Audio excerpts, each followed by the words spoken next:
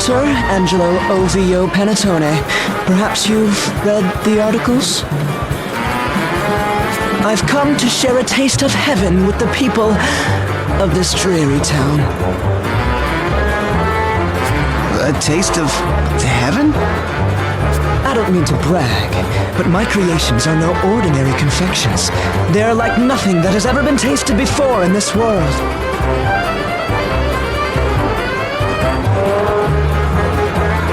The first bite will send your heart soaring into the sky. The next will send your very soul to heaven. The most ultimately, sublimely, divinely delightful pastries I have ever tasted. That is an exact quote from the local food critic.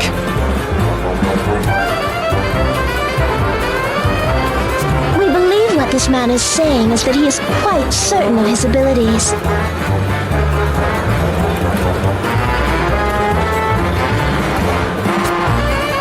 And with good reason. But don't take it from me. Just listen to these lovely ladies here. What do you say, ladies? My desserts are? To die for! My face is? To die for! All together now. We're in heaven! Talk about passionate fans. Is he a pastry chef or a superstar? Well, there's no way I'm leaving without trying one for myself. Me too! Over here! One pastry for each of us! But of course, I just happen to have 5 remaining.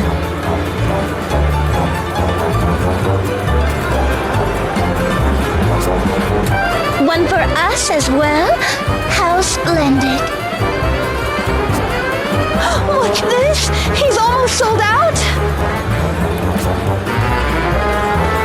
No way! I only got to eat one! Oh, give me one more! Oh, me too! Me too! Hey, hands off! That one's mine!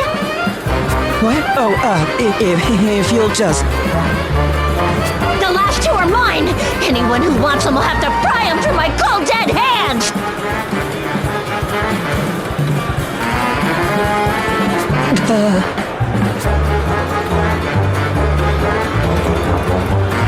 I'm afraid I'm all sold out. You'll just have to come back next year. Sold out? Do you have any idea how much I was looking forward to that? Dommage. Now I'll never know what heaven tastes like. Don't get too down, you two. Look, there's plenty of other snacks and games to enjoy. Come on, Magnolia. You too, Idia. Oh, look! A shooting gallery! That looks like the perfect place to take out our stress and frustration. Darn shooting! Let's go have some fun!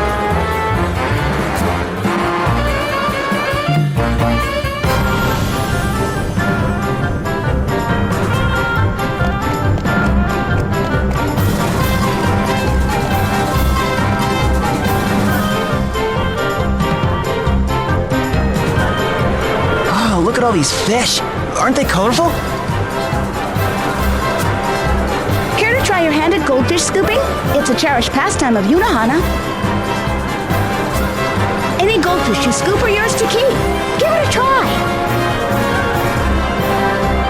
Come on, you. It looks like fun.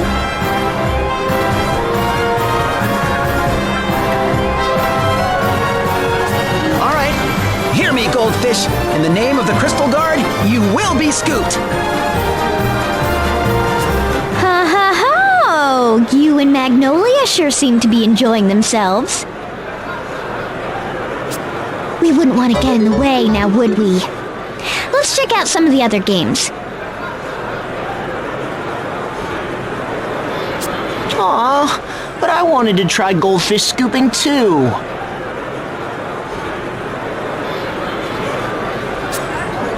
As did we. It is not often we are able to partake in the diversions of commoners.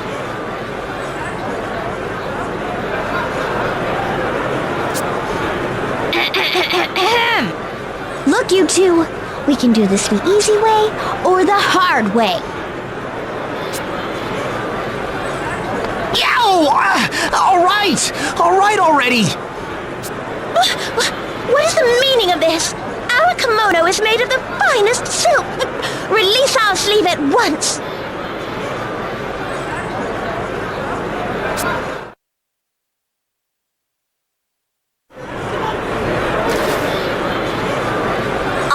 C'est possible, don't!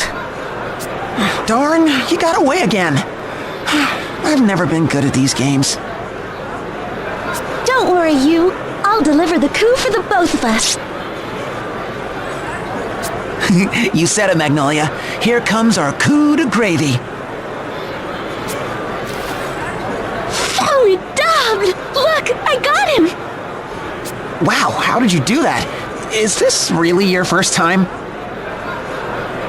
It's simple, really. Look, it's all in the rest. All right, here comes my coup de gravy. Oh, but you should try it first, sir. Huh? Where'd everyone go? That's curious. They must be around here somewhere. We should go find them. Wait, you! Huh? Come to think of it, this is the first time we've really been alone together, isn't it? It's kind of nice, don't you think? Just the two of us? Oh, of course, it's fine with me, but... this is kind of awkward. Like that time we shared an umbrella. Did you say something? It's nothing. Nothing at all. Come on, we have goldfish to scoop. All right. Show me your coup de gravy. Here we go. Easy now. Easy. Take care, you. Now, tilt your scooper ever so slightly. Then lead it gently along the water's surface. Empty your mind. Become the water. Like this? Oh no, more like this. Here, let me...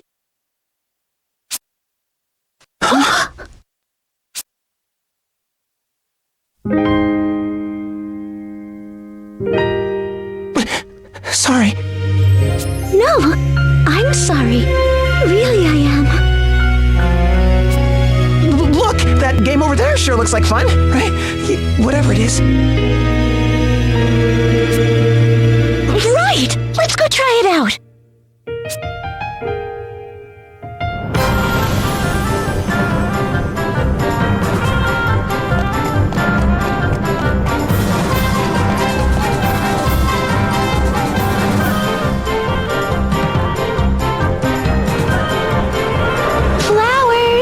Flowers for sale. Won't you buy a freshly cut flower?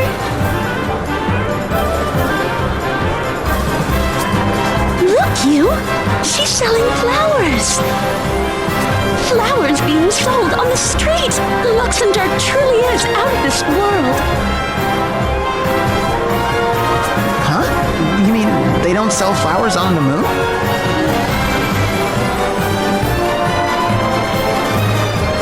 Mais non! On the moon, flowers are rare and precious. They're not something to be bought or sold lightly.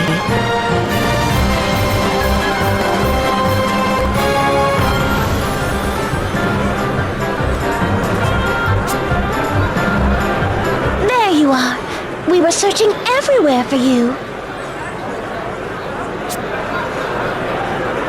Oh, it would appear our Minister of the Right is well aware of his lady's likings.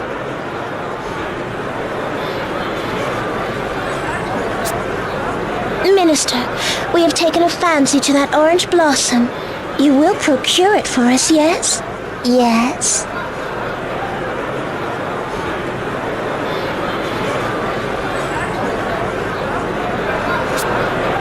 Why do I get the feeling you're not gonna leave me alone until I do?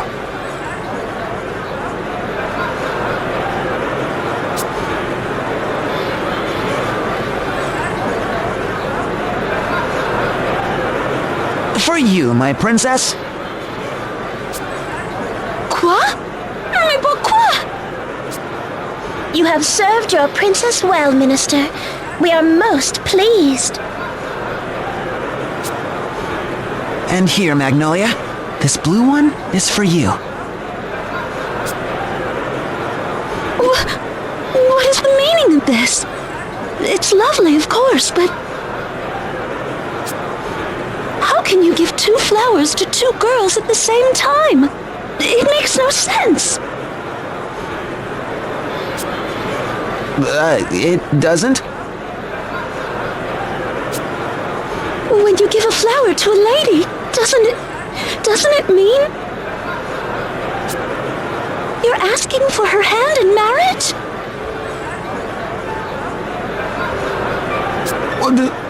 Marriage? Well, wait a minute, Magnolia. There must be some sort of misunderstanding. You're talking about on the moon, right? De quoi tu parles? So, you mean, when we first met, that flower you gave me? You were unconscious, and I used it to revive you. This can't be! I see. How silly of me, right? I mean, how could I ever think? I'm sorry. I didn't explain myself well enough. Don't be sorry, you. I should have known better. After all, who would...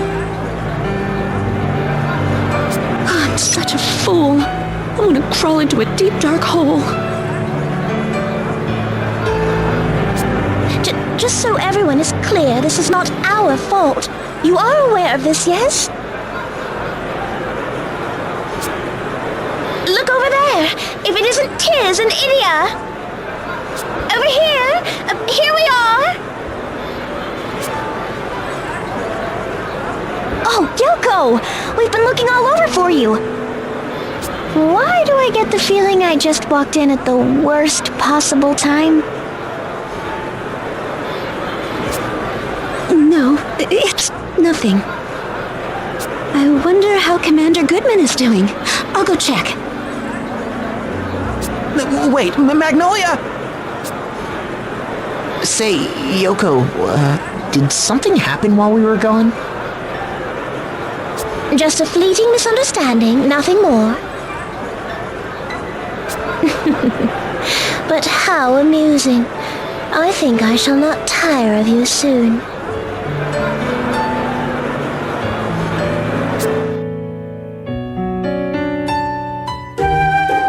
Oh, back so soon?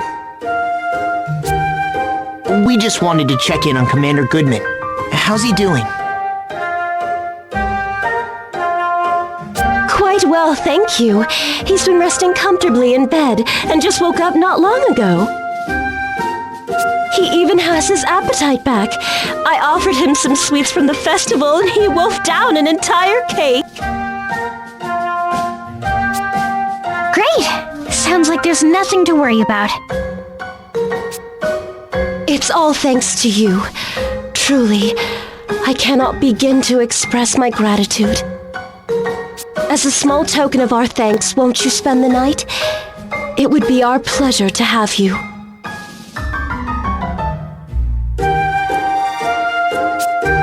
Truly? The pleasure would be all ours.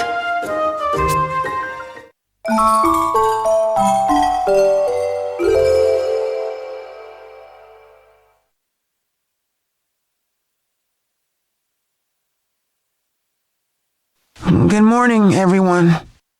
Morning, you. I heard the story from Magnolia. Don't beat yourself up about it. I mean, even I didn't realize that she... You know. I know, but just thinking of what I put her through. Good morning, everyone. Oh, good morning, Magnolia. You. I'm sorry about yesterday. Please, just forget about it. No, Magnolia, I should be the one... No, truly, it's fine. Really, I'm fine.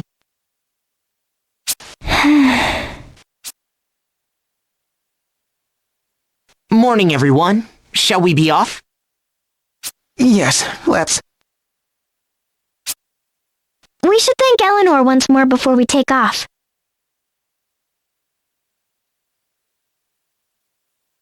Eleanor, thanks again for your hospitality. We'll be going... Does it seem strangely quiet in here? Eleanor? Eleanor? Perhaps she's out. You. Something's not right here.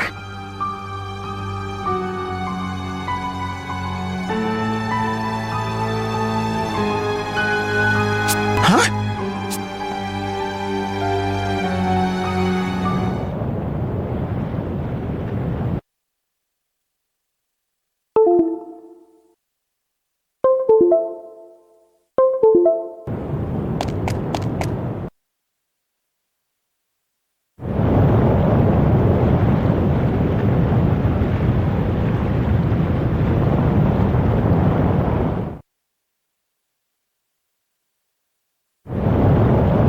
What in the...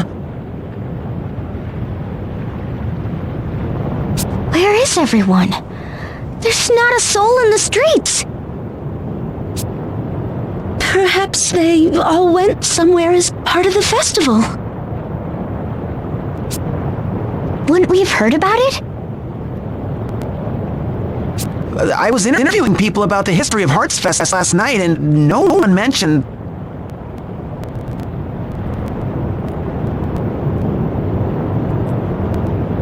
Oh, way to go, Six Star. What were they saying? Huh, do you have to keep bringing that up? Just wait a minute. What in the world? You? Did something happen to your diary? Life is like an onion. Layer by layer you peel away, only to find yourself in tears. But saute the pieces in olive oil and... you might find the result surprisingly sweet. But let us speak of onions another time. Today, I have come to offer you an apology.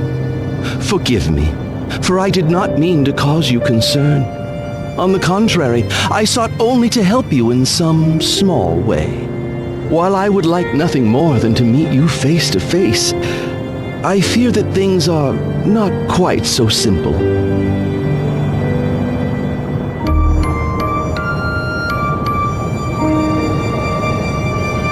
For the time being, know this. I am a friend. And while I consider myself kindly and know my way about the seas, I am not, by any means, a stalker. Bon courage. May fortune ever smile upon you in your travels.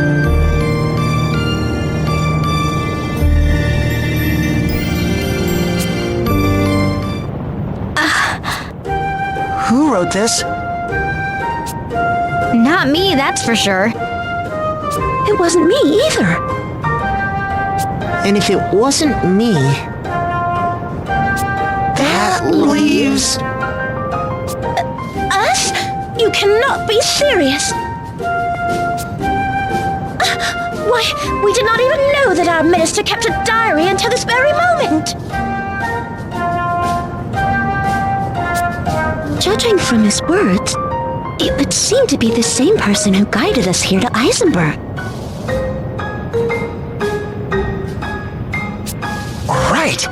If I recall, he was going on about vegetables then, too. Right? That was before you even met us.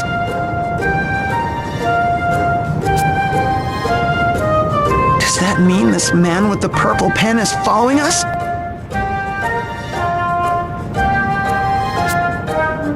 Maybe it's a ghost! Stop it, will you? Didn't I tell you that if there's one thing I'm scared of, it's ghosts? Hey, I don't like them either! Why did I say that? If someone had followed us all the way here, we'd have noticed by now. Wow, sir. Cool and collected even at a time like this.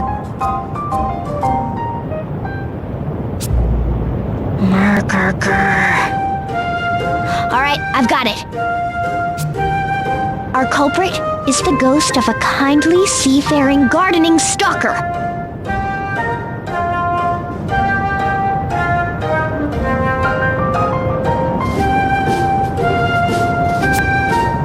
We must be on our guard! This town, the diary, strange things are happening all around us. For all we know, an asterisk holder might be just around the corner. Let's search the town and stay alert.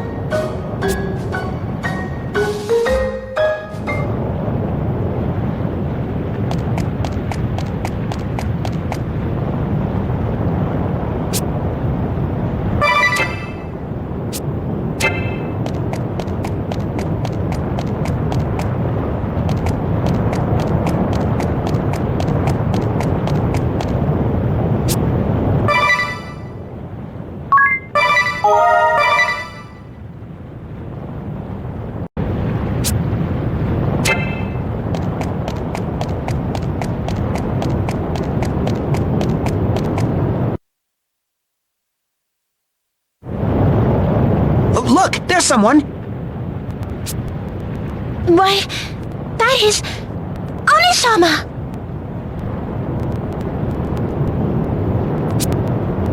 Onisama, is it truly you? How I miss you so. Yoko, what are you doing in this place? I was searching for you, Onisama. Oh, how far I traveled, braving fearsome beasts and an ever-grumbling tummy. I see. Pray forgive your unworthy brother. Well, there's nothing like a heartwarming family reunion. Our pampered little princess sure sounds different when she's talking to her big brother, huh?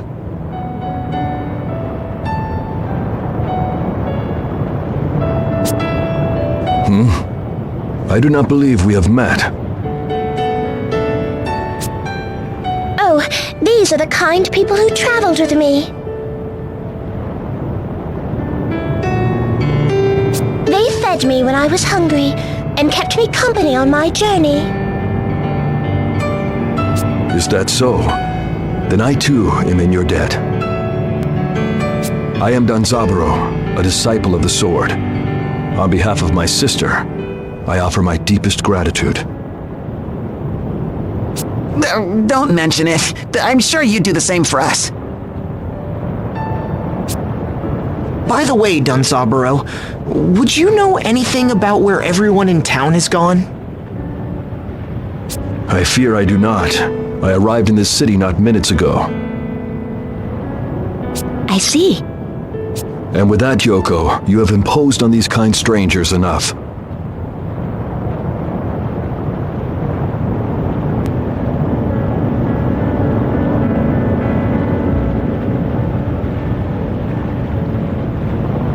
We should return home to Unohana. I would love nothing more than to do just that, Onisama. But I fear our only way home is being blocked by this dreadful woman. We were looking for a way to cross Eisenbridge too, but I'm afraid we're up against quite a fearsome foe.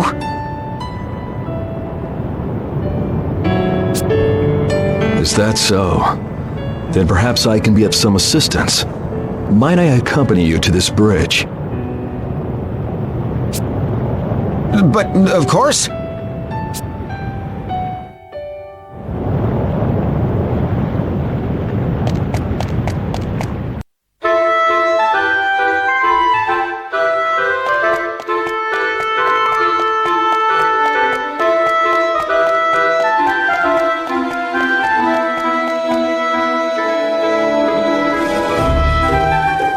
So tell us, Don Zaburo, why'd you set out on this journey?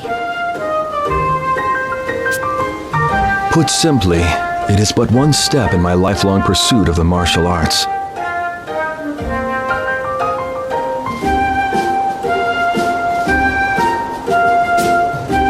I would wander the land and face many trials, that I might achieve greater mastery of the blade.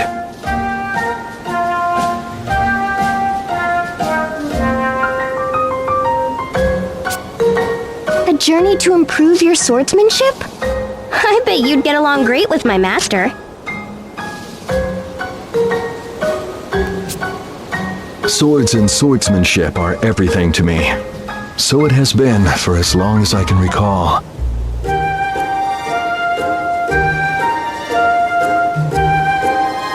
Nothing gives me greater happiness than the feeling of my blade rushing through the air.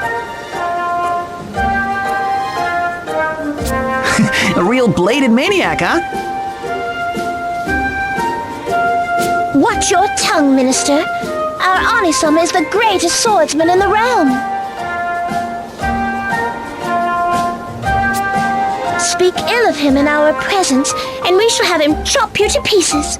To pieces! Whoa, whoa, watch where you swing that! Enough of this silliness, Yoko. You are frightening your friends. As you wish, Anisama.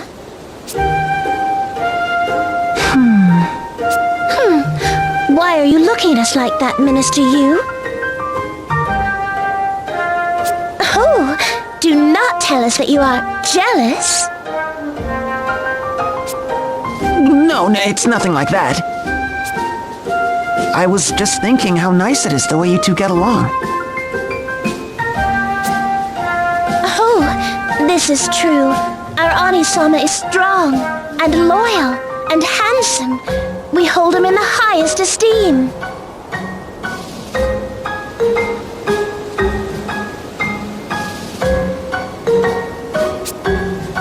Yoko can be a spoiled child at times, but she is my sister, and I care for her deeply. Anisama, you are truly too sweet. Yeah, it really is nice.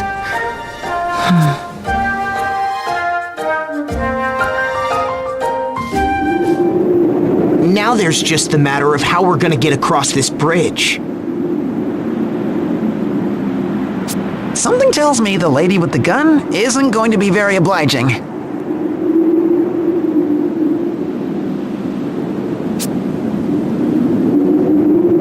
Get your tuchus over here! I'll blast you 5 ways to Sunday!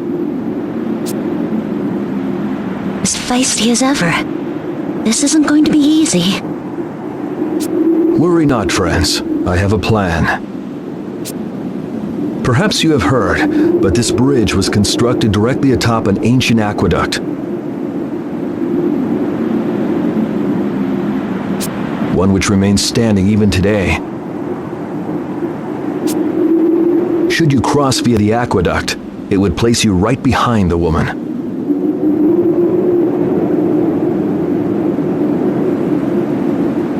If we catch her at close range, she won't be able to get off a shot. Precisely. I shall divert her attention. Make for the aqueduct while she is looking away. Are you sure you can manage all by yourself, Danzaburo? Worry not. Notwithstanding my sister's boastings, I have some skill with a blade.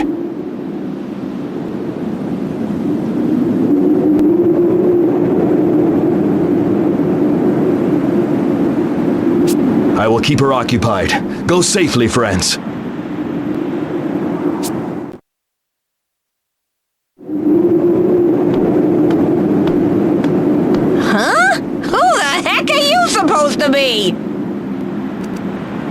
Danzaburo, the Lightning Blade.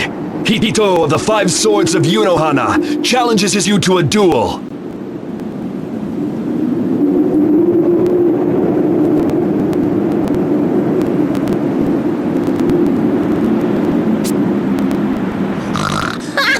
Just like a fee bringing a knife to a gunfight. You got a death wish or something? My blade will speak for itself. Come! Ha! Like I needed an invitation! Say your prayers, chump!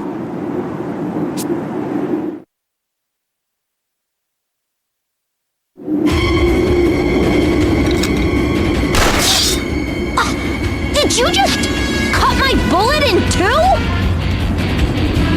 Behold! Become one with the blade, and the impossible becomes possible. It's a neat trick, I'll give you that. But I'm just getting warmed up. That was amazing, Danzaburo! All right, this is our chance! Let's go! Fight bravely, our minister. Inform us when you are ready to enter the aqueduct.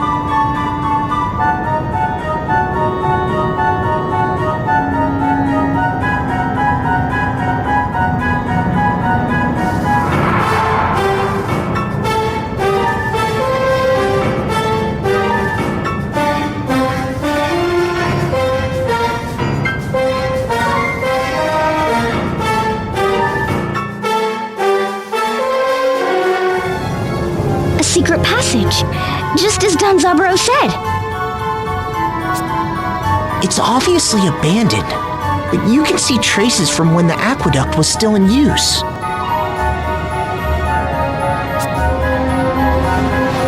What's this here? It's a kunai. Rusted and useless now, though.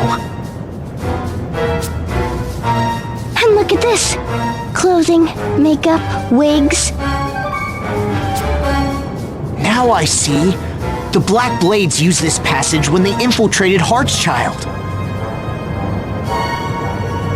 I've never met these Black Blades, but they must have been a formidable lot. What makes you say that? Can't you feel it? The gaze of monsters in the shadows, watching our every move.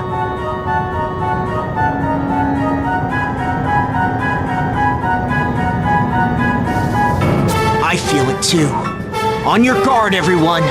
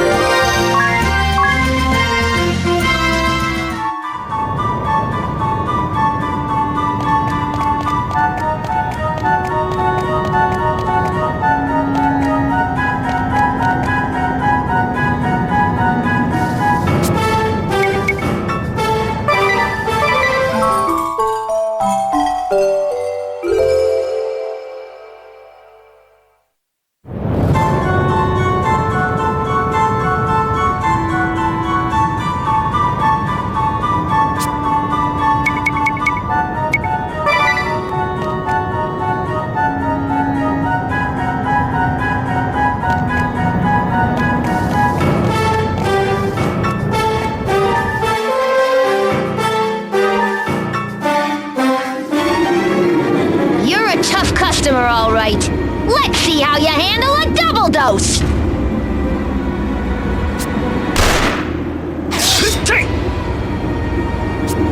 Two swords for two bullets. Not bad. Not bad at all. I hope you've got a third arm somewhere! What?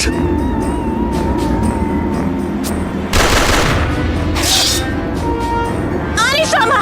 Look out! Ah! Yoko! 3 shots is quite a handful, huh? Let's see what you can do it for!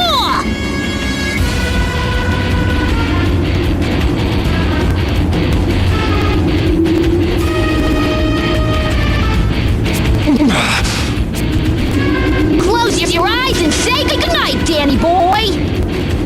Hold it right there! All right, we've closed ground on her! Good luck getting a shot off now. Huh, what? You think just 'cause we're up close and personal you got me by the short hairs already? Well, yeah. Why don't you take a closer look at my little friend? This ain't your average pig sticker, Pally. I call it a gun cleaver. In other words, your plan's moot, you lousy ute! What in the... My asterisk is the Hawkeye. Close range or long, Amy's got your number. Now who's ready for a bruising?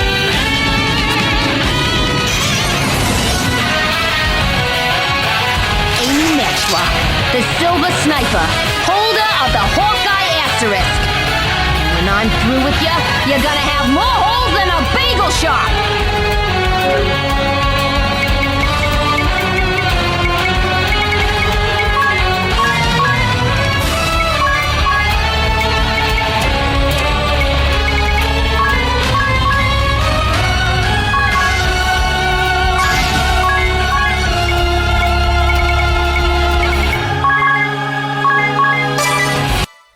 Yippee! It's my time to shine!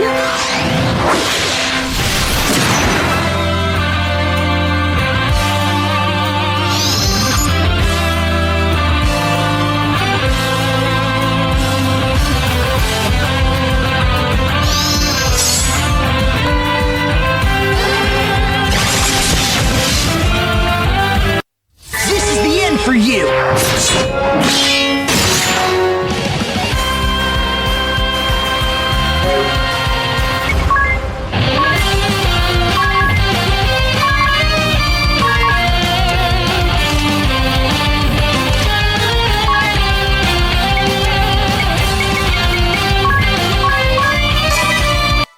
Let's finish this!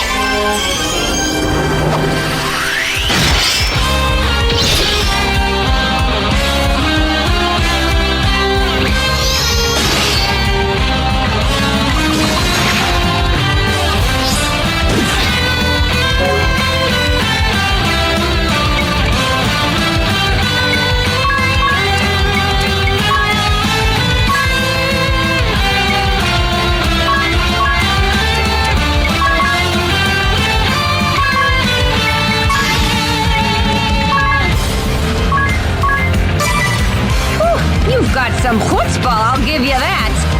Not like the wimps I'm used to fighting. But I'm warning you, you ain't seen nothing yet. Cheer me on, will you, darling? You! Yes? Cheer me on too, won't you? Quit babbling like a freaking baby and just cheer the girl on, will ya?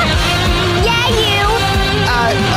Magnolia, she is the best. She can get us out of this mess. Parfait! That got my blood pumping. Thank you, you. Now that's a good boy.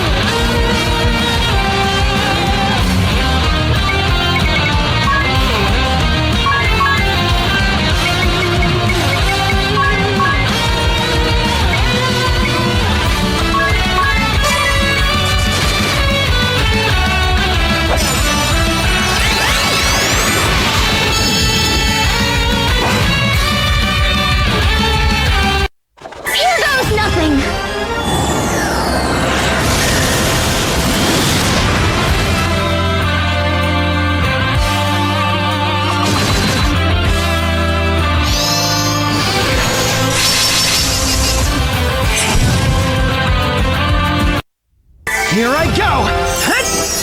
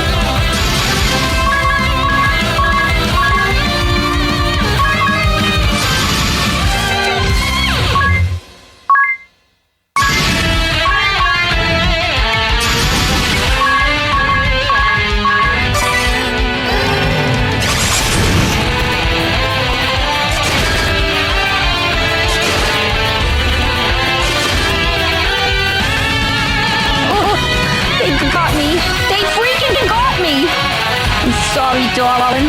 I blew it. Just like me to disappoint you. Oh, darling, I'm going far away now, but my heart is with you. Forever and ever.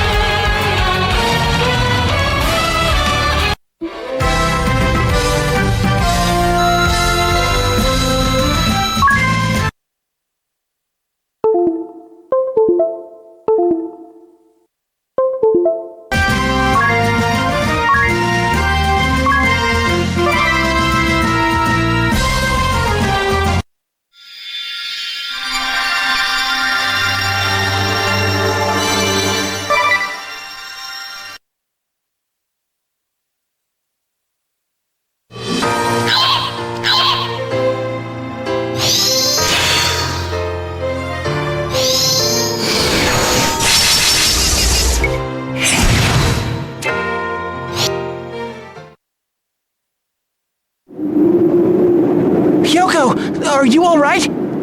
Oh, the pain. The unbearable, intolerable pain. Minister you, all things must pass, and it seems our time has come. While our time together was but a fleeting moment, you served us true. We shall remember you, always.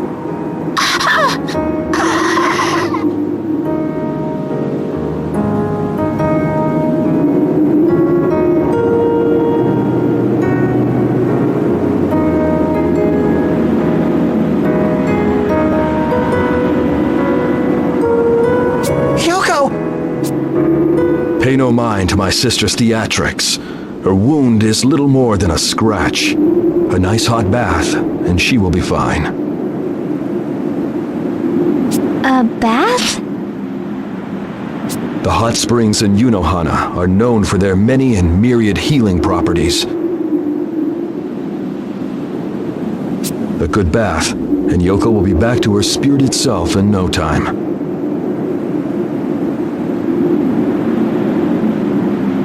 I could use a bath myself. That settles it. Off to Unohana we go.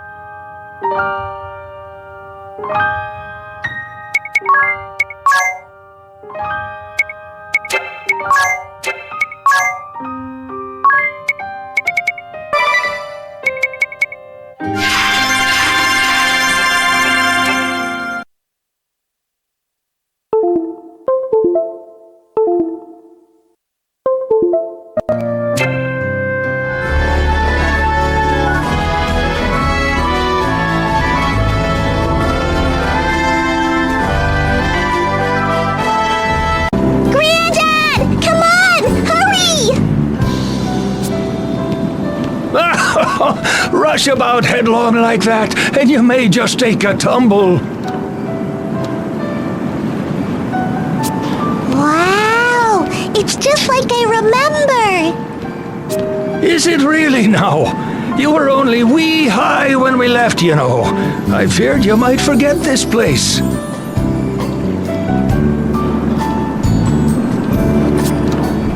No way! I could never forget this smell. But it kinda smells like a dog now. Oh, the old place hasn't had anyone to look after it in quite some time. The posts and floorboards are all warped. Oh, and look up there! Even the roof is coming down. Yeah, neat! We can see the stars at night! From today, this little place will be our home again. I'm not getting any younger. Even if I take the boat out, I won't be able to bring in the catch I used to.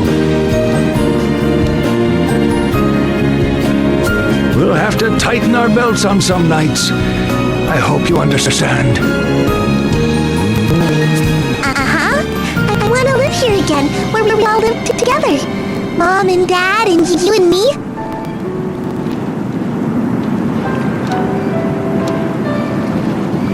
I'll help out lots and work really hard, and you won't have to, okay?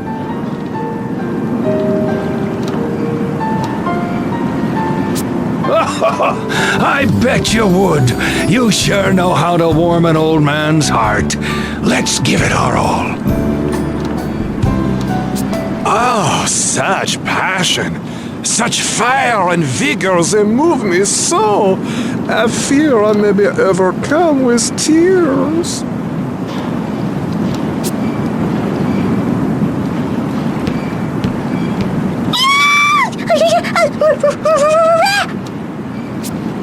Stop! I am not a rat girl. Please, in what world could you mistake such a gentleman as this for the lowly rat?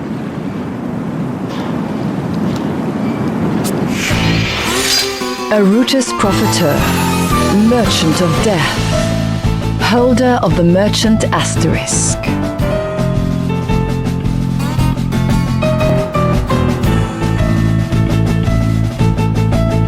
This charlatan chairman was up to no good in Ansheim until Idia and her friends blew his money-making schemes out of the desert.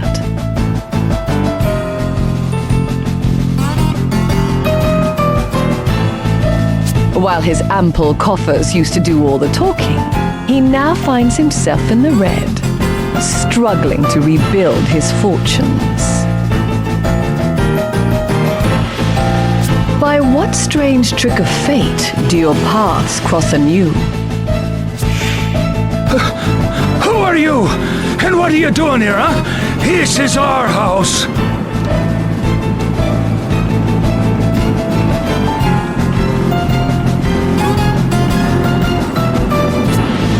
Yes, yes! Oh, I know!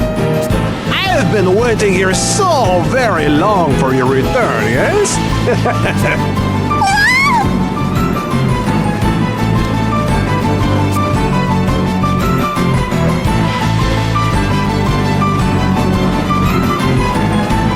What's going on here?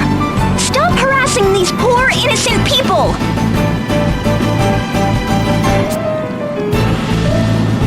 Oh, if it isn't Idia, perhaps you need a refresher on what harassment looks like.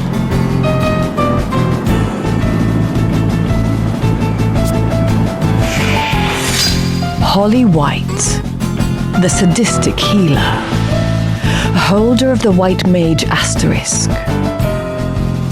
She worked briefly alongside Idia when they served together in the Eternian Sky Knights. Despite her role as a healer, she has a streak of sadism a mile wide and seems in little hurry to relieve the pain of her allies. By what strange trick of fate do your paths cross anew? Indeed! This is negotiation, not harassment! I was in the act of kindly explaining to this old man the ways of the business world.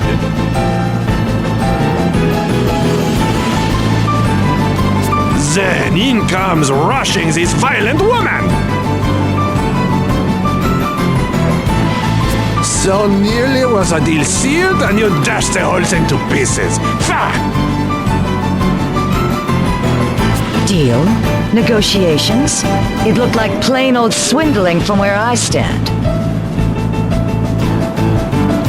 Erutus Profiteur, you are a filthy, scheming robber baron. Robber baron? What slander! And from this sadistic white mage, Holly White. Push me again and you'll find yourself under the heel of my boot, you little rat!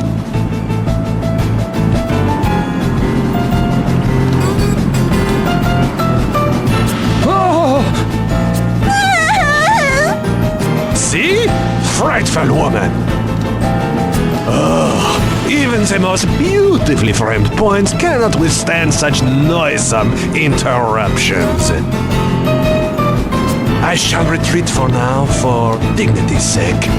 But I suggest you consider my offer, old man.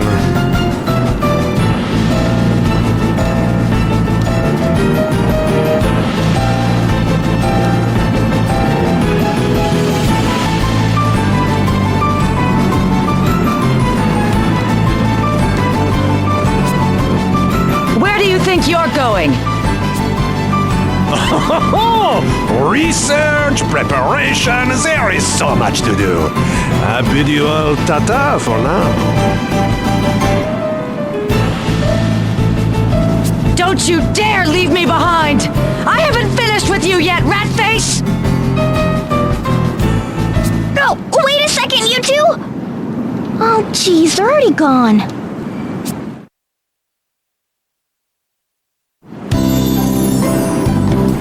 What in the world was that all about?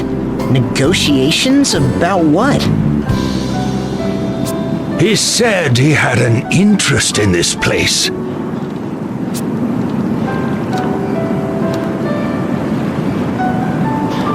This crumbling old shack? But why?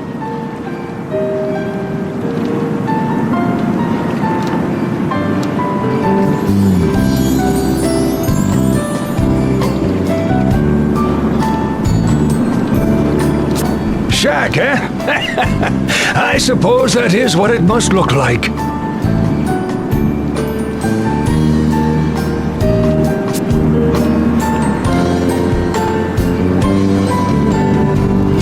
This is our home.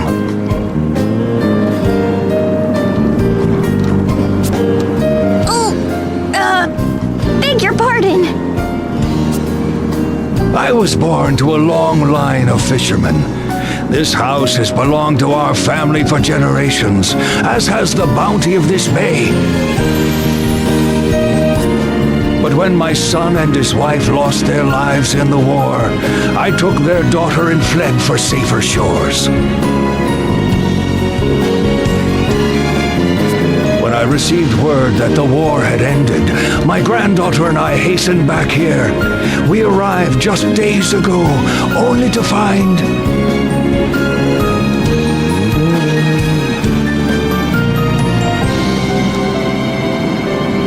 That strange little man going he in the corner. Ugh. And? What did he have to say? Once he heard that the house belonged to us, he told us to sell it to him and leave.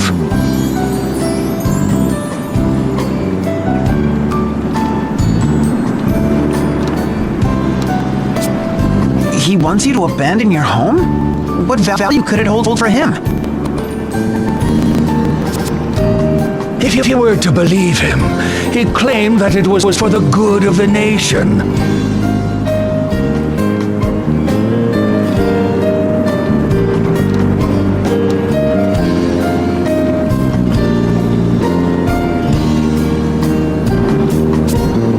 Then we were interrupted by that miss in white. As the man spoke his piece, she flew into a frightful rage. She seized him by the lapels and shook him about like a limp fish, threatening him with some colorful language. More talk about us leaving this place and more quarreling, my poor granddaughter crying. Honestly, my mind is a whirl from it all.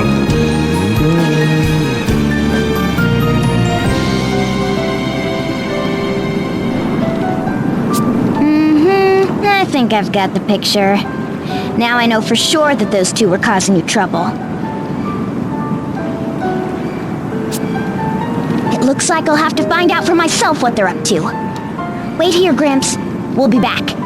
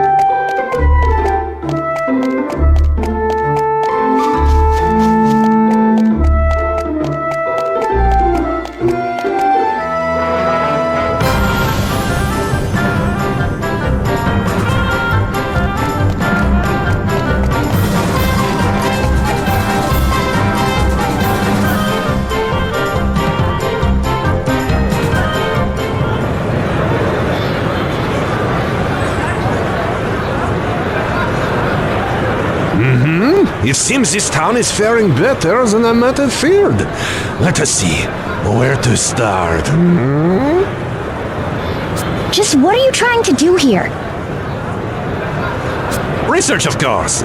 Market research. I must know what it is this country's people want and what they have to sell. Ah, it is you. You came rushing after me? Of course we did. What are you really after? Trying to run those two out of their home? Trying to line his own pockets, no doubt. This little rat doesn't think of anything else. Indeed, I do not. Money, money, money. Nothing could fill me with more joy. Hey, wait a minute. Holly! It's obvious this money grubber thinks there's some profit to be made from that shack.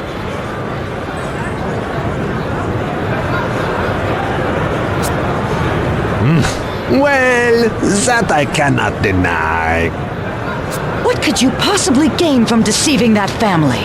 Be careful with your words, or this world will soon have one less rat in it.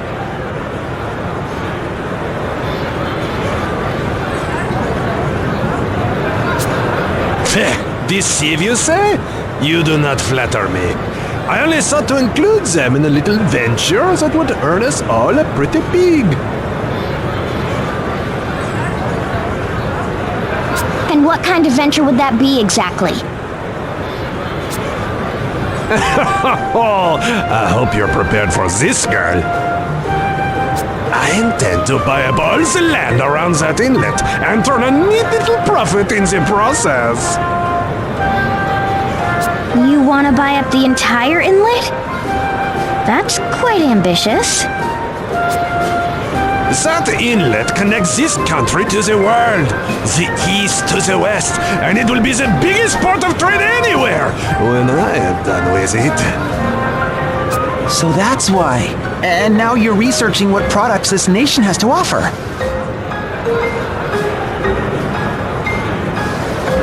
Indeed, I am! Not that this is going as quickly as I should hope. Oh? Ran into some trouble, did you? It seems there are more people in this country than I expected who claim to have fond memories of that inlet. You'd have to do a great deal of construction, wouldn't you? To transform it into a real harbor. Filling shallows, regrading the cliffs. I have tried over and over to convince them, but some cling quite stubbornly to their objections. Exhibit A. Oh, aye! That inlet is blessed with the best scenery. Developing a natural wonder like that? Lavash! His teeth! They flew! As long as I've still got breath in me, I'll never allow you to turn that place into some grimy, grungy port. Here you go, sir.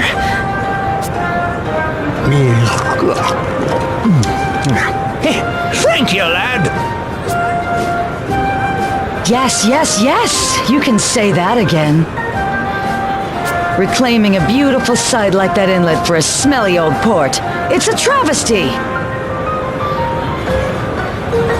So it seems. Is that what you're here for, Profiteur? To let everyone rail at you? Let them say what they wish. For my next errand, I think I shall take in the sights at the Eisen Bridge. Sure you're not headed on a fool's errand? We shall see who is a fool in the end. Ta-ta! So Profiteur is trying to buy up that whole area to develop the inlet into a port. But what about you, Holly? Why are you so set on keeping his hands off that old house? Do even need to ask? Sometimes I wonder if there's anything at all between those two ears of yours. Surely everyone loves their childhood home, no matter how humble it may be. Did you even look at that girl's face? That naive, honest yearning. I felt like I was looking at myself as a child. Come again? What would you do then? An old man and his granddaughter, scarred from their losses during the war, and about to start a new life together in their old home. And here comes some speculator to force them out, all because he thinks there might be some profit to be made.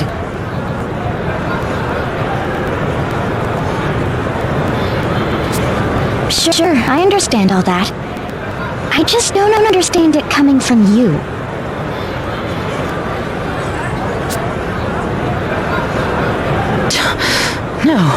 No, I suppose you wouldn't.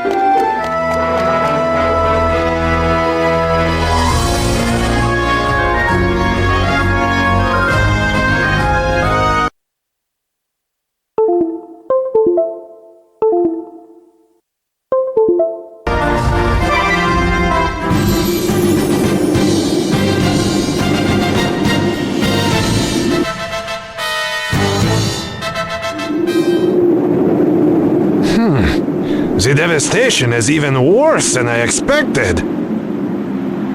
This place is always a site of conflict. During the Civil War, and now again.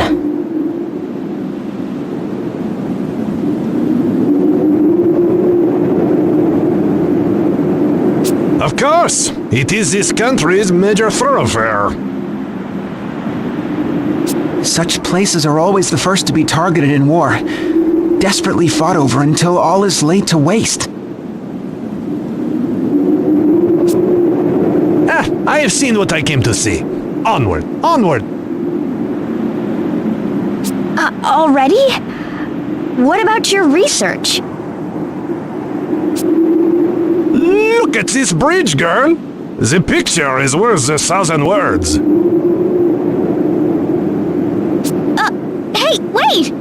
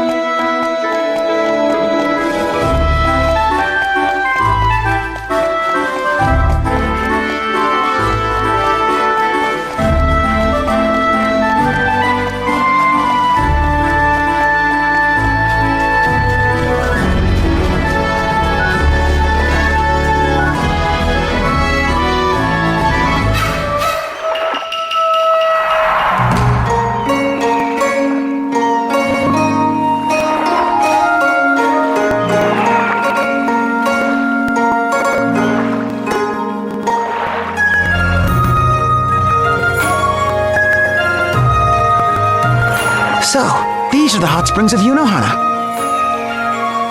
A la vache, what quaint buildings. But what are these springs, and why are they hot?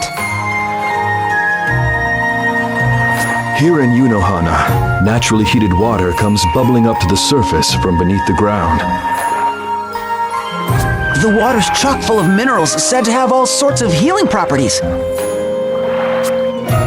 People come from all over for a chance to soak in the springs and wash away their worries.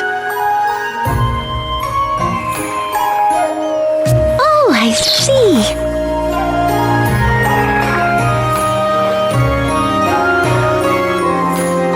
Yeah, and also the sweet buns.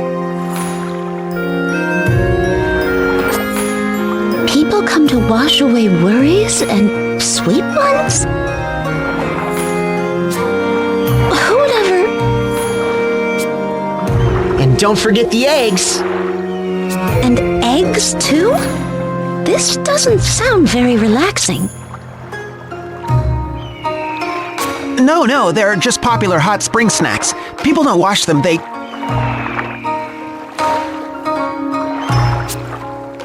Right, they get wrapped up and sold in gift shops.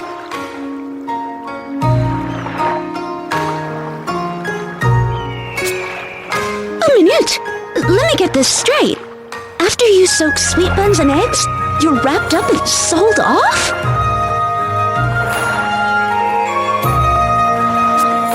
Enough chit-chat, everyone. We need to get Yoko to the baths. The bathhouse lies yonder. Let us make haste. Wait! I'm not letting anyone wrap me in a sweet bun!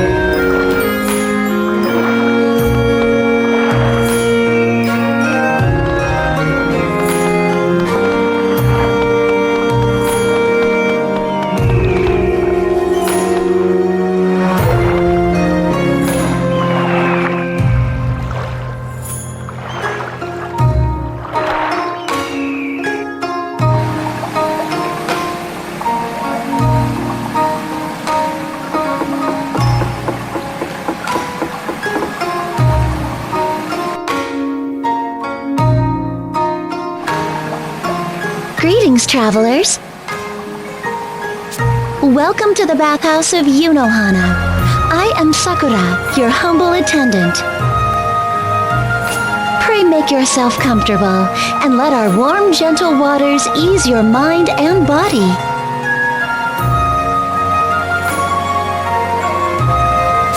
Alright, this is where we split up.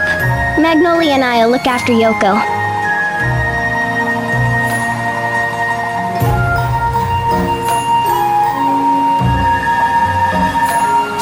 Thank you. I am in your debt. And remember, no peeking. Well, who said anything about peeking?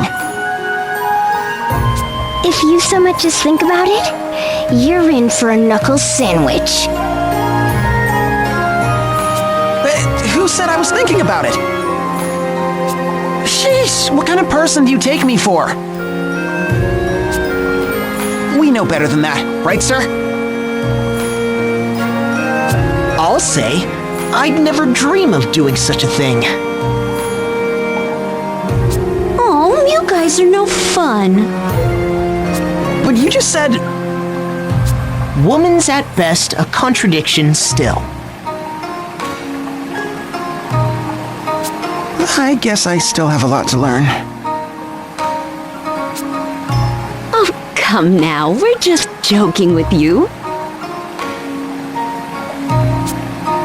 But we should get Yoko to the baths. Adieu. And just so you know, I wasn't joking about that knuckle sandwich.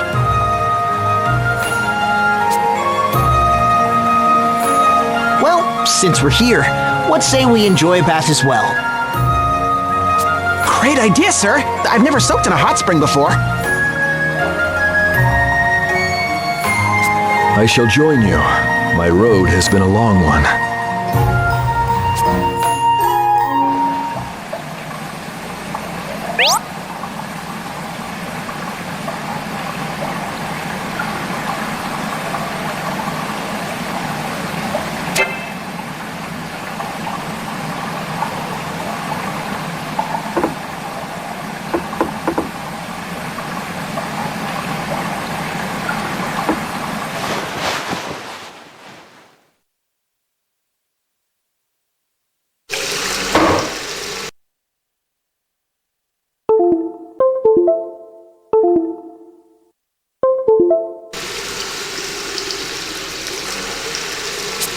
You can say that again, sir. Indeed. All the aches and pains of my road-weary body just seem to melt away. But look at those pecs! It's like you're chiseled from solid stone.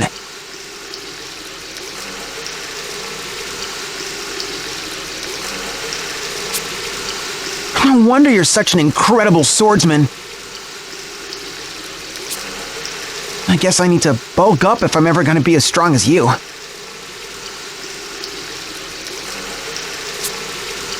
I would not say that, Master Yu. For a swordsman, it's not about the quantity of muscle, but the quality. You both have a litheness, which should serve you well with a blade.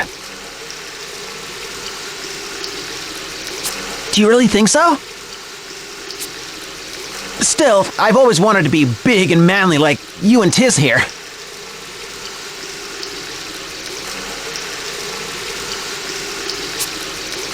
100 push-ups a day from now on. I'm gonna get ripped. I'll believe it when I see it.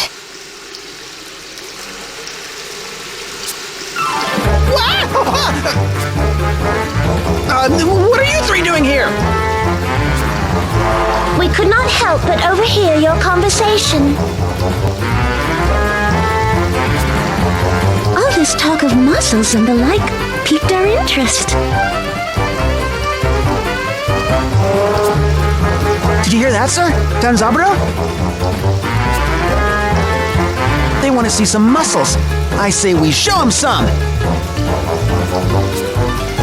I don't know about that.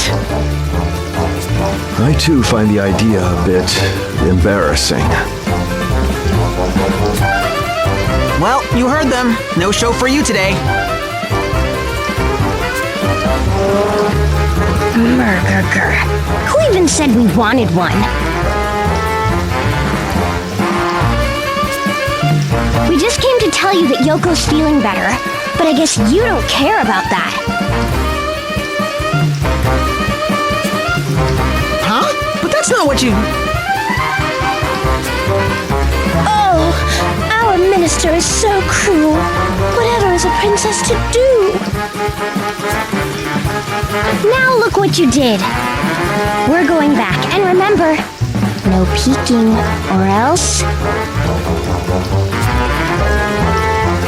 Knuckle sandwich.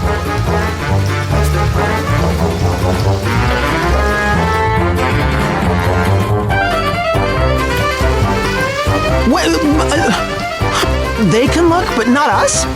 It's not fair, I say! That's what they mean by a contradiction still. Well, I won't be the one to disappoint our audience. Sir, if I may be so bold, I say this calls for action. You can't mean...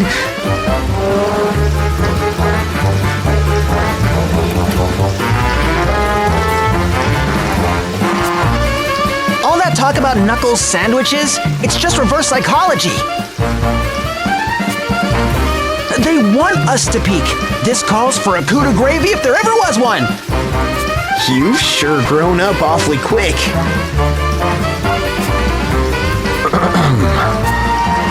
You forget, Master Yu, that the group of ladies of whom you speak includes my dear sister.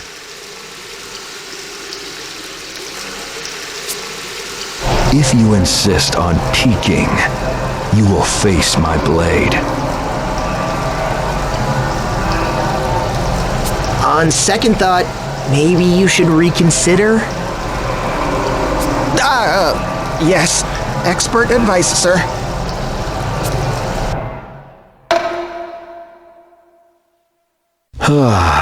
Now that was refreshing. I'll say, but I think I stayed in a bit too long. I'm gonna go outside and cool off a bit. Don't wait up for me. Sure thing. We'll see you back in the room.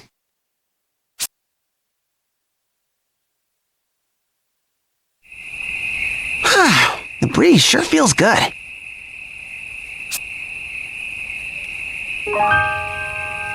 Fancy meeting you here, Minister.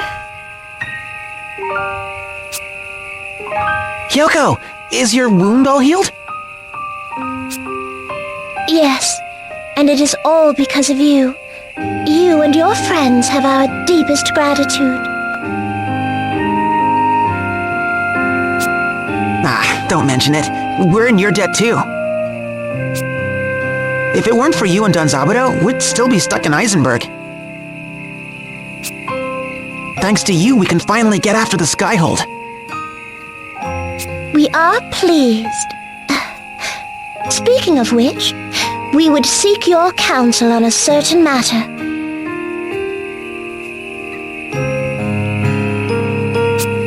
You are the heir to a prominent house of knights, are you not? I am. Why do you ask?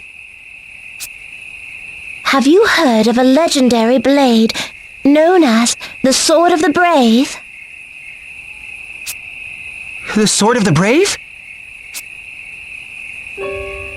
You know of it then? No. I mean, what about it? We seek this Sword of the Brave. We would gift it to our Onisama. As Crown Prince, Onisama should one day rule this land. Or he would, were it not for our father's challenge. If you would succeed me, bring me the Sword of the Brave. These were father's words. But why? Anisama is brave, wise, and a peerless warrior. We can think of none more worthy of leading a nation. And yet, in truth, he does not share our father's blood. That is the reason for which father would issue this impossible challenge. Anisama gave up any claim to succession and left to wander the realm.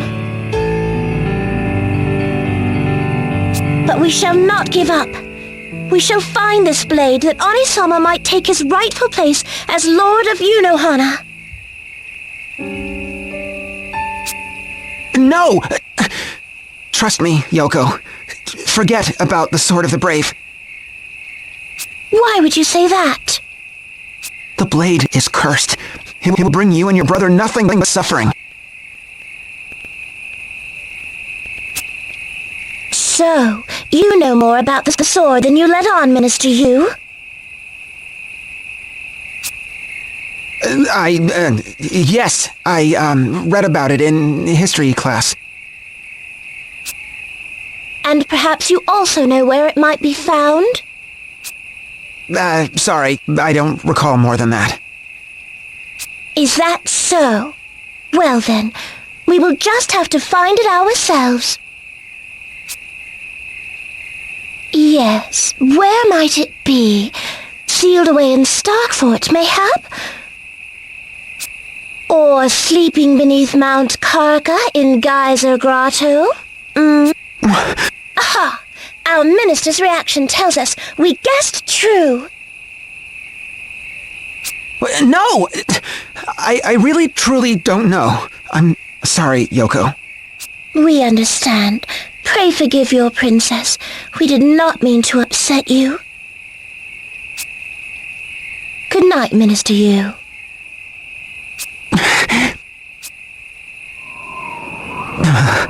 It's getting chilly. I should turn in before I catch cold.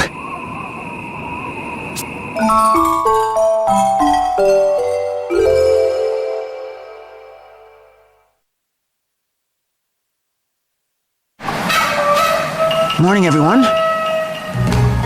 Morning. Did everyone sleep well? I would have if not for Idia talking in her sleep all night. What are you talking about? I never talk in my sleep. Is that so? Then why did I hear all about the ice cream parlor with all-you-can-eat parfaits? I talk about that when I'm awake. And the bakery where you made the owner build you a house out of brownies?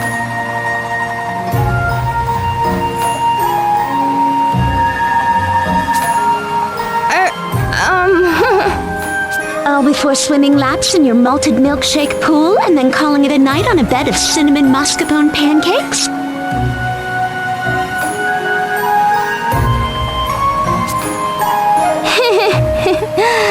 Oh, you got me. Good morning, Danzaburo. Master Yu, have you seen my sister? Yoko? She's with you? When I awoke, she was nowhere to be found. Wherever could she have gone? Not Geyser Grotto. She couldn't have. Huh? But what would ever lead her there? We were talking last night, and, well, it just kind of came up. My sister? Alone in that treacherous place? Forgive me, friends. I must follow her at once.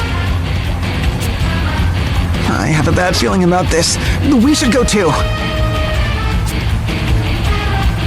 Do you know where it is? At the foot of Mount Karka. Let's hurry. Lead the way, Yu.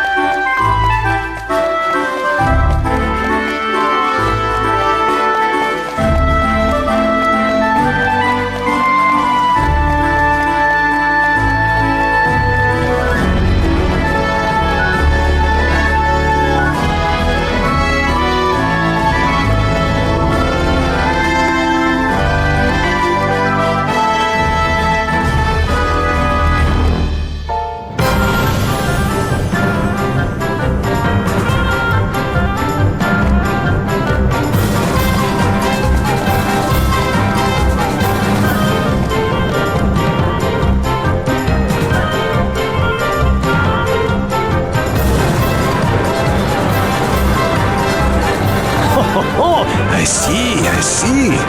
Yes, indeed. And? What are you doing? Huh?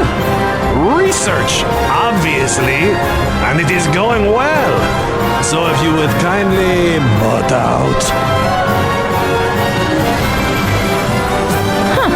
Nothing at all from Eisenbridge. Everyone hates your plans.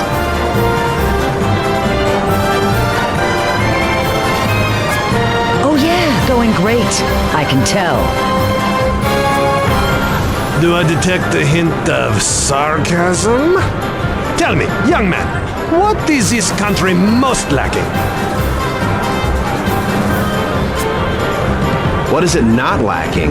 It's a barren waste, thanks to the volcanoes, and you think all those wars helped?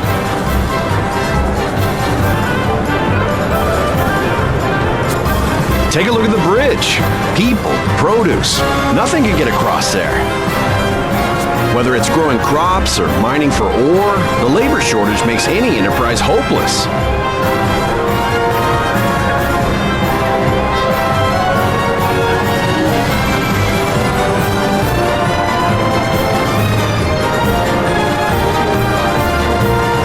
Materials, money, manpower, motivation. There's nothing we aren't lacking around here.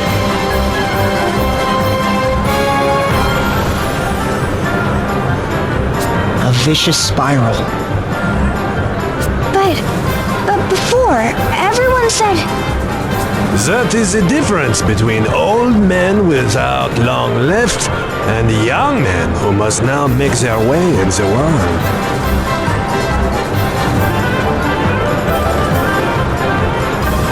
One stuck living in the past, and the other looking to the future. From my observations, it seems that the Eisenbridge will not be operational for quite some time. So, if the roads over land are close to you, why not turn your eyes to the sea? Like developing a trade port in the inlet? Yeah, that would really get things moving.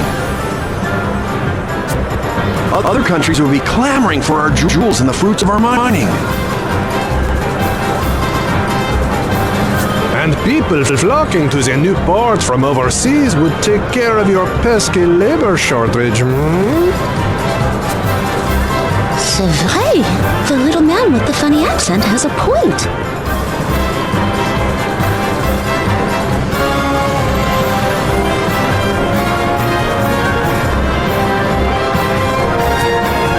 I know some fellas who'd be right on board with something like this. Will you come talk to them?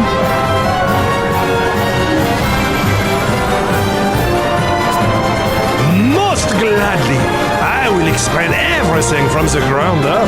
Call in everyone you can think of. Hold it right there. Aren't you getting ahead of yourself? You say it's for the nation's economy, but that doesn't mean that those two... The old man from the shack?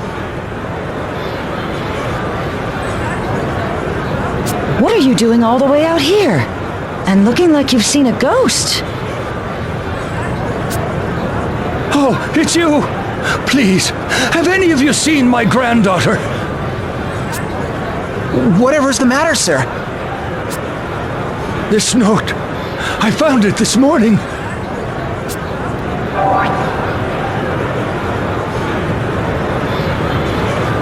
I'm going to work in Heartschild so we can stay in our house. No way! That little girl left all on her own? What sort of work does she hope to find? Oh, I know that girl. She was going around everywhere asking for a job. I told her in this economy, the best she'll find is hunting for scrap ore in the mithril mines.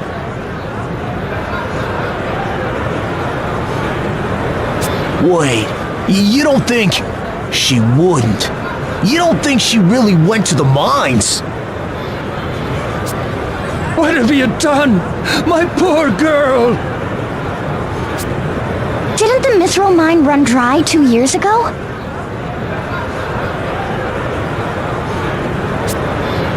I sure thought so. Well, yes, but recently it has begun producing mithril again. It is only the scantest amount, but in terms of economic recovery, that is what you call a mithril opportunity.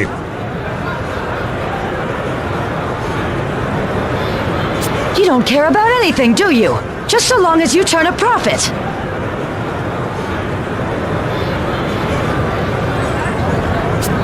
Shut it!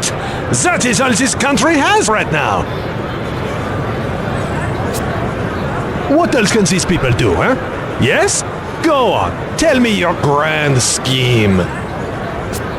My plan is not to leave a little girl wandering alone in that hellish maze. I'm going after her. Come on, everyone! We have to hurry!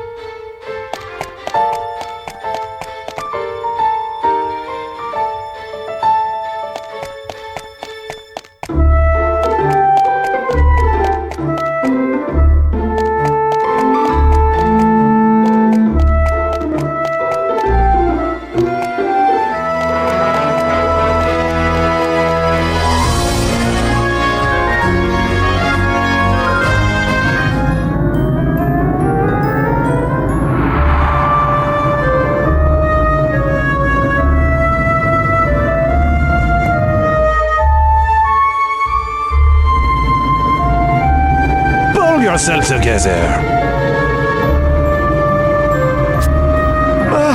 They said the job paid well, but no one said anything about monsters. Fool, you can't make money if you're dead. Oh no. The new girl doesn't know a thing about mining. She went further in. No, she can't be! Holly, wait! We must hurry as well. Yeah!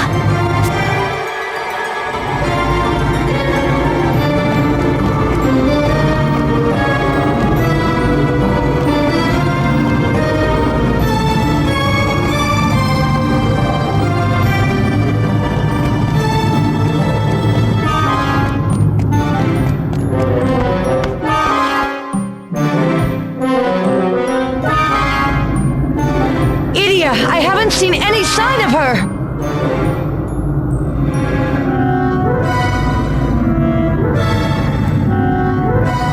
Where could she be? Where could she have run off to? Holly?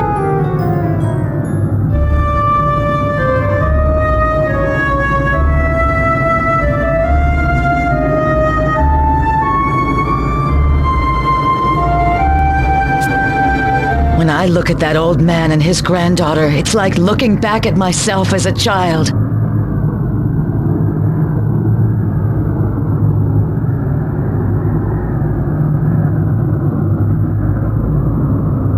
After losing both my parents to the Great Plague, it was just me and my grandfather. The crops failed year after year. Finally, my grandfather decided to give up and look for work in the city. He sold the house and the farm, all for my sake. But this is no time to dwell on the past. I have to find that girl!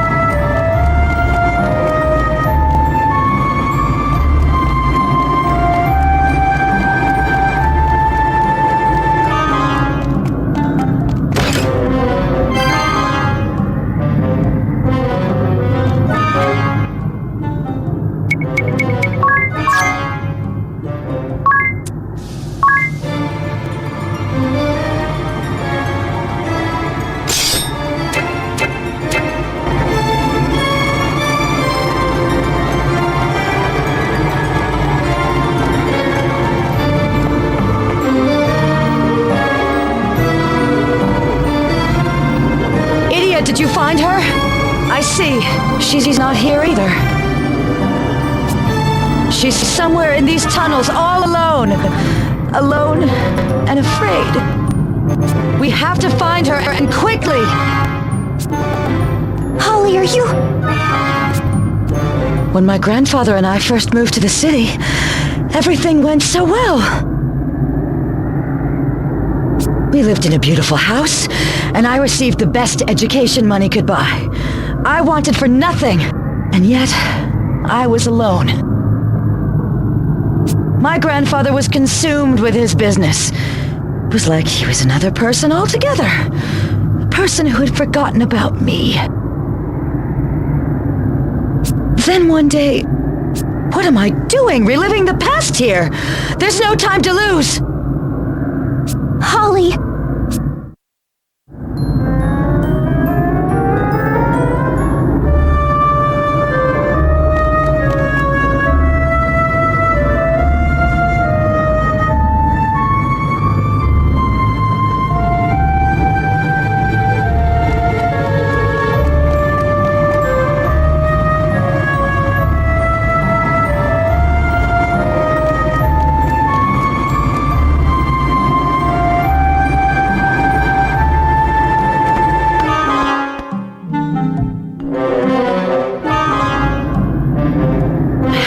I have to find her! It's no use, Idia! I can't find her anywhere! That poor girl is all alone, with no one to help her, to hold her. Holly!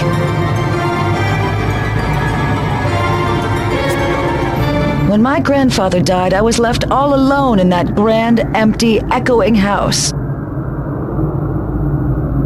The business passed into someone else's hands, and I went back to my childhood home. But there was nothing there. No one. Not a soul was left.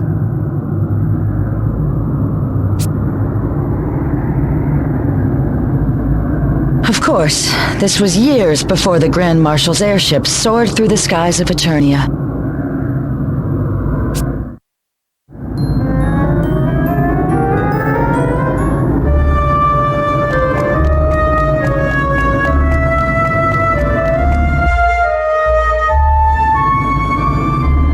Look, another victim of your vaunted economic recovery.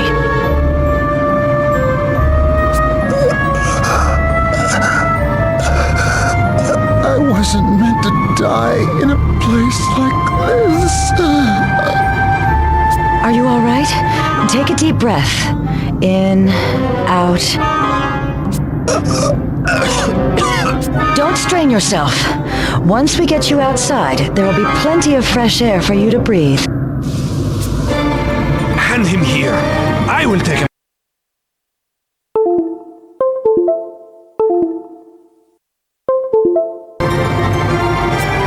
Money, money, money. All these people risking everything for money. Is that all their lives are worth? Is this the recovery you're dreaming of? Is this the cost of rebuilding a nation?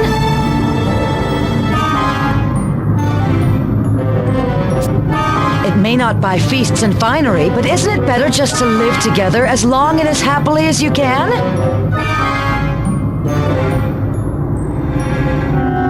For that old man and his granddaughter, isn't a modest life together better than an affluent one apart?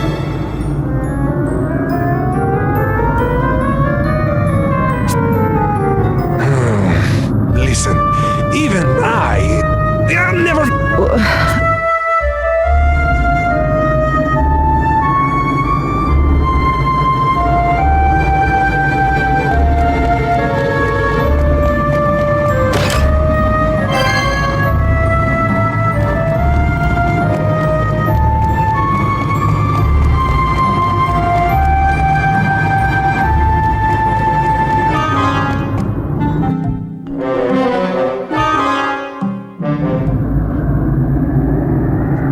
Here she is! Oh, you're well, child. There's no injuries. Oh, if anything were to happen to the precious granddaughter of a dear... business associate. Come, let us be gone from this horrible place. I will personally escort you to safety. Come, right this way.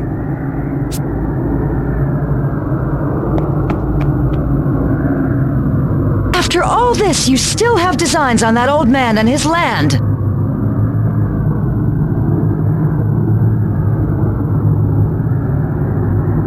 Why would that have changed? My recovery plan will save this country! How can you even say that after what you put them through? The girl coming here was not my doing.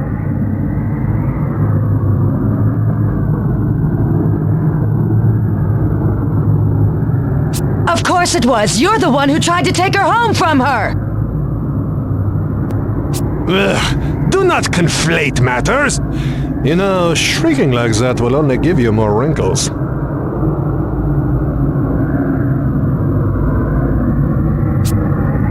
Huh? Say that again? I couldn't hear you over the grinding sound coming from under my heel. Ow! Oh, my foot! Oh, do not twist! Oh, knock it off, you two! Can't you see you're scaring her? Look, I'll take care of the rest.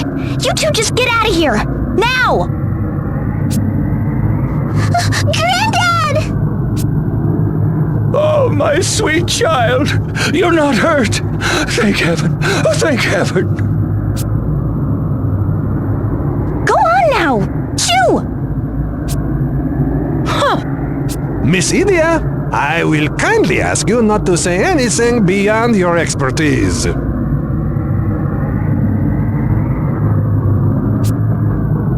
Finally.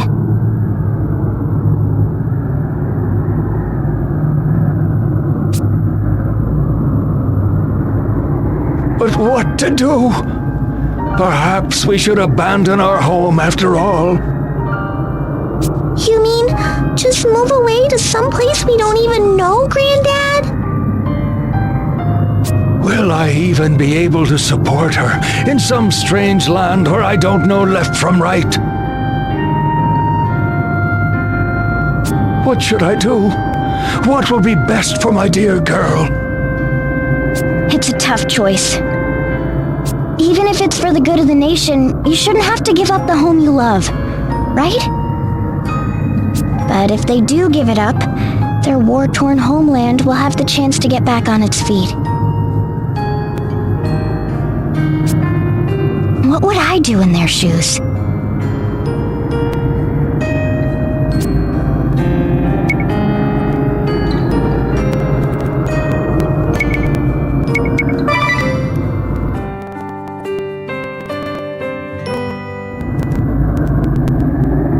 I think you should sell your land to profiteer, for your country's sake. I see what Holly's saying, but I just don't think she's right about this one.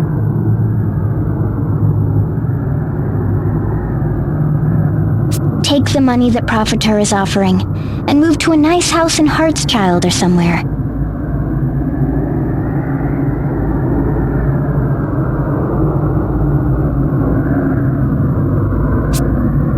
It's the best thing for you and your granddaughter. Don't you think? Of course. Surely. Did you just say what I think you said, you bubble-headed naive? Whoa! I just can't let my guard down with you around, can I? I thought you understood, Idia, but you still don't get it, do you? Profiteur's plans for this country's recovery will only make the rich richer and the poor poorer.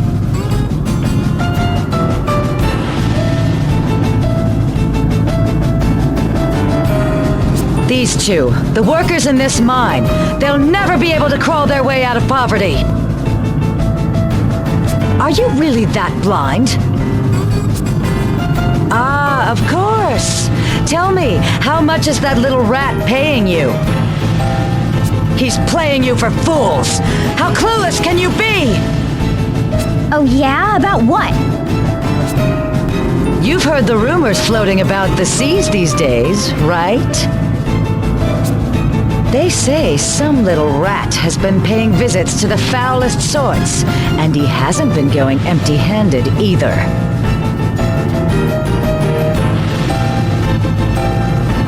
Pirates, ex-sailors turned mercenary, the scurviest sorts imaginable. And what do you think they're planning? An honest, on-the-up-and-up trading post? Don't make me laugh! But that would mean... Right, the post will need dock hands, miners. Those rough-and-tumble types would make for a formidable workforce. Having people like that around would make the seas safe from pirates and boost trade even further.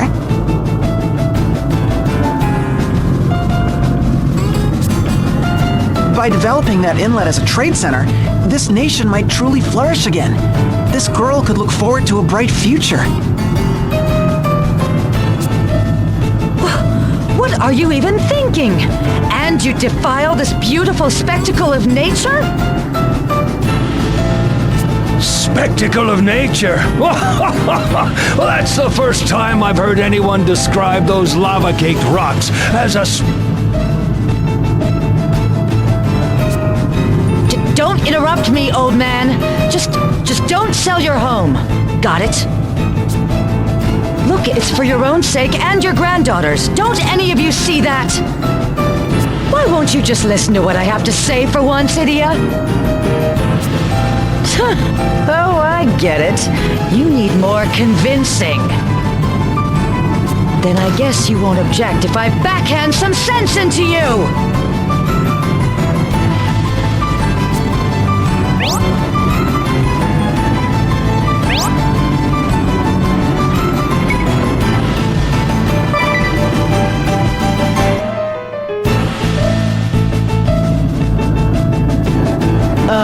Why am I wasting my breath? You never got it, and you never will. Then we'll just have to move straight on to discipline. Get out here, girls!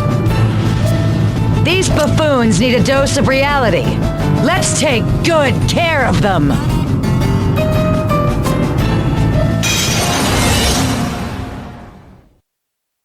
Why am I always surrounded by stubborn oxen? Well, I'll show you how I deal with oxen. You're looking at the former saving grace of the Eternian Sky Knights. White Mage Holly White! Assume the position!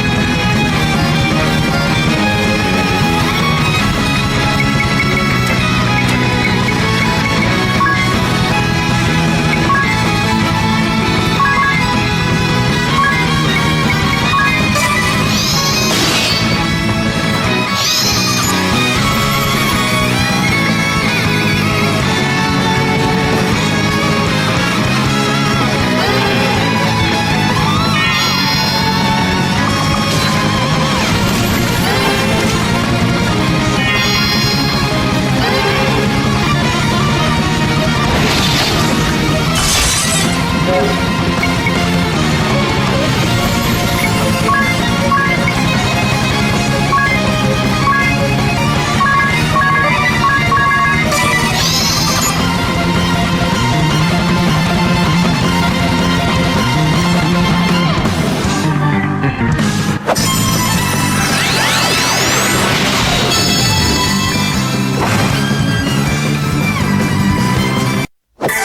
goes nothing!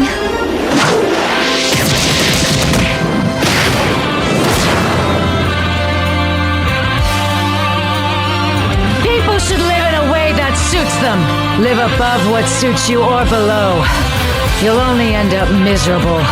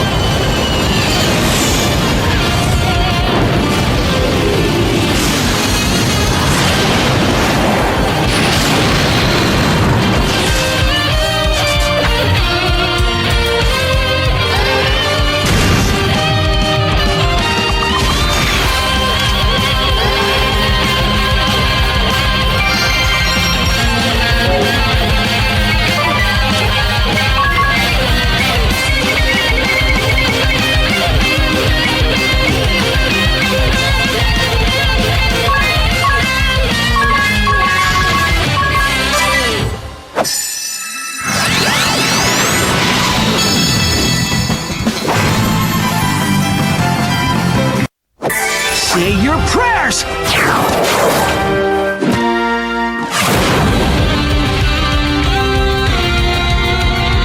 Eris, my boys, Grandpa, why have you all gone and left me?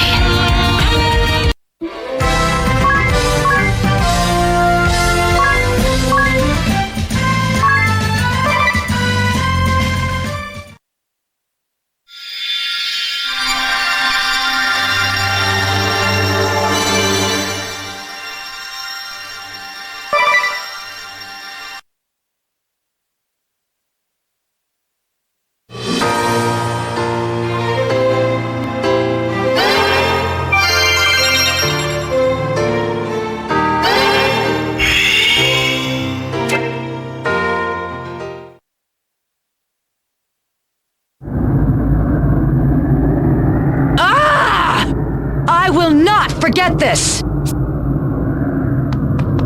Granddad! I was so scared! There, child. I'm sorry for putting you through such an ordeal. There's no need to worry any longer. I'm going to sell that old house and take you someplace where we can live a fine life. You're going to sell our house? If we just give up that house, we'll be able to live an easy life together for the rest of our days.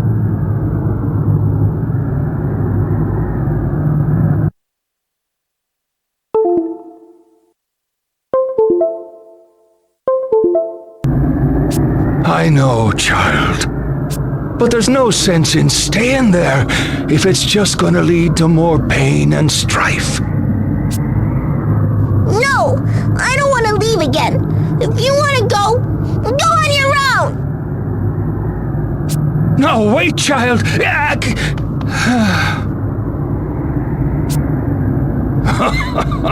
Well, I fear you've seen the worst of us now. My. What is all this? First that sentimental sadist and then the little girl both go running past me?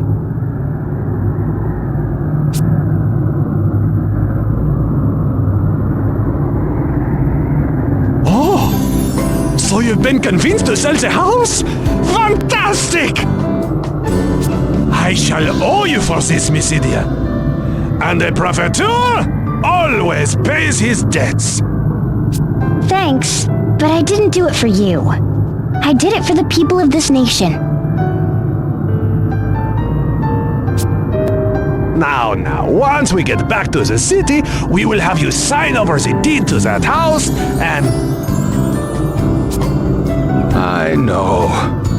But you'd better be sure you can pull this plan off for my granddaughter and all of the children.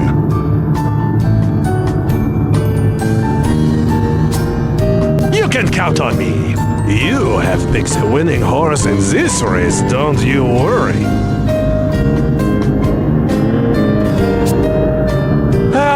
That reminds me. We had a letter come for you. Eh? For me? From whom? The former King Cammer the Eighth? What is this? I defaulted on a loan which I had secured using your name. A very large one. So sorry, yours, Cammer.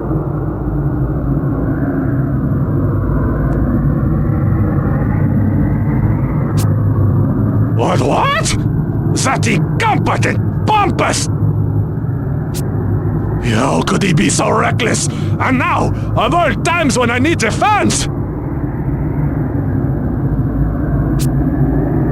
I am afraid that I have urgent business to attend to.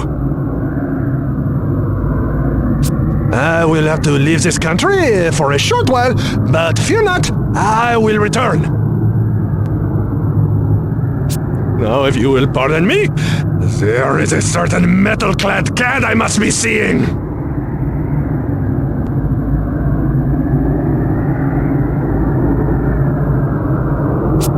I sure hope I made the right call. Now work can begin on the new trade port, and this nation can get back on the road to recovery. Kids like that little girl can look forward to a bright future here when they grow up. Yeah, let's hope.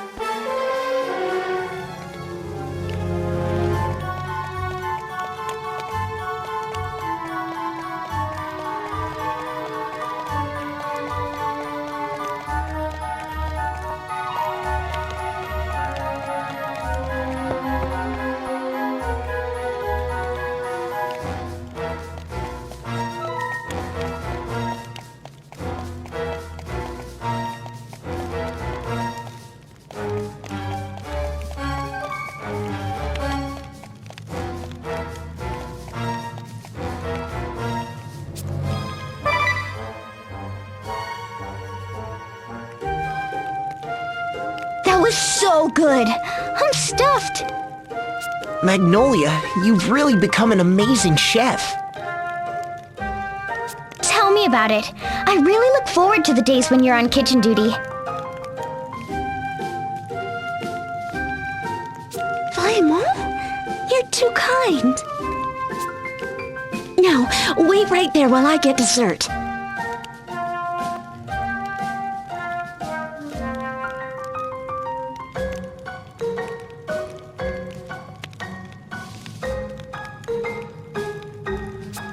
Dessert, too?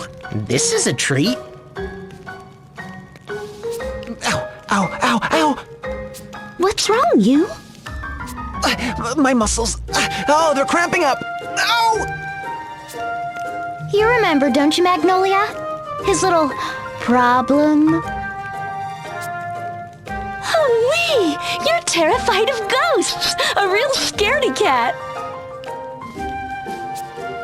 Well, hey, but they're the only thing I'm scared of, remember? Yeah, your only fear. You've been hunched over in terror since we got here. Your muscles are bound to feel the strain.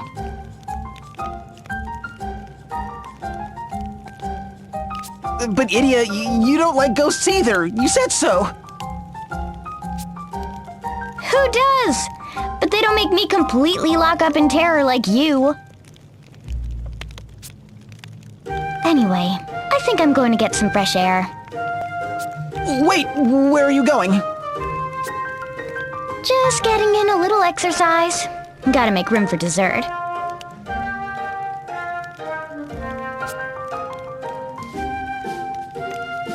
I really admire her commitment. To dessert, I mean.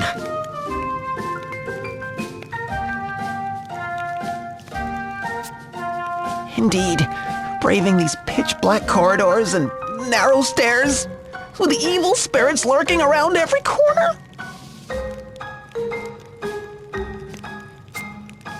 So, what's the story with this keep anyway?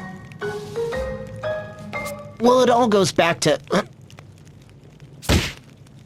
Was that Idia? What's she doing? Idia? Are you all right out there? Yep, I was just taking some practice swings and, hit the wall by mistake. That must have been some swing if we heard it all the way in here.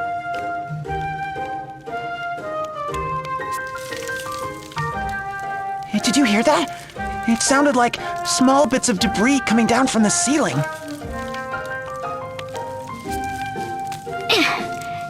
You know, these walls are really fragile. I mean, I barely touched this one. I think we should just knock through the walls instead of following the passageways. I don't think that's practical. They're way too thick for that. She probably just knocked some plaster off the surface. That's all. In any case, Idia, please stop hitting the walls. Huh? What's this about walls?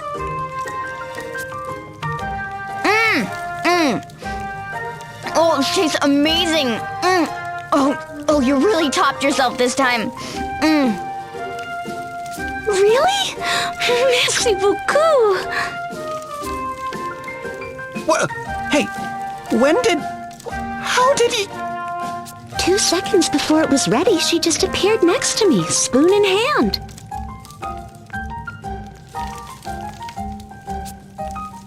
Like... a ghost? You know, I'm still hearing a lot of falling debris.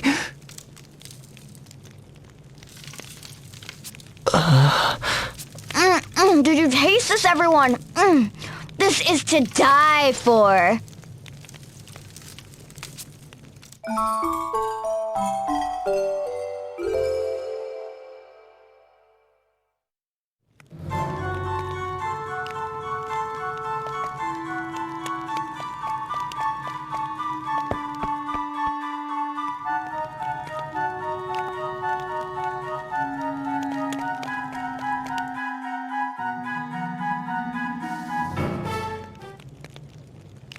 We've found it at last! With this, the ultimate magic is... Ominous Crow, partner to Bahamut and holder of the Black Mage Asterisk. Formerly a lieutenant commander of the Eternian Sky Knights, he bears an enduring grudge against women. His explosive personality wins him few friends among his comrades, but none would deny his skill with fire magic. By what strange trick of fate do your paths cross anew?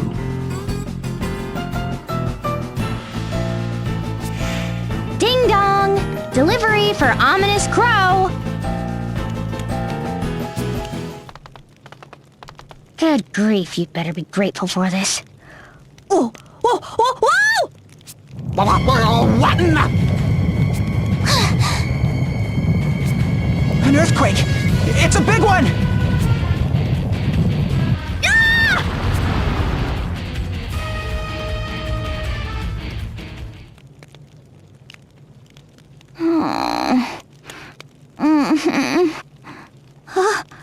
Where is everyone? You? Magnolia? Tiz? Oh no, the stairs!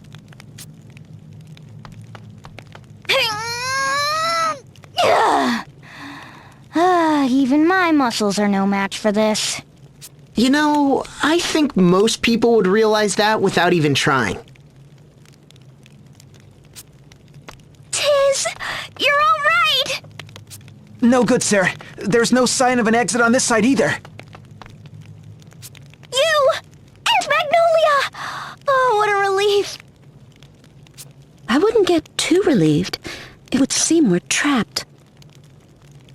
Trapped? What about the others? They're fine. Ominous and his party are resting just over there. I see.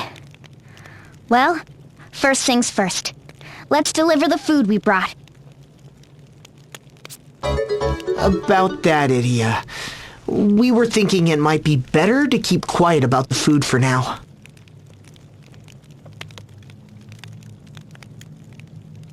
I have to agree, sir. We split up to search for a way out, but there was none to be found.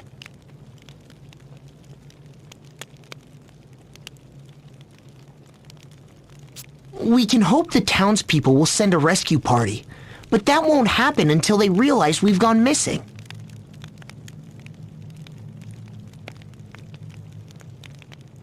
We may want to hold on to that extra food until we really need it.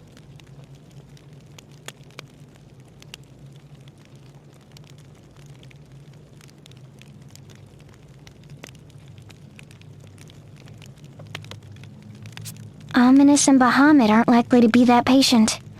Not to mention Artemia. All right. We'll keep it a secret for now. Come on, you. Help me hide it.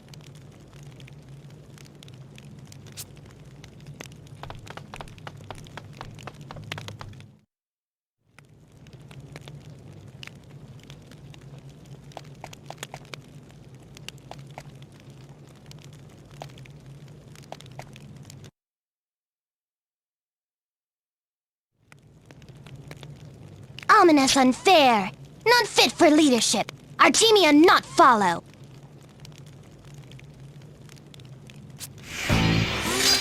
Artemia Venus, the Wild Wolf, holder of the Ranger Asterisk, youngest of the Venus Sisters, and formerly of the Bloodrose Legion, with whom Idia and her allies did battle.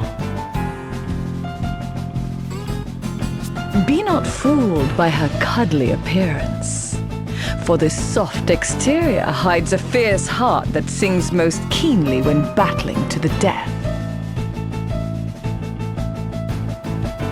By what strange trick of fate? What did you say? Why, you impertinent little...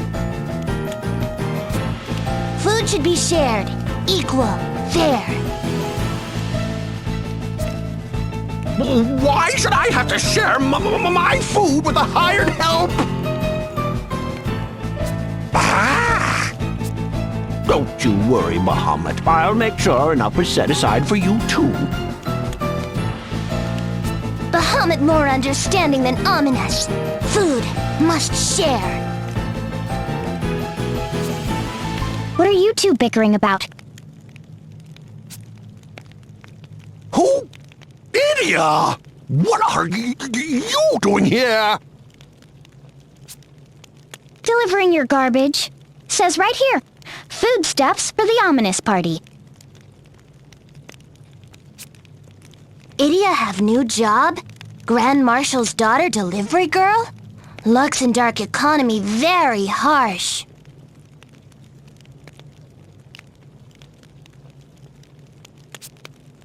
I'm not a... Ugh! This is just a favor I'm doing for someone. I'm sorry to interrupt, but did something happen to my dad? Oh, you must be the delivery man's son. Halavash, that's quite the family resemblance. I'm Jambalai. Master Ominous hired me in Unohana. Same for me. My name's Risotto. I'm Paella.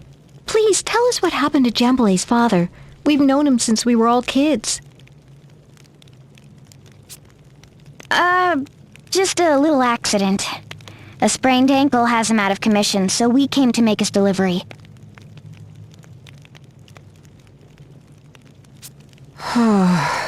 That's all, is it? Yep, he's fine. No need to worry. In fact, we're supposed to contact him with any additional orders when we get back, so... I'm sure when we don't show up, he'll realize something's happened and send help. That's true. We can count on my dad. You said you weren't here to deliver some food, right? Well, hand it over. Finally, a decent meal. Ominous eat too much. Not fair. Every meal, he always serves himself and that Dagon there, Bahamut, more than any of the rest of us.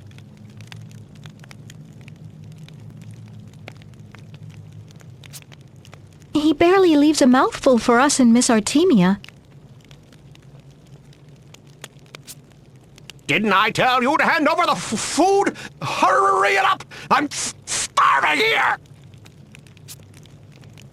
It's even worse than I thought it might be.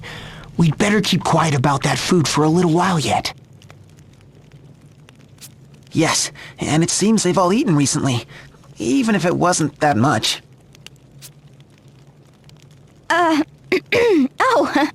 About that. You see, Ominous, the food we brought got buried under the rubble. Sorry. What? Didn't you come here to deliver food? What kind of delivery girl are you? Oh, the miserable... You're just as useless as the day we met! Oh. You're welcome to the food we have left, though there's not much. Thank you. The offer alone is more than enough. Everyone must be worn out. Why don't we all just call it a night? I'm in charge around here! I say when we call it a night, not you! Yes, of course, Master Ominous, sir. Won't you consider turning in for the night? Don't you take that attitude with me! No one is to rest until I say...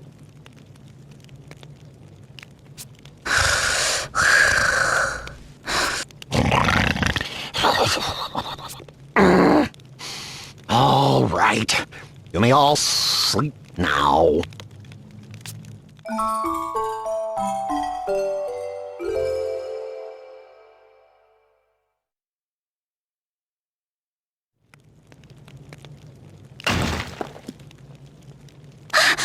Another cave-in? Having trouble sleeping? Yeah. I've just been thinking. Like you said, it looks like the food we hid is going to end up being very important. Artemia said that any food ought to be split evenly among everyone here. But it seems Ominous is taking the lion's share for him and his pet. He's never been a great leader, but I'd hope at least... Well, he is the one funding this expedition and everything. I know that, but still... At this rate, those two will probably end up at each other's throats, and soon. And when that happens... It's getting cold. Come on, let's try to get some sleep. Yeah. Good night, Tiz.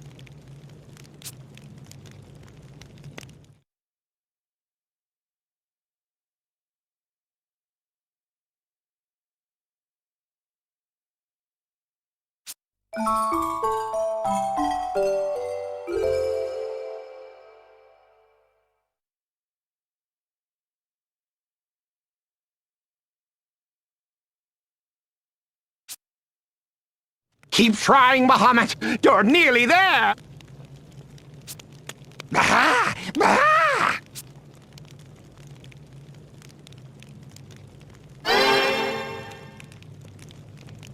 What was that noise just now? Ominous, what are you doing? Idiot! Are you blind? Any idiot could see we're training. Look, we don't know if anyone will ever come for us.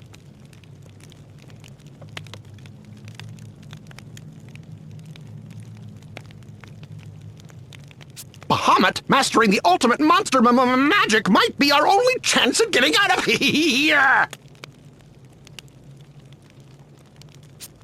The ultimate... monster magic?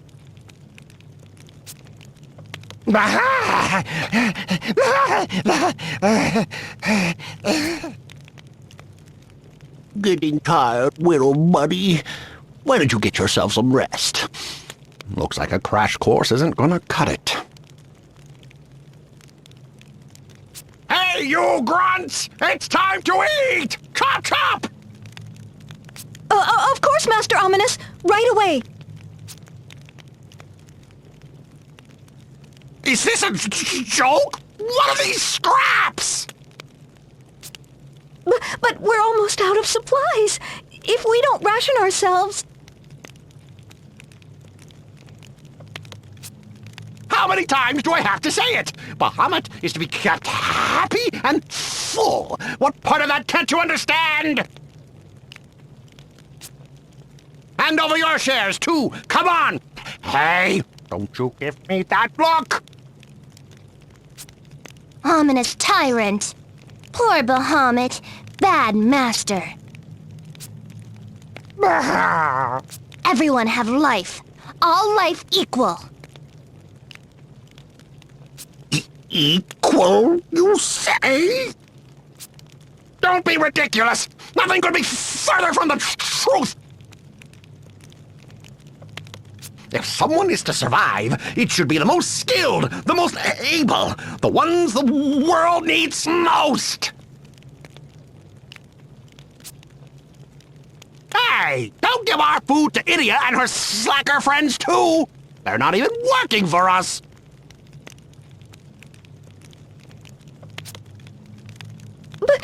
But sir... No, it's fine. He's right. Don't worry about us. Yes, we'll manage. Eat this. Artemia share hers. Thanks, Artemia. I'd be honored to share with you.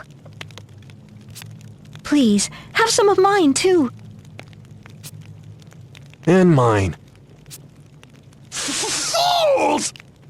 Do whatever you want! Just don't come groveling to me when you're hungry later! Bahamut and I won't be sharing. It looks like there's only enough left for one more meal. Indeed. We can hold out for a couple of days, but if a rescue party doesn't come soon...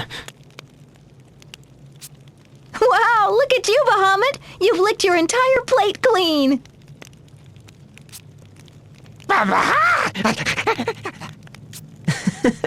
No one will deny that you're a cute one, Bahamut.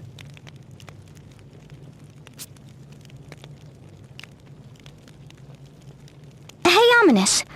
What was that ultimate monster magic you were talking about? What? Why should I have to tell you anything? Is it true it's an ace in the hole for going up against a ball?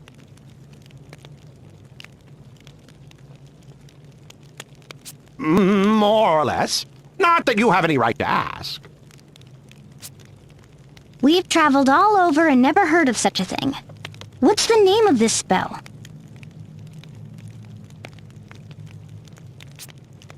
Femto. Huh? Femto? Femto Flare. The ultimate monster magic. Femto Flare! When the Grand Marshal assigned us to those silly teams, I got stuck with that strange old man. He's the one who said I might be able to release the power of Femto. And if you can, it might get us out of here? So how do you use it?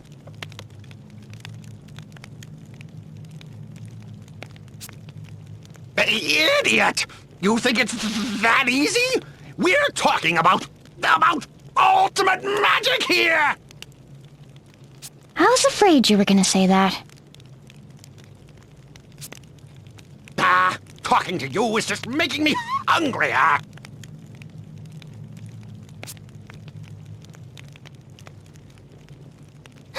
Shake coming! Big one! No more shake for now. Chance to rest. Thanks, Artemia. You're on a whole nother level as usual.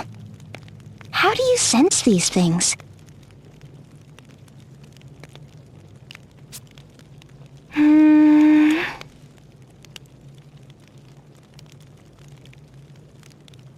You don't know yourself? I see. Speaking of which, why did you become Ominous's bodyguard? Get Ominous great magic. Get Ominous stronger and stronger.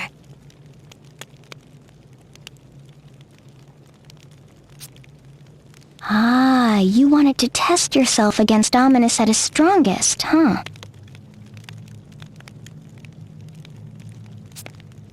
Oh, Idia, read mind. True girl power. Respect.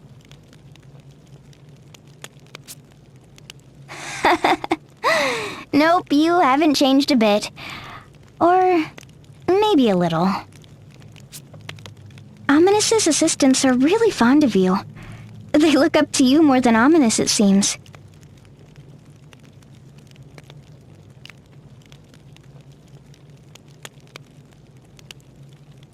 Them honest.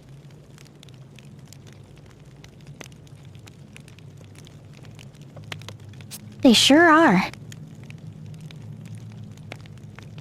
Them, all from Yunohana. Yunohana parents take care of Artemia. Artemia owe much.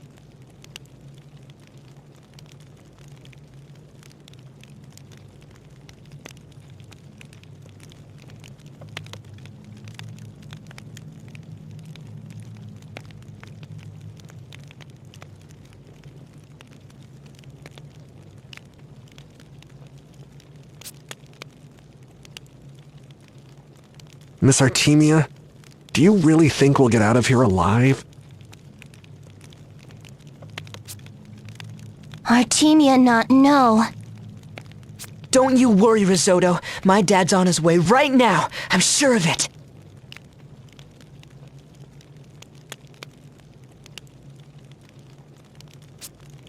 He must be headed here with an enormous rescue party even as we speak.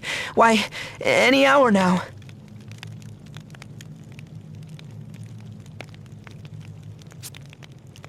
Exactly. Try to keep your chin up. I will. You Artemias. Artemia protect Artemia's own. Right.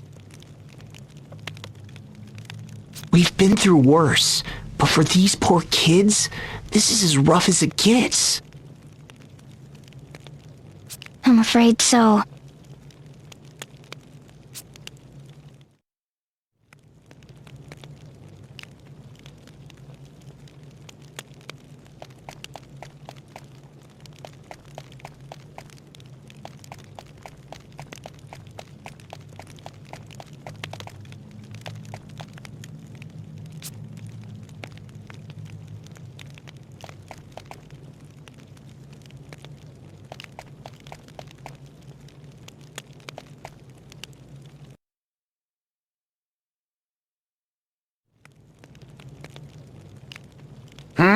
What do you want? Calling it a day already? I'm starved. We still had some food left, right? Bahamut ate the last of what we had! Well, what are you looking at me like that for?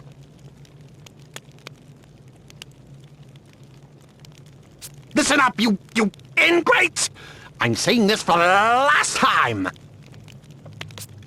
I'm the one paying your wages here, and Bahamut is my trusty partner. He's the second most important member of this expedition. Perhaps even the most important. Brr?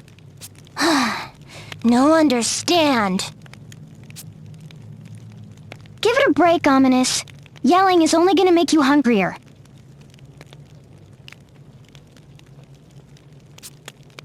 You're one to talk, idiot! You're the one who went and lost our extra food! Yes, Master Ominous, it's all my fault. Forgive me for even breathing. As much as I'd love to stay awake and get yelled at some more, I'm gonna hit the sack. Night-night!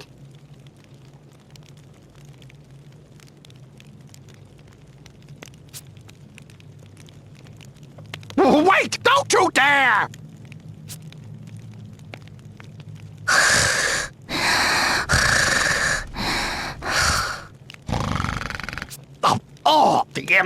The impertinent...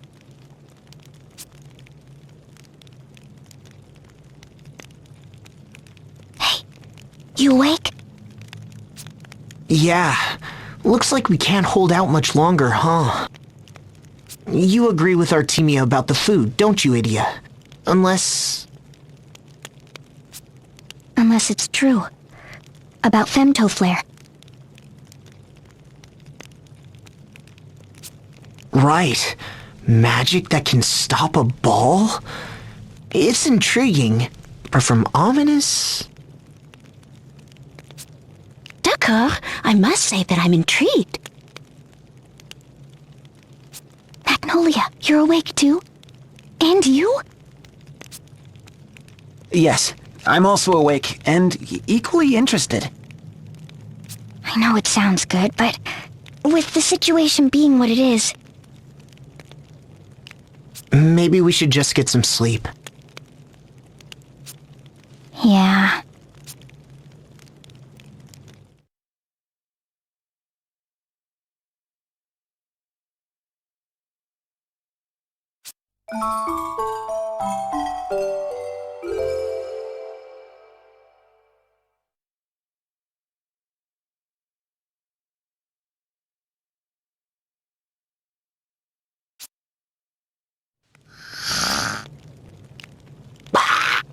Bahamut! Don't eat my hood!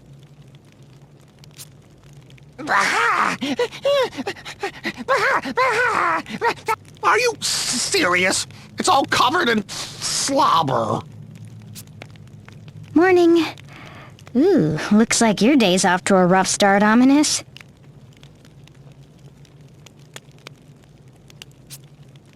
And I've got you to thank for it! If only you hadn't lost that food! That again? You know, no one likes a nag.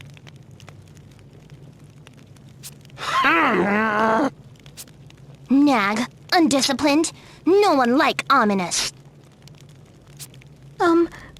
Master Ominous, I'm afraid that we've finally reached the end of our food stores.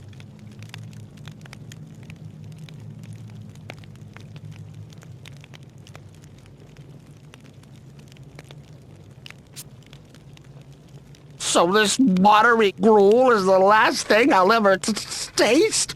Ugh. And what do you think you're doing serving yourselves, huh?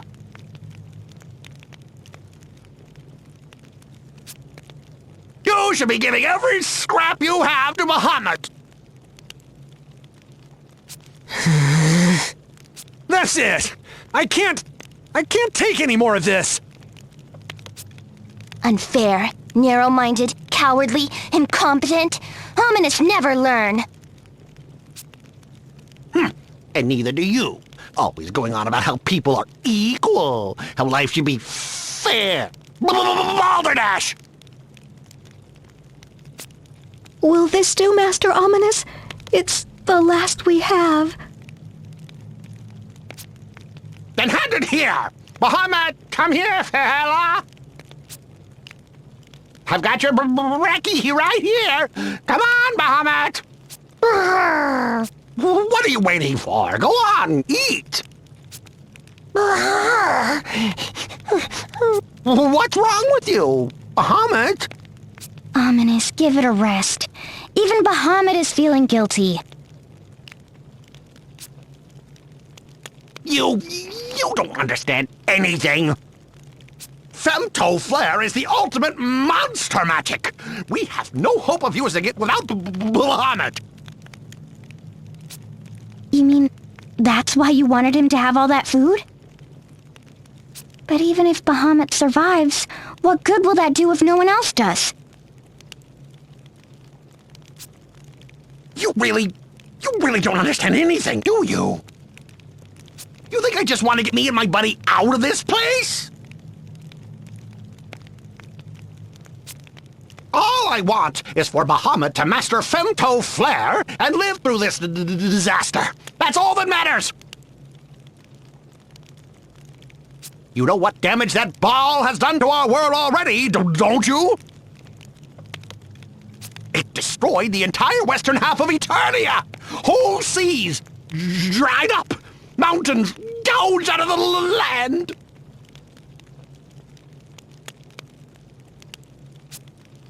If we are to defeat that ball before it destroys our entire world, we need Bahamut and Femto Flare. If I can just help Bahamut master Femto Flare, I know he'll defeat the ball for us, even if I'm long since gone. You think I enjoy this? Well, I don't. But I'll sacrifice everyone here if I need to, even myself! Ah! I understand, Master Ominous. I've seen you give your own portions to Bahamut day after day. What? I know you wake up earlier than anyone to keep practicing the spell. You must be hungriest of all, yet...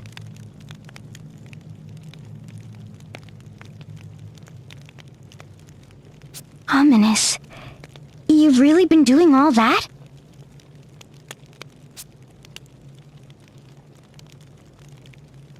Tell us more about this Femto Flare. Even if I told you, you wouldn't understand. Why can't we? Give us a chance at least. Tell us what you're stuck on. maybe we can help. By unraveling the incantational bonds of a Jaw-class spell and refining it to its purest form through extensive training,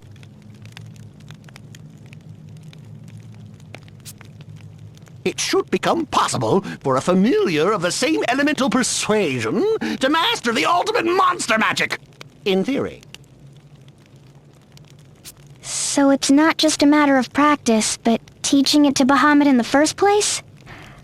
Sounds almost impossible. As it should. They don't call it ultimate magic for nothing. I assume the first step is learning the highest fire-type spell, Fire-Ja. Is that right?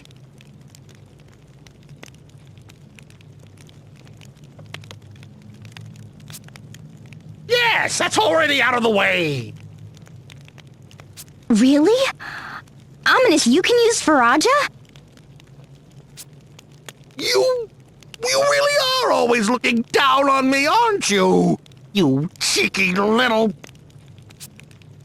Listen, in order to use the ultimate monster magic Femto Flare, I have to first release the incantational bonds on Faraja. With enough training, it can then be acquired by a magical familiar, like Bahamut, as the ultimate form of monster magic. I have to quickly break the limits on Faraja. Then 2, maybe 3 days of non-stop training. No sleep, no rest. But even if Bahamut masters the spell, the question then becomes whether he'll still have the stamina to use it. If we just had a bit more food, it would buy us enough time to save everyone. And now you know what I'm up against. So, shoo, let me work in peace. It takes more strength and focus than you can possibly imagine to unravel a spell like Faraja on the incantational level. You mean you've already started? I started the day we got trapped. I've managed to break through everything up to the 4th level. Just one more to go. What was it the old man said? The king of all summons meets his match with the Giga-class flare, while Fey demons can even reach Zeta.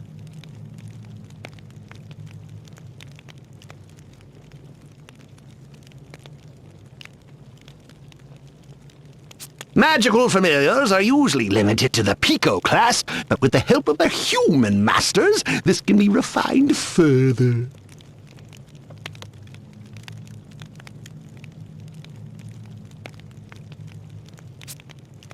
The ultimate monster magic, Femto Flare! We're nearly there, Bahamut! Nearly there! Can we lay off the murderous rage a bit? Look, even your poor assistants are scared of you.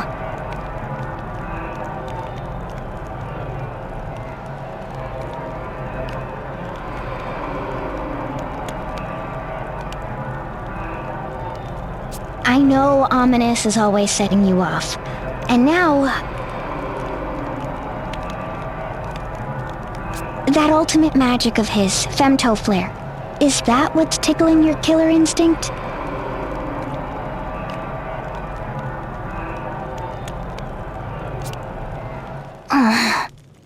Idia read mine too much. Like sister.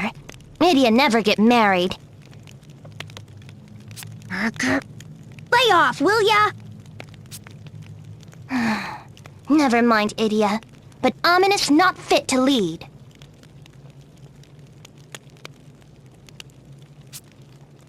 I know. It seems like even Bahamut notices other people's feelings more than Ominous does. Artemia, aren't you getting hungry? Artemia, disciplined. Hunger, nothing. Yeah, I'm hungry too. Artemia Odette. Parents of these 3 help Artemia. Treat Artemia good. ask Artemia protect children. Artemia made promise. Protect no matter what. Idia, all life equal. Leader, bodyguard, helper, all same. Life, all equal. Human, Dagon, Frosty, all same. Grand Marshal, Pope, Sister, Idia, all equal. Yeah.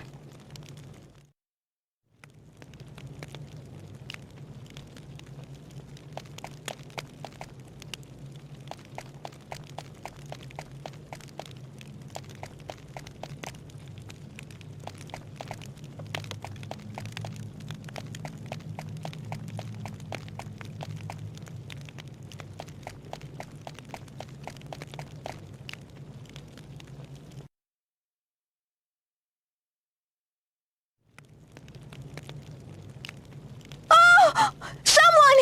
Come quickly!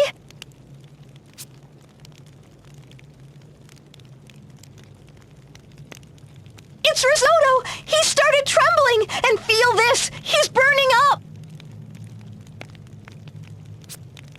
Idia, move! Injury somewhere. Wound fester. Check his foot! He said he stepped on something the other day. It's so swollen. Call for drastic measures. Hold arms and legs.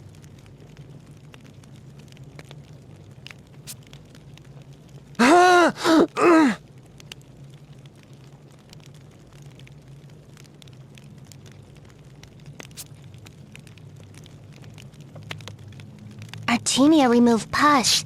Drink this. Stop infection. 1 foot in grave.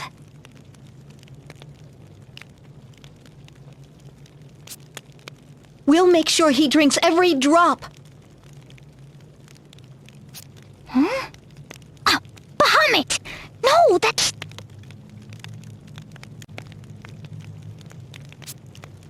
Don't worry. It took 3 of us to move that huge rock.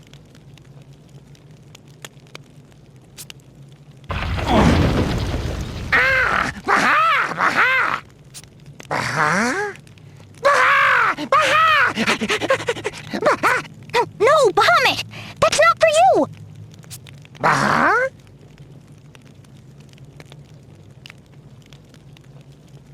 Hand it to Auntie Idia, okay?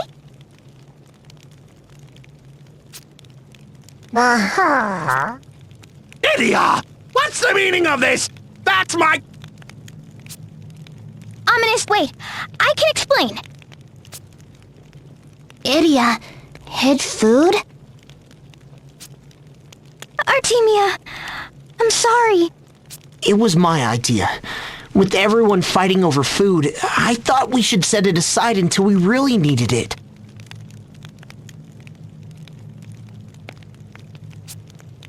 And I agreed. Please understand.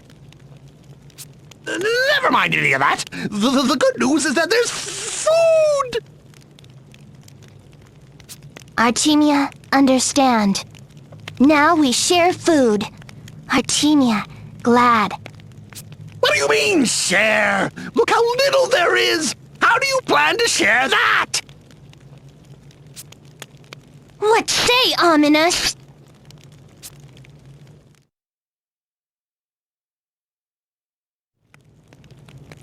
Foolish girl! Have you not been listening to a word I've said?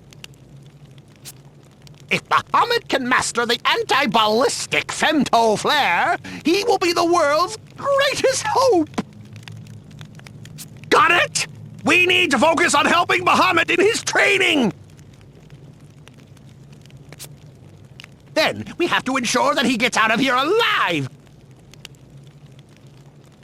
That is all that matters!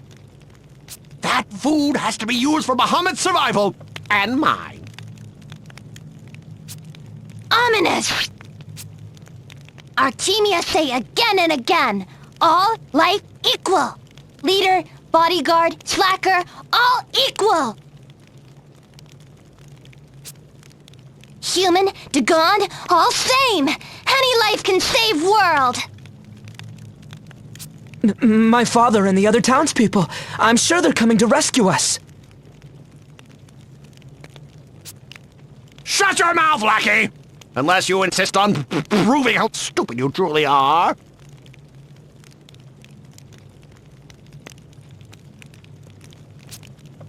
Even if your father realizes something's wrong, how many days do you think it will take to form a search party and find us? And even if they find us, how many more days will it take to clear a way for us to get out? I guess I never... You never thought. Yes, that's obvious enough. Idia, hand the food over to me. Idia, all life equal. Must share food equally. If we split the food up evenly, like Artemia says... There won't be much to go around. Even with careful rationing, it won't last more than 2 or 3 days.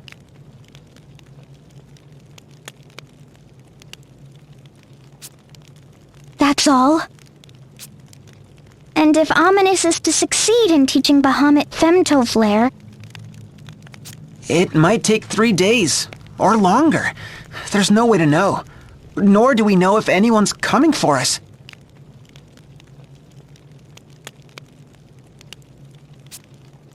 Oh, what should I do? We all deserve to survive. So does that mean I should do as Artemia says and divide the food evenly?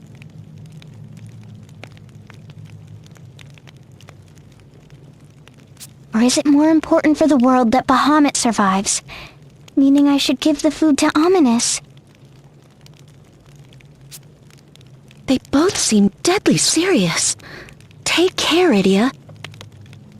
Whichever choice you make, I have a feeling we'll be facing stiff opposition from the losing party. This is no easy choice. What should I do?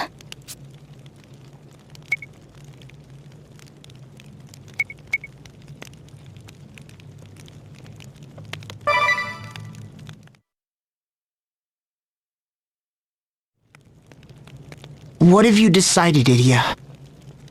The food should be shared evenly. It's the only fair thing to do. Idia! But Idia... I know what you want to say, Tiz. I understand it rationally, but...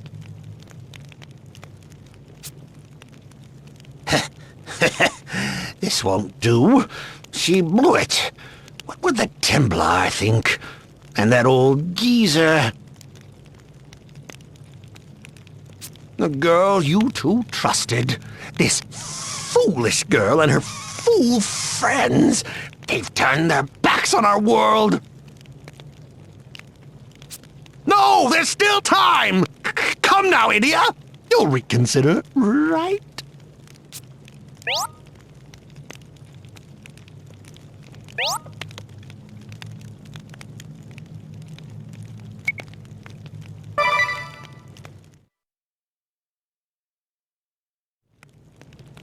I'm sorry, Ominous. I've made up my mind.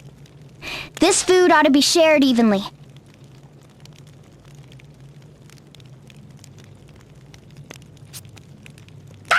Forgive me, Grand Marshal, but I'm going to have to fry your fool daughter to a crisp! Come, Bahamut, we have to win this battle for the sake of the world! We have no choice! Burn them! Burn them all!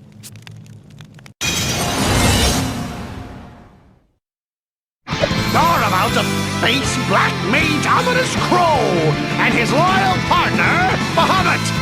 We will defeat you! For Lux and Dark's sake! Aha!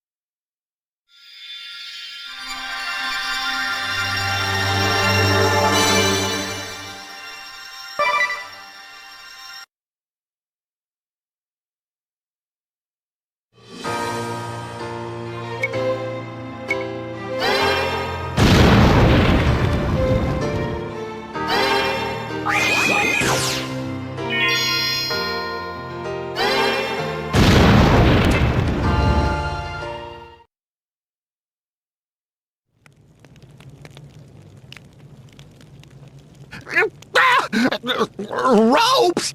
Untie me at once! Finally came to your senses, huh? After all that yelling at us to come to ours. Can't you take a hint from Bahamut and be a good boy? Bahamut, you're all right? Of course. All life equal. Aha! There we go. Evenly portioned. We have enough for 30 meals. Artemia, we three, and Idia's party makes 8 of us all together. Bahamut 9. Ominous 10. All life equal. That's right. There's 10 of us.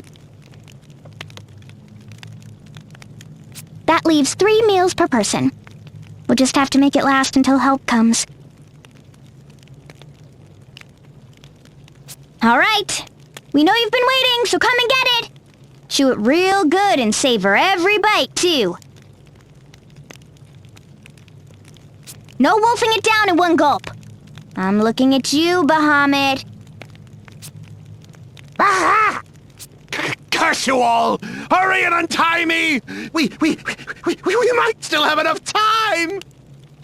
If I could just teach Femto Flare to Bahamut, if you would just let me try! Curse it! How's Risotto? Artemia's medicine is working, thank goodness. His fever's gone down. Ah, that's a relief. Here, let's all take turns caring for him.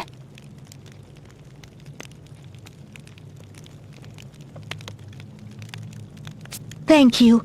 I can watch him for now. Please, go rest. Okay.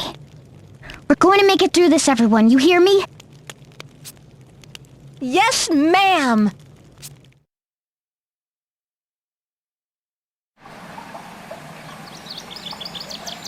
Where are we?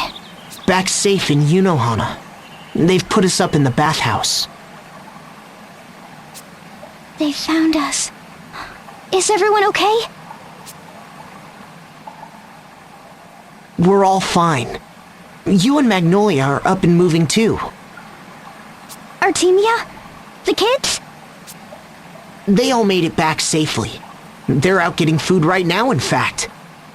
We figured you'd be grouchy when you woke up with an empty stomach. What about Ominous and Bahamut? They both made it. They're helping out in the boiler room, preparing hot water for the baths. Oh, thank goodness. What's wrong? Are you still having second thoughts? Going against Ominous and giving up on the Femto Flare?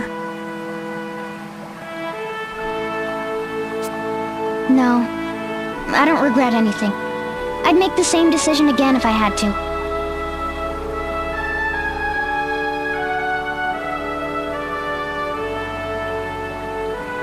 Besides, I'm sure those two will master Femto Flare someday. Yeah, I imagine they will. À la vache, c'est magnifique! Oh my! What a splendid banquet! Miss Idia, the townspeople have all come to express their thanks. Prepare your stomach, Idia. I see a great feast in our future.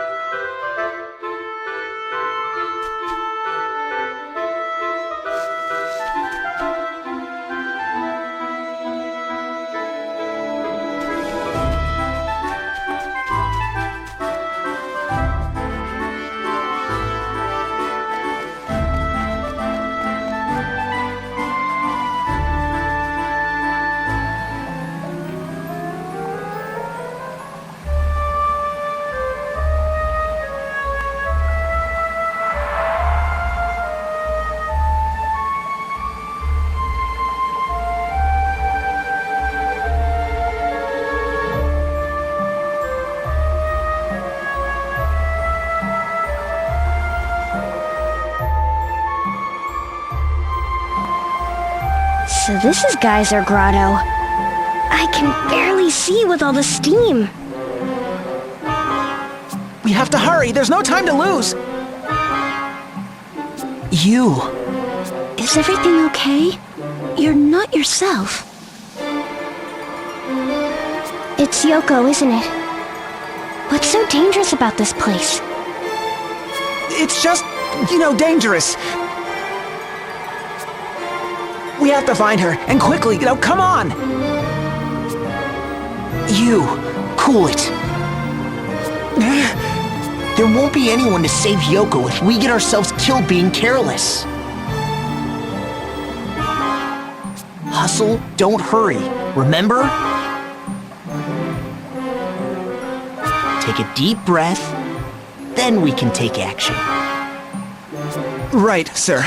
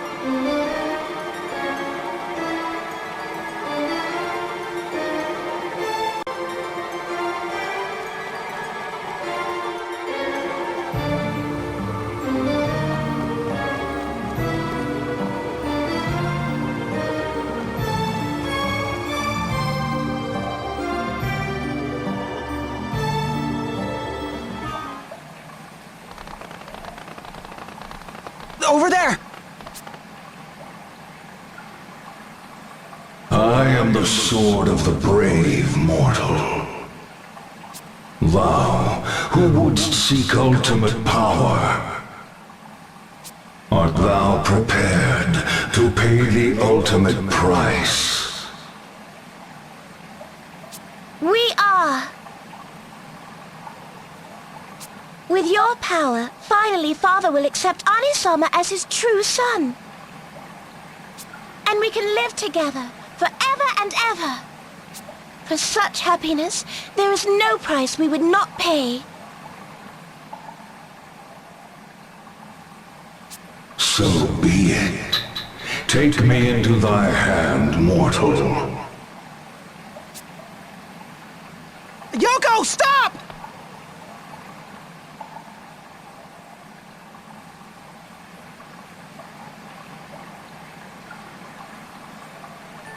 My power is now thine, brave one. And in return, I shall claim that which thou holdest most dear. What?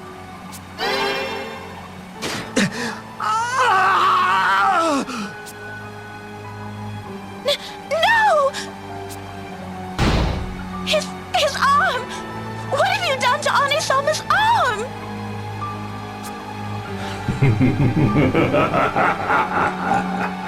Thou didst say any price.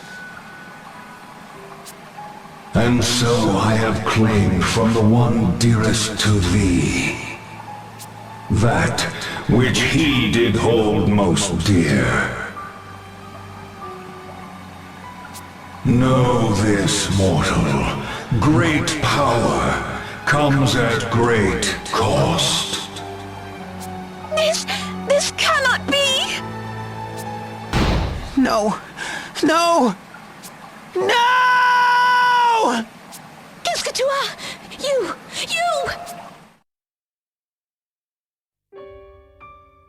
The price claimed by the Sword of the Brave was the sword arm of Yoko's dear brother.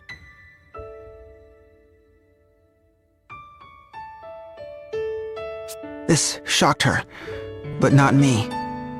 Why? Because I had seen it happen before. I had a big brother too. A half-brother, to be precise. He was a great swordsman. I was a bookworm. We couldn't have been more different, but we were as close as brothers can be. Strong, wise, and gentle, he was the perfect leader for the three cavaliers, and my hero. One day, he would inherit House Geniolja, and the very thought filled me with joy. Until that fateful day, when Father named me as his heir. He asserted my brother's lineage to be inferior.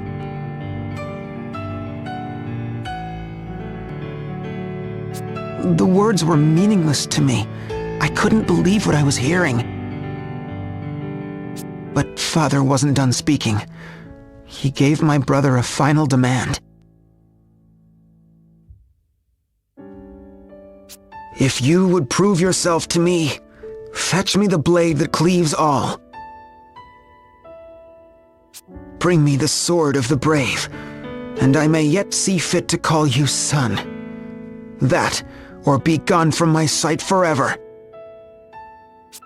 My brother only nodded and walked away. He intended to obey Father's command and leave our home.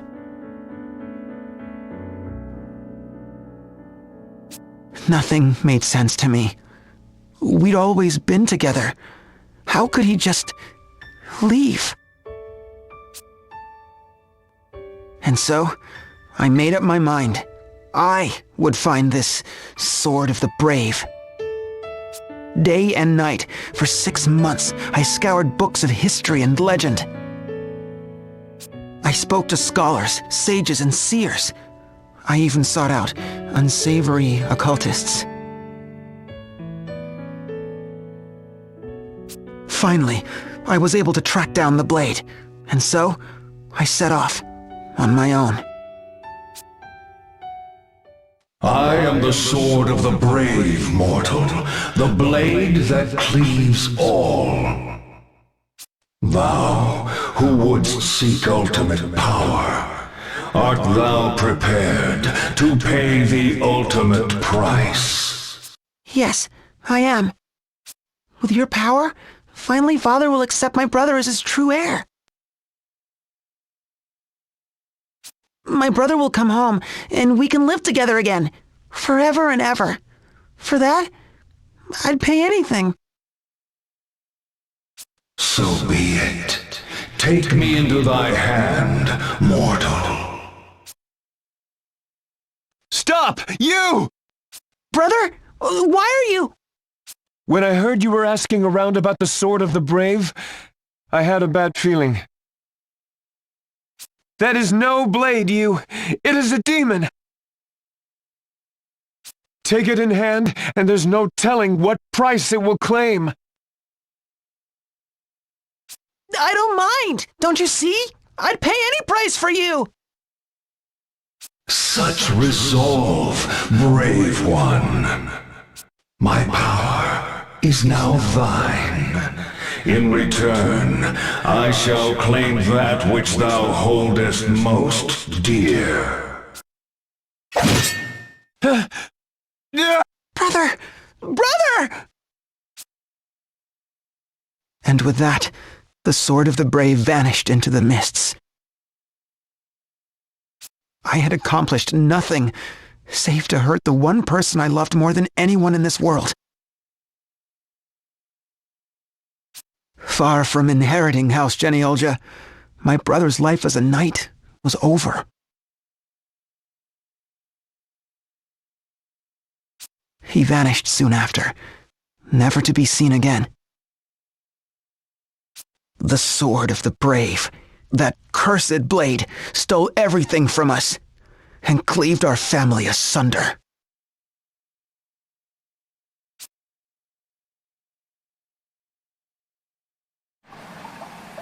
You! Can you hear me? You!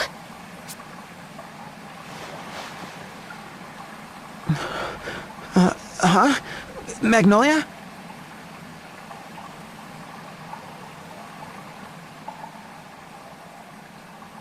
Tu me fais un parbleu! We were worried sick about you!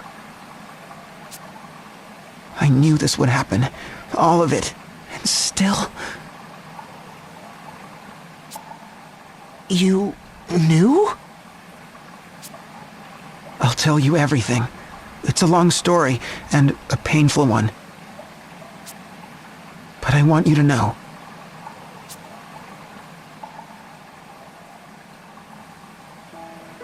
I'm sorry, you. What a burden. Foolishly thinking I could help my brother. Instead, I stole everything from him. So I did the one thing I could. I joined the Crystal Guard. I was named leader of the Three Cavaliers, in what should have been my brother's place. You... I should have told you all sooner. But I was too much of a coward to face my past. And now, Yoko has suffered the same fate. Oh, you...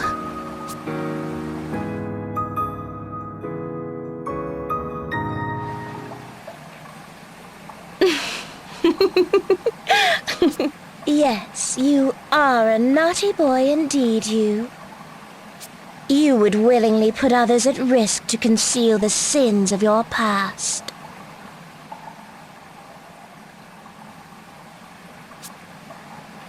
Yoko, is Don Zaburo... Oh, worry not. Onisalma feels no pain. After all, he was naught but a phantom of our creation.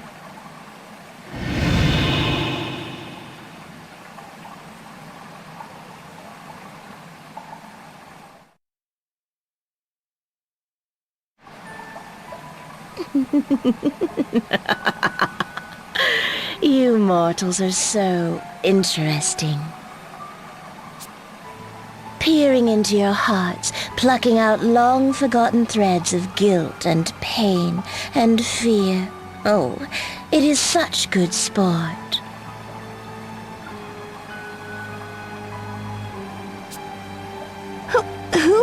What? But no, the true fun starts from there.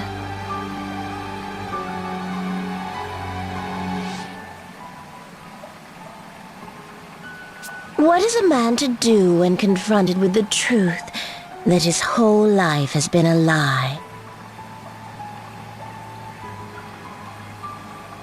Can he accept the pain, the ugliness, the sin? Will the truth change him for the better, or will it destroy him? That is what I would see. Mikkel! How dare you! You as a person, not some toy for your amusement! Did I upset you? And here I merely thought to help the boy become a man. Oh.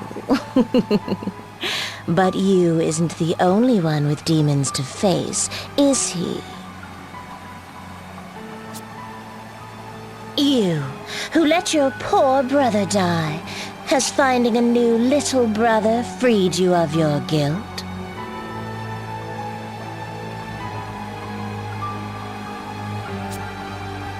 What? And you, who saw your beloved home crushed to ruins, does busting balls help you forget those who died? This monster! How can you say such things? But you, yes, you are the most interesting one of all. So simple on the surface, but if I may touch something deeper.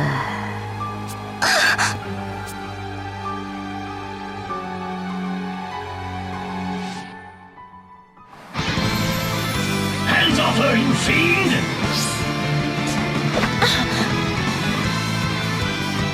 Idia, are you alright? Alternus? I remember you. You were with the Grand Marshal.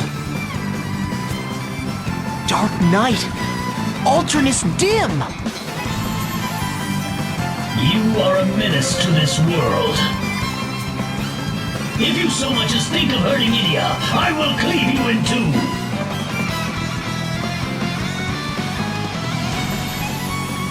Oh, would you now?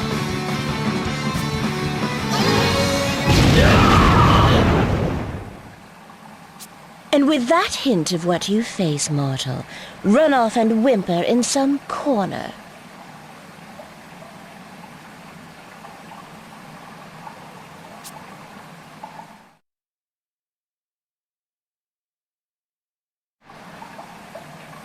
I will defend Idia, no matter what I face. Haven't you some nerve? Very well. Let us peek at what dark secrets lie behind your mask.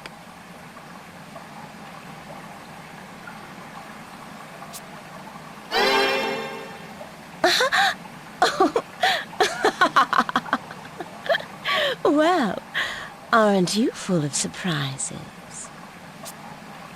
What's so funny, fiend? Yours has been a life of many troubles. Most interesting indeed. Yes, I will be watching you, all of you, with great interest. You have amused us today. We would return the favor. This Kaiser that you seek, do you not wonder what his true aim is? Travel to the Temple of Fire and all will become clear. There is a tunnel leading there from this very cave. We suggest you go quickly. She's gone? What on earth? We were powerless. Alternus, are you hurt? Oh, that wound. Oh, we have to stop the bleeding. Hold on, Alternus. I am fine. I'm just glad I wasn't too late.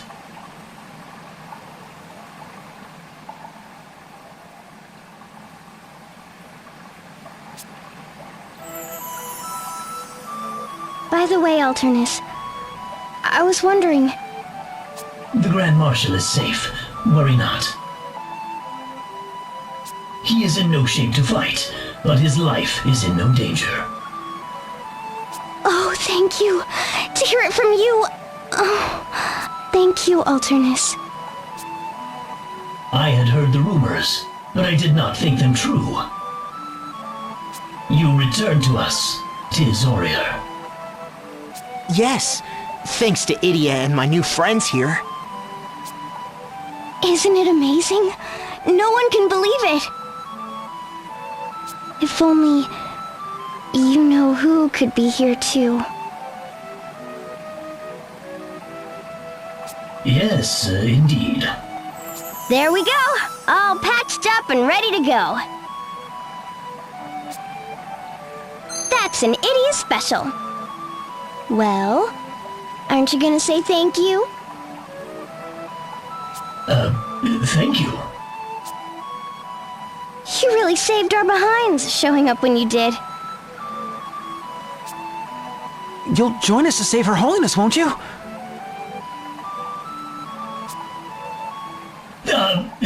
What is it? Forgive me, Idia. I sense great danger in that creature. I must go after her. Don't worry, I understand. We'll go to the temple and stop the Kaiser. You do what you have to do. Thank you, Idia. Be safe.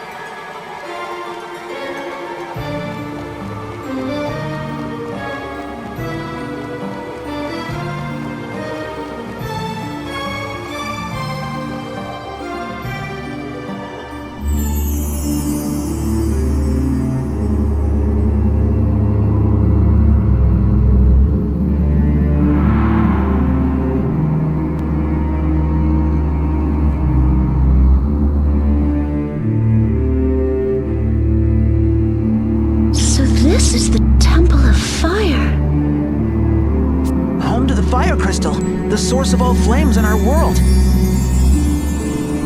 The 4 great crystals, fire, wind, earth, and water, bless Luxembourg and its people with their gifts. At least now they do. It wasn't so long ago that all 4 were consumed by darkness. The wind stilled, the seas fouled and turned corrosive, mountains spewed endless fire, and the earth divided nations and people.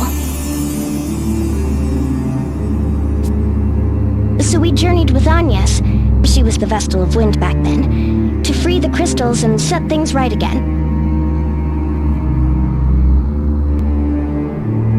No wonder everyone we meet keeps calling you heroes. Yoko said that if we came here, we'd learn the Kaiser's true goal.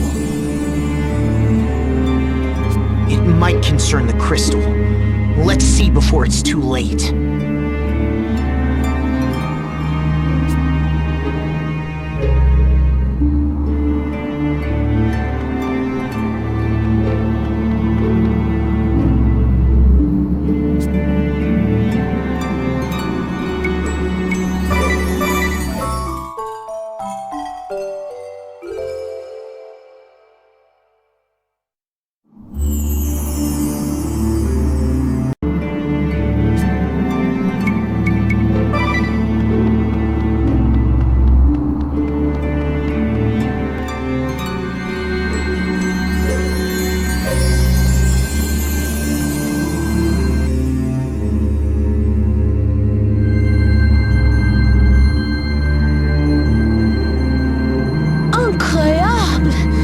This is the fire crystal? I can just feel the energy pouring out. It's astounding. Certainly is overwhelming. But I don't see any sign that the Kaiser's been here. Yeah. It isn't wrapped in darkness or anything like that either.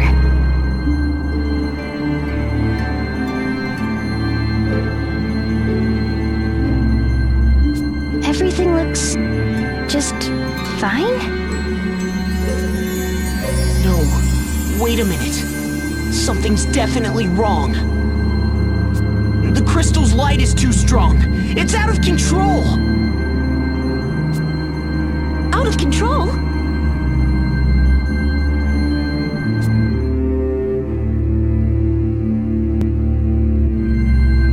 The crystals shine by virtue of prayer.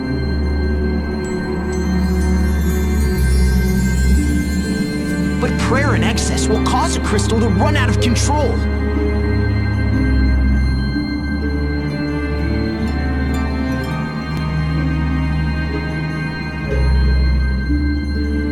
If all 4 crystals run amok,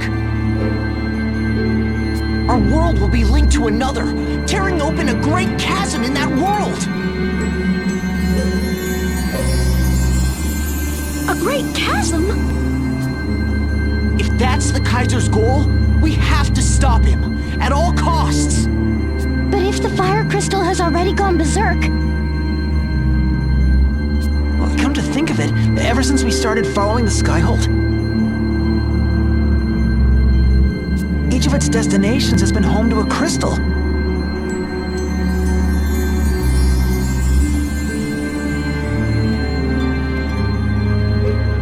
The Temple of Earth in Eternia, Ansheim's Temple of Wind, and now the Temple of Fire. Are we too late?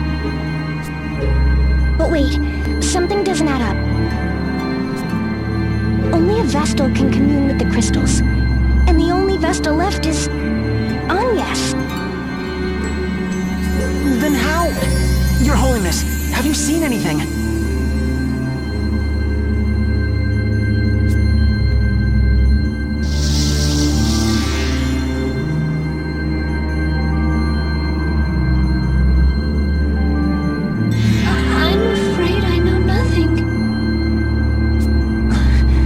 Something the matter? I'm fine. I just feel a bit under the weather. Are you okay?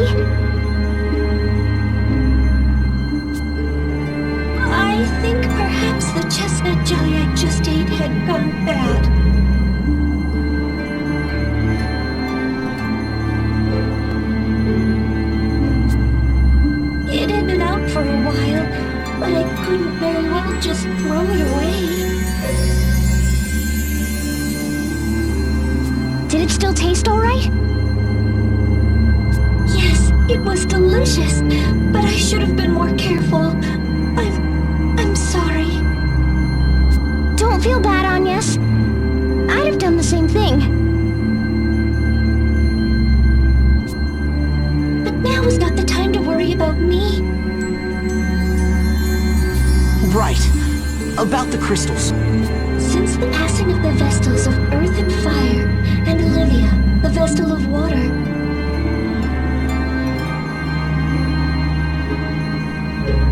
no new Vestals have taken their place. Which means Your Holiness is the only person left who can commune with the crystals.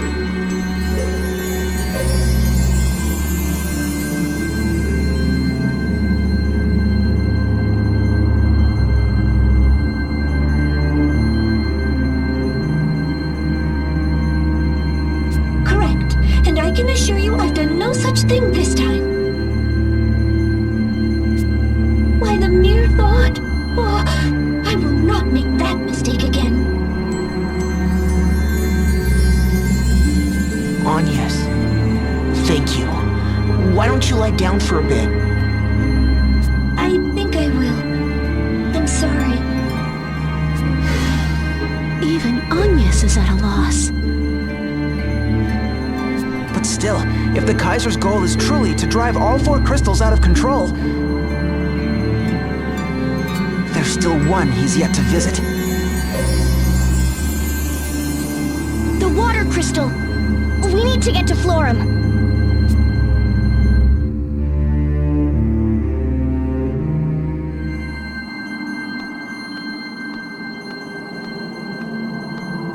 You're not going anywhere. You! Finally figured out what we're up to, huh, you? Give the kid a cookie. Too bad it's too late to stop us.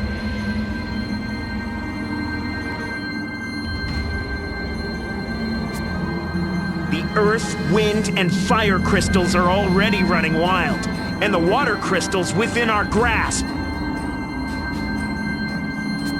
So it's true. You intend to pierce the boundary between worlds. And what if we are? You gonna stop us? Even if it means killing me?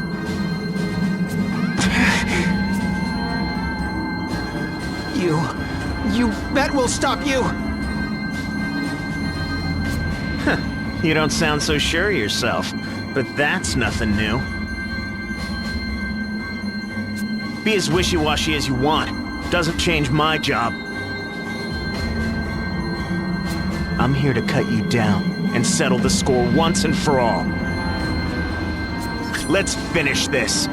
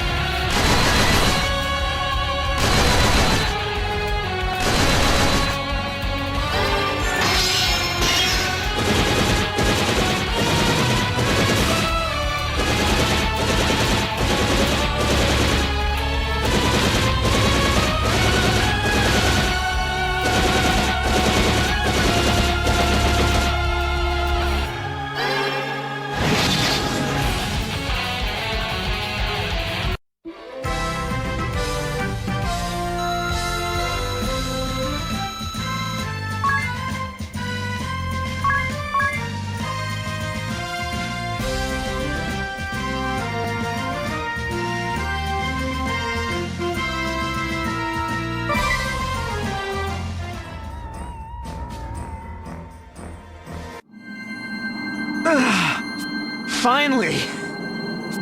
Finally got you to fight for real. You? But that still won't cut it.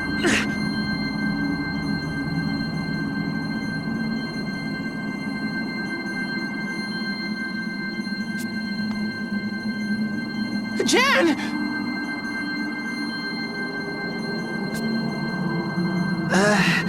A fall from this height.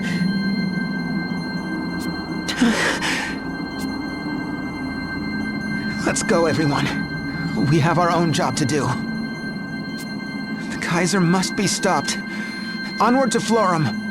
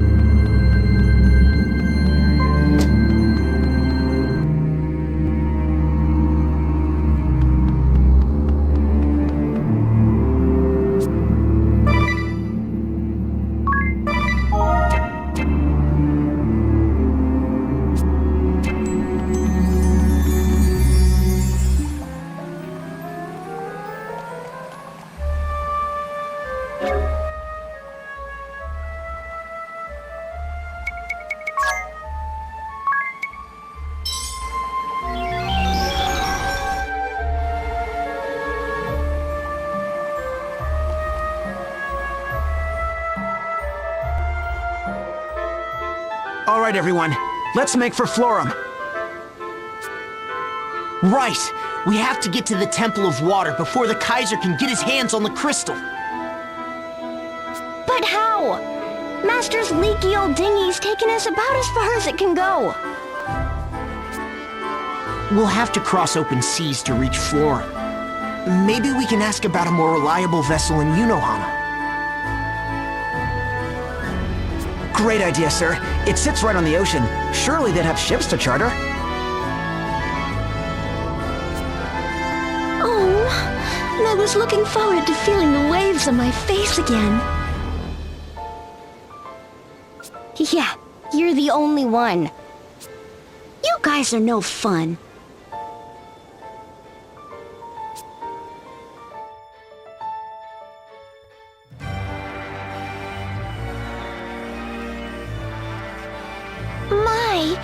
Is your hand bothering you, Your Majesty? It is nothing. I have left that far in the past.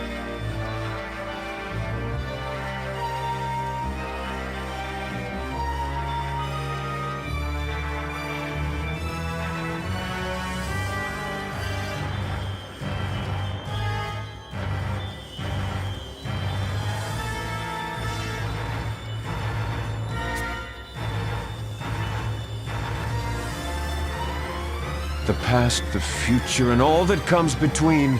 I deny it all.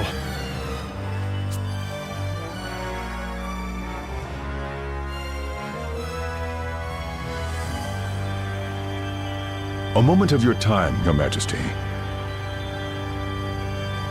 Jan has not returned. I would request permission to see to his whereabouts. Your Majesty, the Blazing Wolf's not going to be happy about being treated like a pup. Besides, I believe we have more important matters to attend to. Anna is right. Set a course for the Temple of Water. Your Majesty, if you would at least let me... I think I'm going to have to deny that. No offense, Your Majesty. You return. Angelo Oscar Vincenzo Olivier Panettone, Patissier non perel, at your service.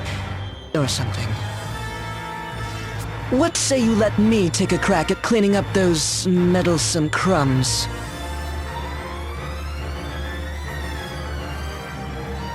Intriguing. But why you, Angelo? You would seek revenge for Amy? Revenge? Hardly. Just because that foul-mouthed tart had a thing for me, why should I give two whisks about her?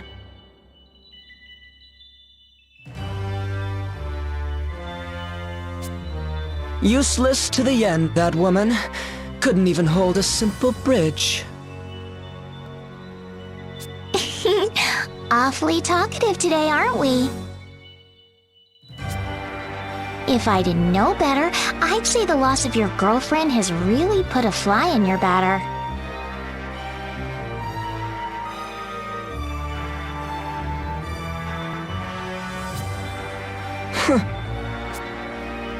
Very well. Do as you wish. But we will not wait long. Should you fail, do not bother reporting back. Whatever you say, boss. Your Majesty. I'll be going now, then. With me, ladies. Forever and ever, Chef! Your Majesty, surely it would be wiser to send me, your loyal lieutenant, instead of these.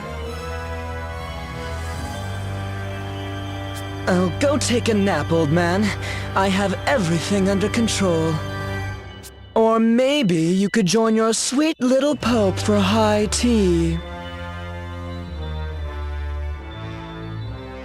Don't think I haven't noticed you sneaking sweets into her cell. It'd almost be touching if it didn't make me sick.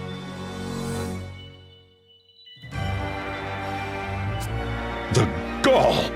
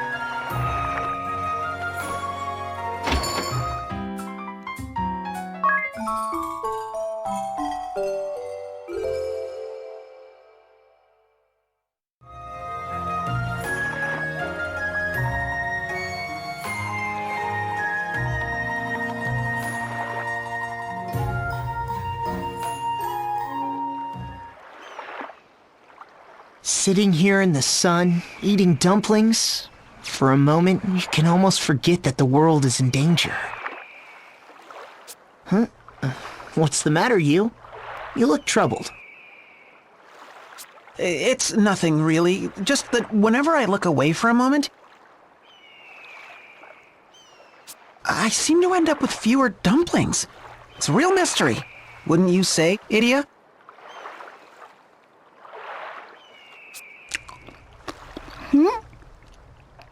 Did you say something? And see? I turn back this way and once again, fewer dumplings. Such an enigma. Isn't it, Magnolia? Indeed. An enigma. Did you hear that, my dear Whitson? This has all the makings of a case! Right you are, Sholmes.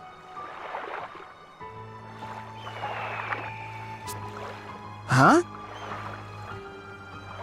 The owner of those dumplings reports that each time he looks away, his dumplings go missing, one after the next.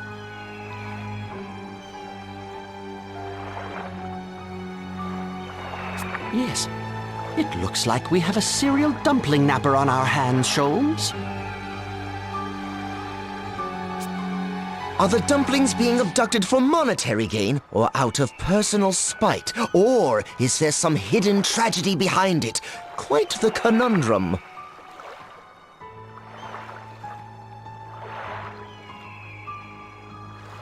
What's with those two? Another plate of dumplings here, please? And some more of that strong brewed tea, too. And the same here, please. They do seem quite the odd couple.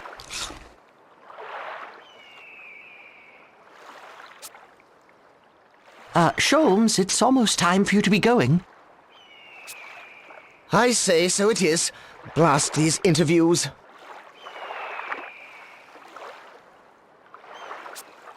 So who do you hope will recruit you? The hard-boiled police inspector or the sharp-witted private investigator?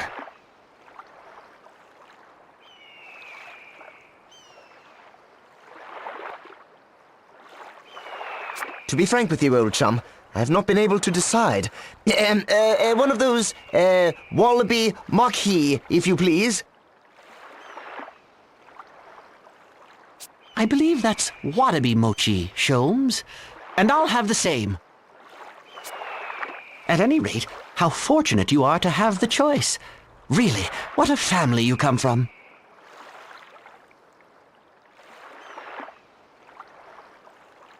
This inspector from the municipal police is related to you in some way, didn't you say? Yes, good Uncle Heinkel. Now, Inspector Argent Heinkel, to be precise.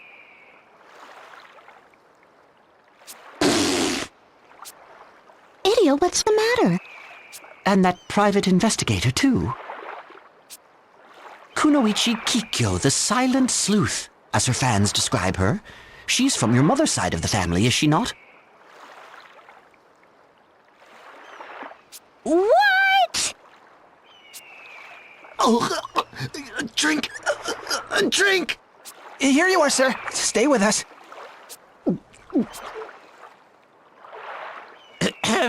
I'm sorry, but would you mind keeping it down? Are you kidding me?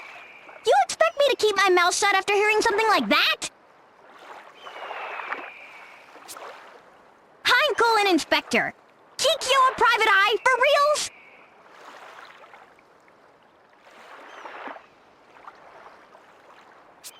reals? Just who are you fellows? Oh, I say, this wallaby mochi is marsupialicious. Soames, so this is where you've been hiding. I'm afraid I'll have to postpone our interview today.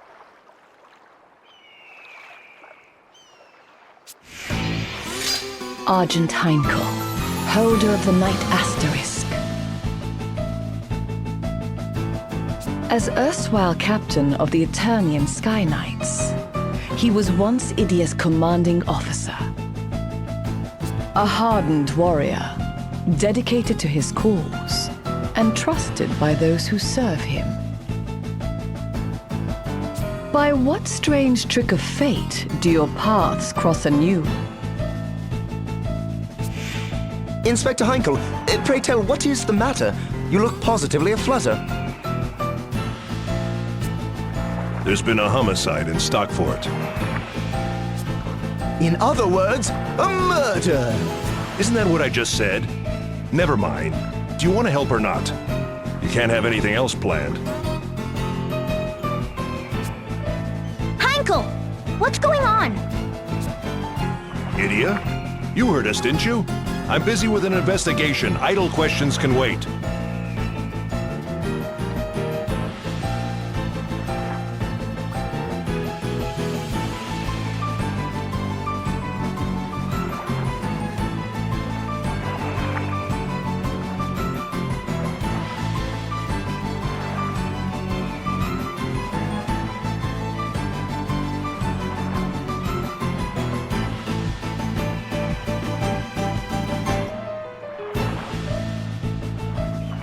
I'll be going ahead, Sholmes.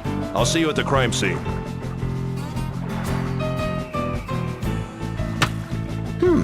Something just came flying. A kunai, and with a note tied to it, no less. Quickly, let us examine the evidence.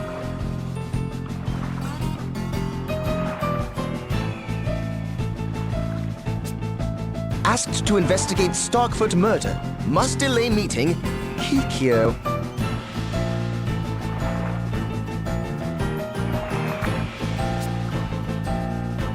Aunt Kikyo! Konoe Kikyo, the silent Kunoichi, holder of the Ninja Asterisk. Idia encountered her in Heartschild, when Kikyo served as a key member of the Black Blade's covert forces. Too shy to express her thoughts to others face to face, this woman of many masks hides great secrets within her silence. By what strange trick of fate do your paths cross anew?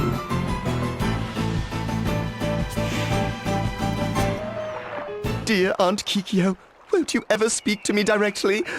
But never mind that. Come, Whitson, a case calls!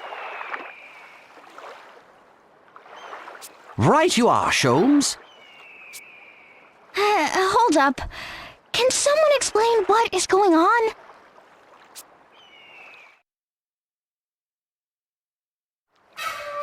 Argent Heinkel, Knights Captain of the Eternian Sky Knights, is now a hard-boiled inspector in the Unohana PD?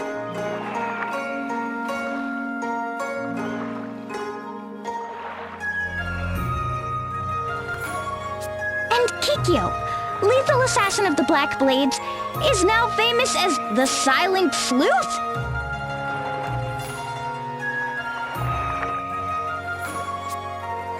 Things certainly have changed. And what about those other two? Oh, Sholmes and Whitson? They said they were members of a sleuthing club. A sleuthing club? So they're private investigators too? Not quite. Apparently it was a school club, but they've kept at it since graduating. They're just playing detective.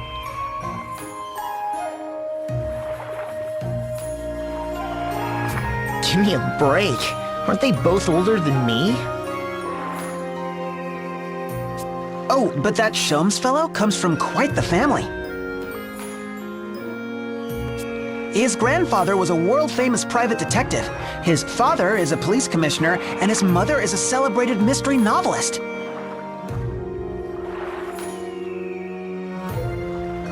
What's more, his aunts, uncles, and cousins are all involved in solving crimes one way or another. What a pedigree! So, what should we do, Idia? Huh? Why are you asking me?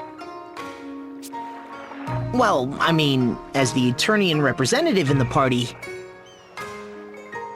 I was afraid you'd mention that. They said they were going to Starkfort, didn't they? Come on, guess we are too.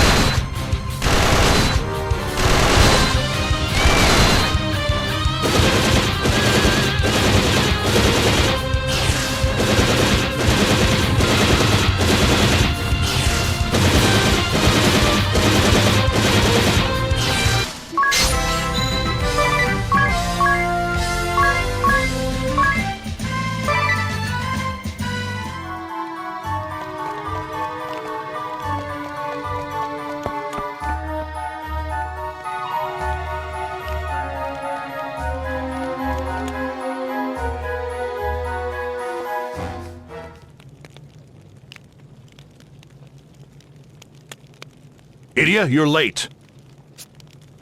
I'm sorry, sir. We were just... Wait. Why am I in trouble?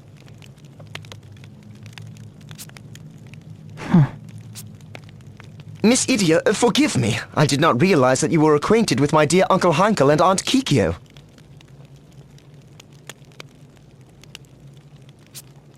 Don't worry about it. Just don't tell me about any more of your relatives.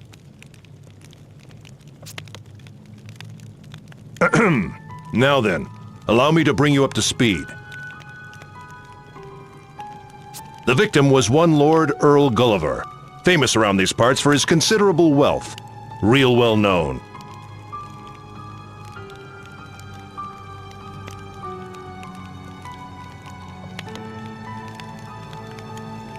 He was alone in this room when he was stabbed in the back by an unknown assailant. He appears to have died on the spot. These three here claim to have discovered the body simultaneously.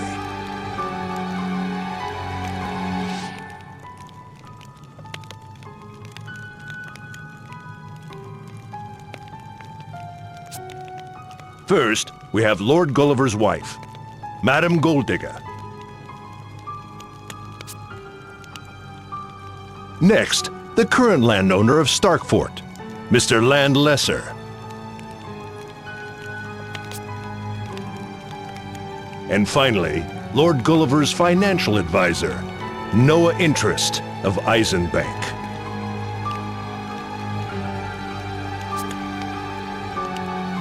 The murderer is within our midst! No!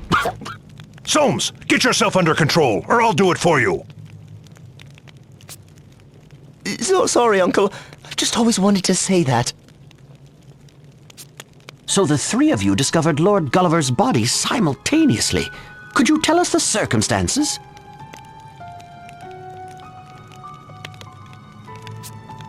We came to inspect the property.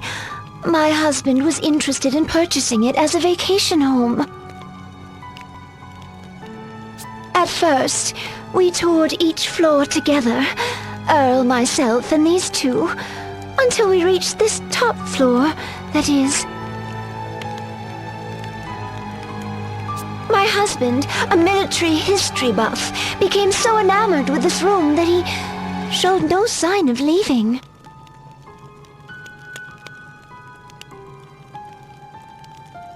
And so we escorted the madam down to the 5th floor to show her a bit more of the fort.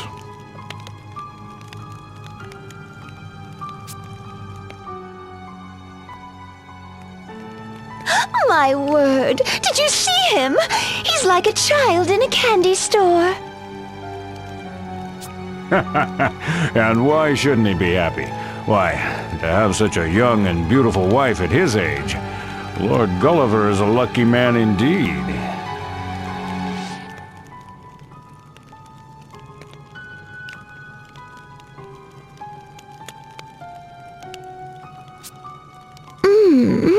Now, if you would allow me, madam, it would be my pleasure to show you the 5th floor. No, if you don't mind, I'd like to look around on my own a bit.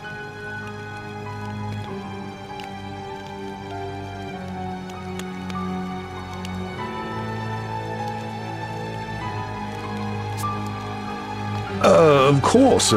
As you wish, milady. The Lord's a real character, isn't he? To think of buying a gloomy fort like this as a vacation home.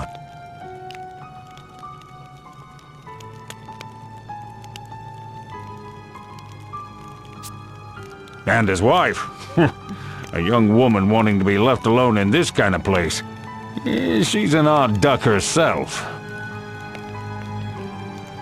Well, I'll have not a bad word to say about either if they take this place off my hands.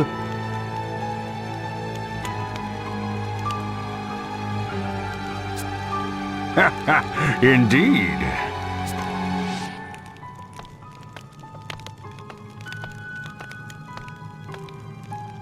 Oh, back so soon, milady? Yes, I've seen more than enough. Is my husband still upstairs? Engrossed in the ambiance of the fort, no doubt.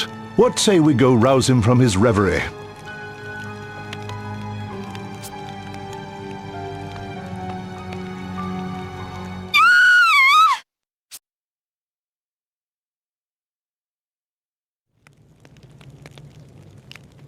And so no one had gone in or out of this room that whole time? If so, that would practically make this a bona fide locked room mystery. Indeed so. Mr. Lesser and I were standing at the base of these stairs the entire time. Precisely. And no one went past us to reach the upper floor. And the murder weapon. This single-edged dagger here, it was found on the floor beside the victim. It matches up to the stab wound as well.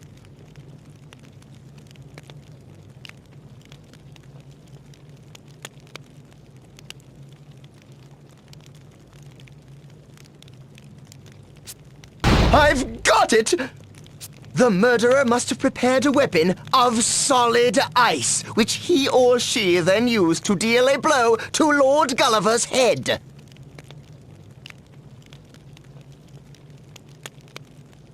Genius, Sholmes! Then the ice would have melted, leaving us with no murder weapon. The cause of death was clearly the stab wound. I'll thank you not to muddy our investigation with frivolous conjecture, Sholmes.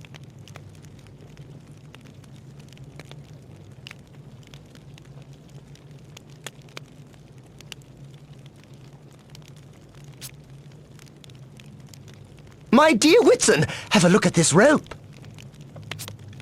Brilliant, Sholmes. Surely the murderer used this rope to lock off the room after escaping.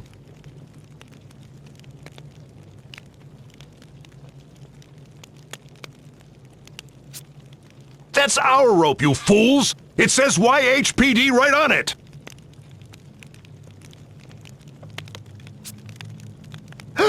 Do you see that there? A dying message! The murderer is Whit. Whitson, you couldn't have! Sholmes, you know I would never. Just having a laugh at your expense, old chum.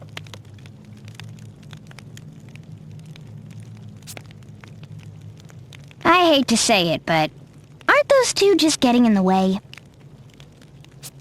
You do well to ignore them. His parents begged me to give him a chance.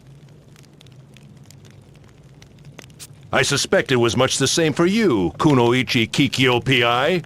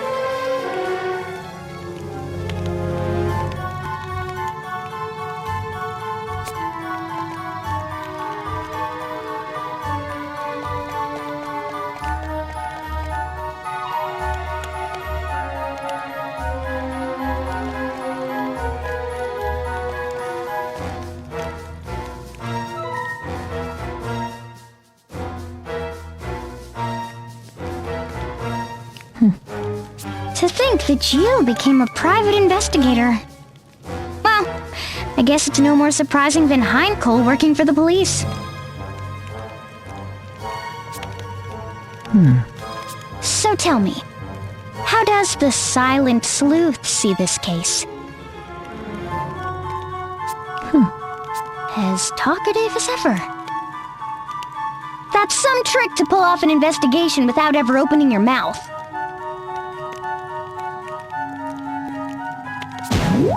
All we know at present is that the victim was stabbed in the back with no sign of any struggle. We can assume that...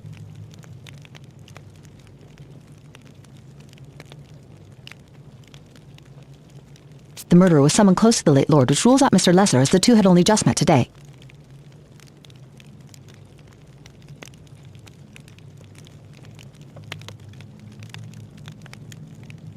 However, that fat banker might be a different story. Mr. Entris is worth looking at, as of course is the young wife. She has the most obvious motive, but we have no actual proof, not to mention how she could gain entry. Lavash! That is simply astounding. I've never heard anyone speak so rapidly. It's like she didn't even stop to breathe. Yeah, it's been a while, but it never fails to leave an impression. Sholmes, she spoke! Right you are, old chum. I dare say we have just experienced the Silent Sleuth's ninja power. Breathtaking. But Kikyo, do you really think she could kill him in one go with those skinny arms?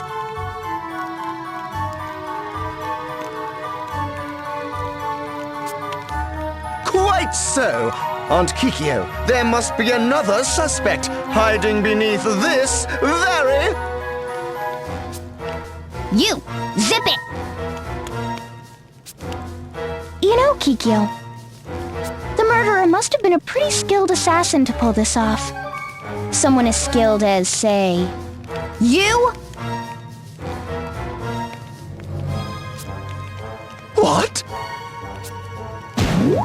Lord Gulliver was stabbed right through to the heart. To deal such a blow with a rusted and neglected knife.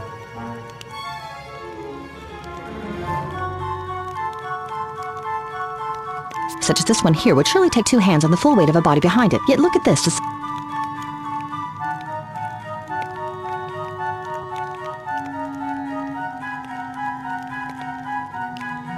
Silver blade is discolored and there's purple mottling at the base of the neck. Evidence that the blade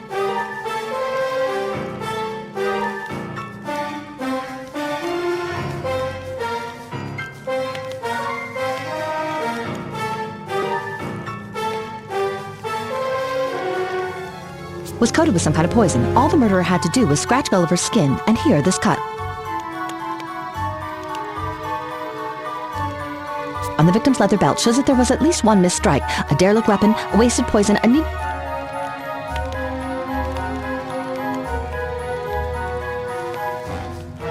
needlessly difficult method of killing. In short, this murder was no experienced assassin, but a rank amateur.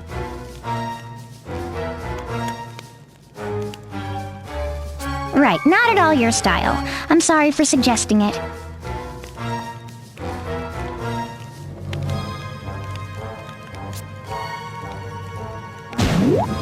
Which leaves us with the wife as the prime suspect after all.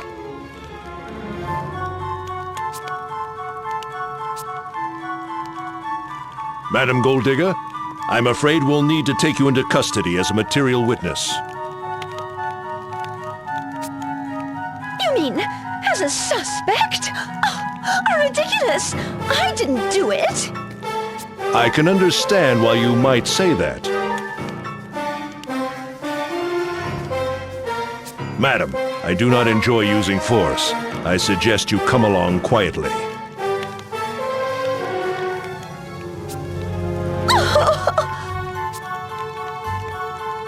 What insight, what acumen, to determine so much from a single knife! It pains me to discount my uncle's work, but there is nothing so impressive as the instincts and deductions of a private investigator.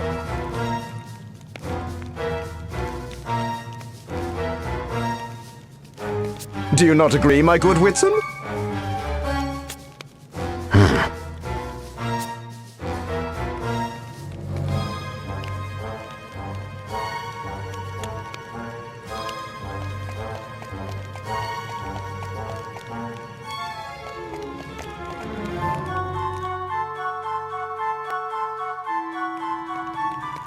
That's all we've learned about Lord Gulliver, sir.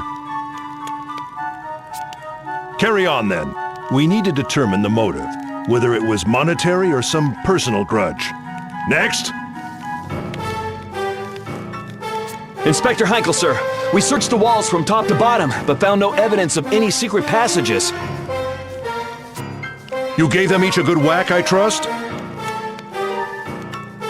A good what? I'm asking whether you were thorough enough to give the walls a good hard knock or not. No, sir. Then don't say you searched top to bottom. Get some more men and start knocking walls before I knock you one in the head. Leave not a single stone unturned. I want every inch of this fort searched. Yes, sir! Uncle, I must say, my deductions have led me to believe that the murderer must have hidden beneath... Oh! We have work to do, Sholmes! Try not to get in the way, will you? How about you, Idia? Have you noticed anything odd? I'd say the banker and the landowner both strike me as a bit suspicious. You think so, Well, what have we found out? Sir, we did a background check on Mr. Lesser, but found nothing particularly noteworthy. He seemed quite pleased with the prospect of having Lord Gulliver take both the land and the building off his hands.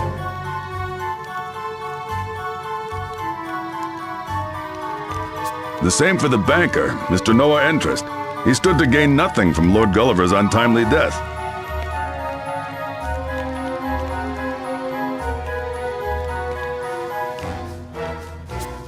Any ties between the two? None. They say that today was their first time meeting one another. If those two weren't in cahoots, then this really is a locked room case. We've found no evidence to identify a suspect definitively. But if we consider motive alone...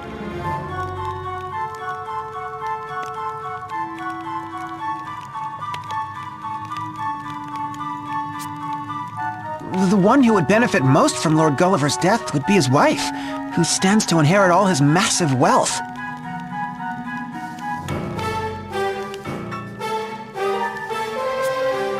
True, but would she really try something so obvious? So you thought so too. Let's look into her story without any preconceived notions.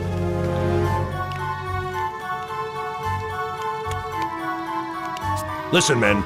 Every shred of evidence we gather brings us one step closer to catching our perp.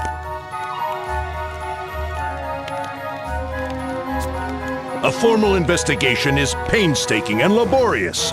But if we're thorough in the task, we will surely bring the culprit to justice.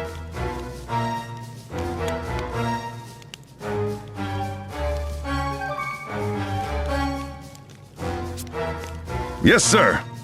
What command! What presence! Now that is what true detective work is all about! Sorry, Aunt Kikyo, but I think the Force is the place for me to lead an investigative team. Oh.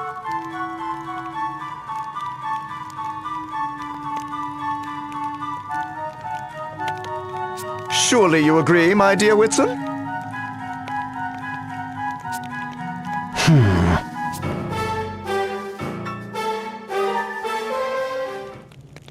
The poor woman. Material witness or no, to be confined to the very room in which one's husband was brutally murdered.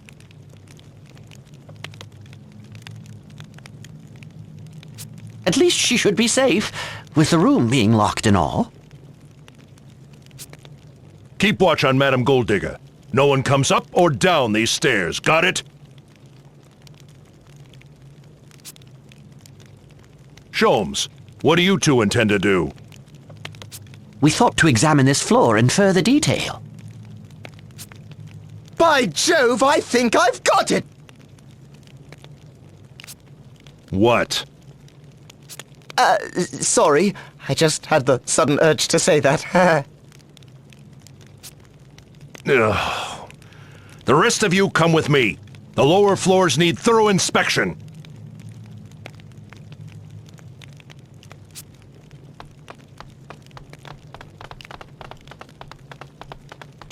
Huh? What happened to Kikyo? Before we knew it, she had dashed off somewhere. Oh, and she left behind this note. Investigating downstairs. Maybe she has a lead.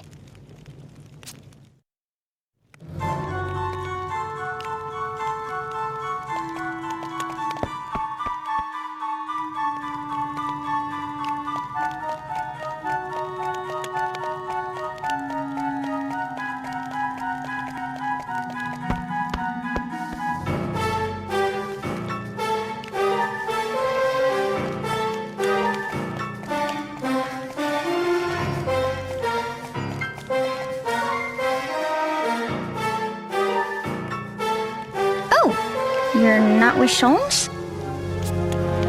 We are fast friends and partners, but even we don't spend all our waking hours together.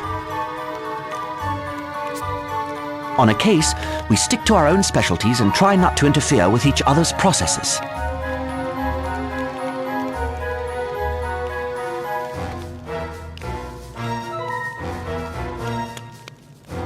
Your specialties? Sholmes tends to rely on instinct and inspiration to make his deductions. I prefer to quietly analyze the details of a crime.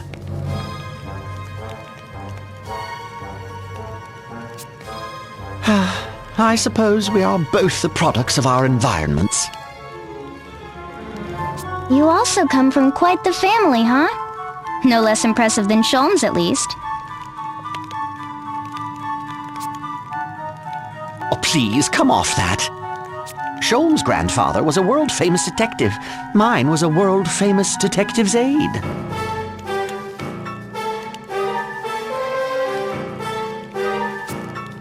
Sholmes' father became police commissioner, while mine was never promoted beyond lieutenant.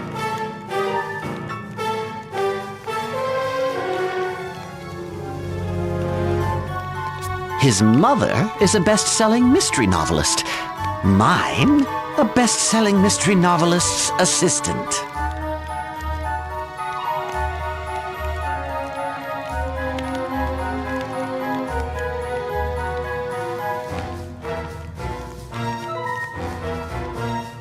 Sholmes comes from a line of brilliant deductive geniuses, while I come from a line of glorified sidekicks.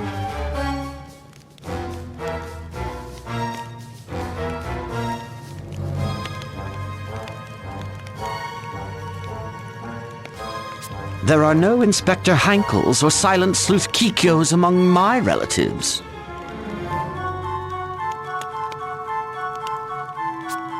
Not that I'd expect the heirs to the houses of Lee and Jenny Olja to understand.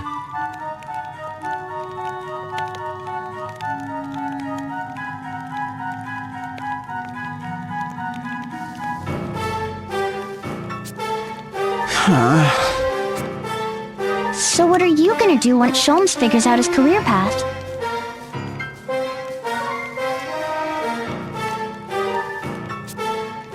Who knows? I can only do what I can, quietly, out of the spotlight. I see. Sorry to interrupt your investigation.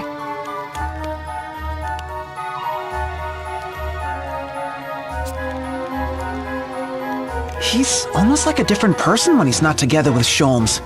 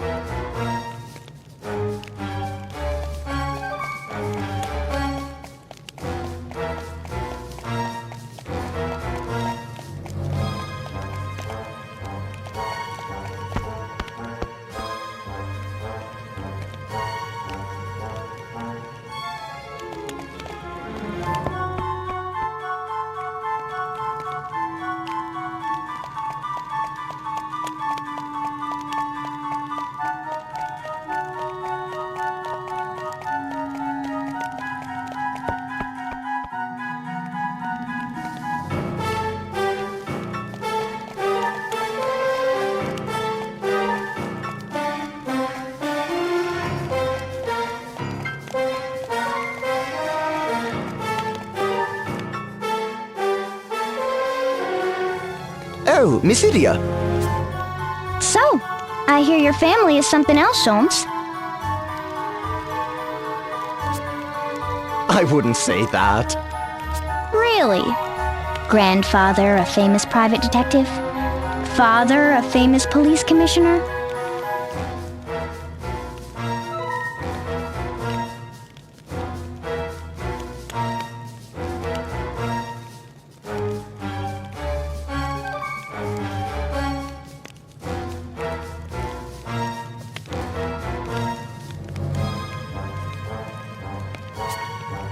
A best-selling mystery novelist for a mother? Not to mention Heinkel and Kikyo. I'd say that's pretty darn impressive. Perhaps. Unfortunately, I'm far less so. To be honest, it's quite a burden. I had hoped the two of you might understand how I feel. The daughter of the Grand Marshal of Eternia, and the young heir to the illustrious House Genealogia.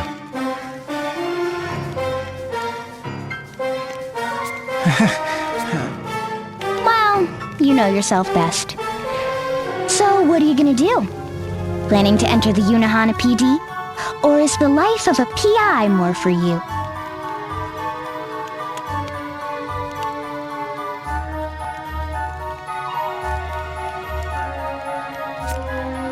They both have their own appeal, of course. Should I join the police, master the art of leading an investigation, and hone my innate leadership skills as I work toward the top? Or should I use the deductive genius I was born with to become a famous PI, solving cases that have baffled ordinary minds the realm over? Miss Idia, which do you think would be a better use of my considerable talents? Well, when you put it that way.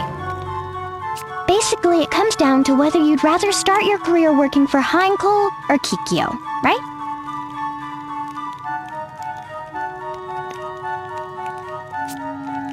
I bet whoever you turned down would try and convince you to reconsider. With force.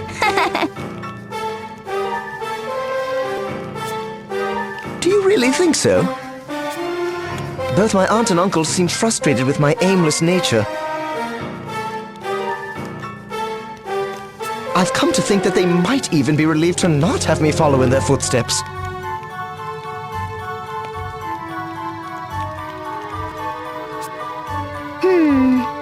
You may be less of a self-important spoiled brat than I thought. That's some insight after all. I guess it does run in the family. My advice would be to just watch carefully how both Heinkel and Kikyo approach their work. Observation is one of the most fundamental skills for any investigator, to be sure.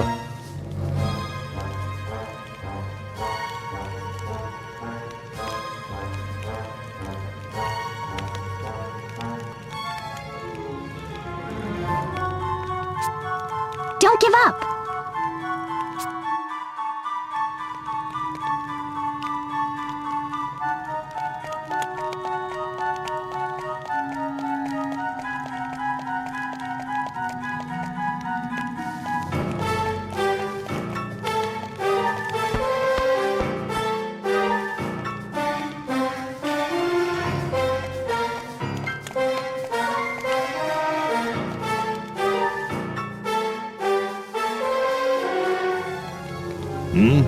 Oh, Idia.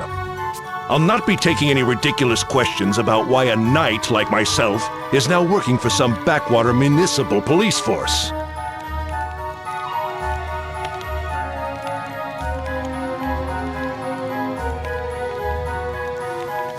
Heinkel! Do not worry. I have not betrayed your father's trust, nor have I turned my back on Eternia. My business is mine alone. Further prying will get no more out of me. Murderer. I would not object to telling you the tale, but now is not the time. I suggest you desist.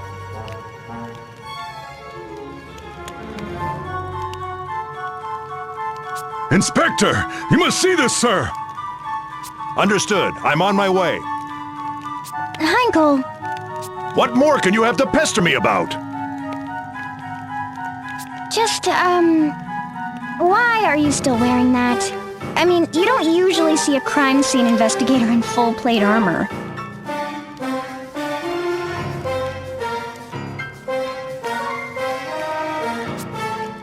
Ha! Have you ever seen me in anything else? It'll take more than a job change to get me to lay these aside.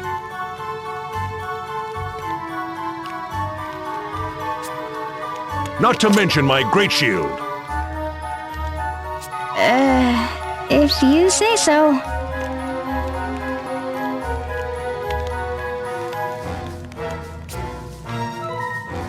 Sir! Ah! Can you simpletons go 1 minute without hounding me? What is it this time? It's Madame Golddigger, sir. She's dead. What's that you say?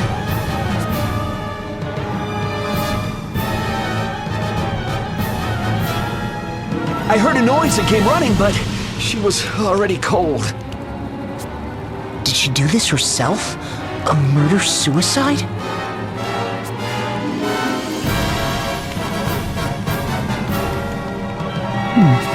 A fine mess this has become. The madam is dead? Oh, say it is not so!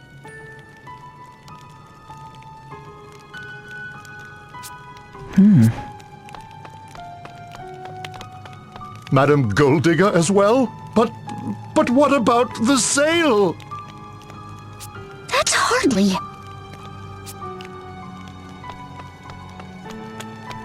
Is it true? Lord Gulliver's wife dead as well?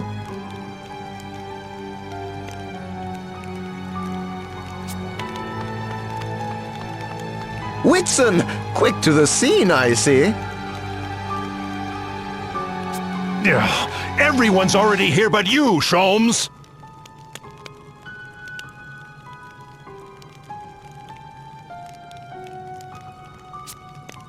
So, Madame Golddigger is also dead. This is surely a case of murder!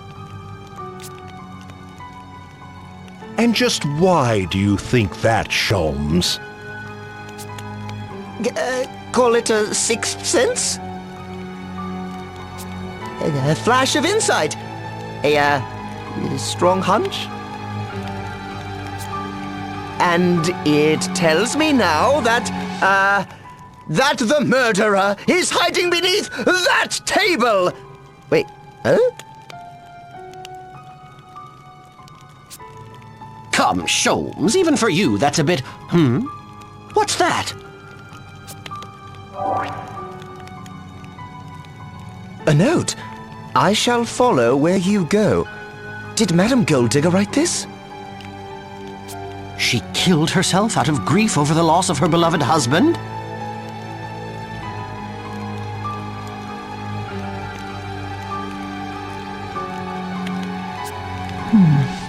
No. This was surely planted by the murderer to lead us astray. A personal challenge from the true culprit. Hang on, where's the challenge in there? There must be a hidden message.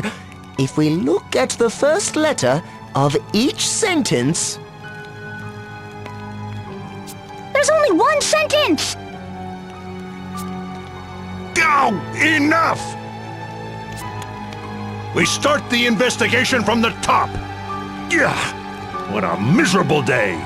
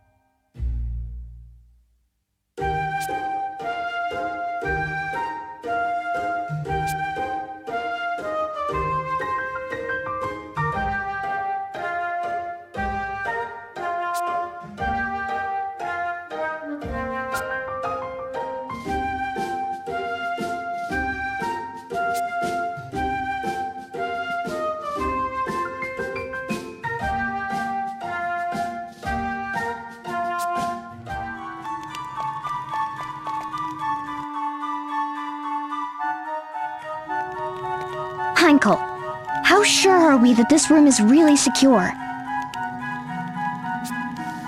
We've been over every inch and found not a single hidden passage.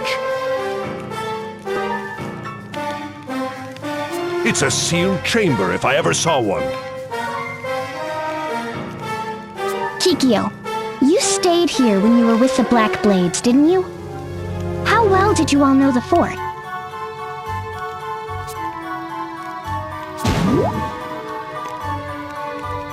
When I was stationed here as part of the Black Blades' covert forces, I knew every hidden passage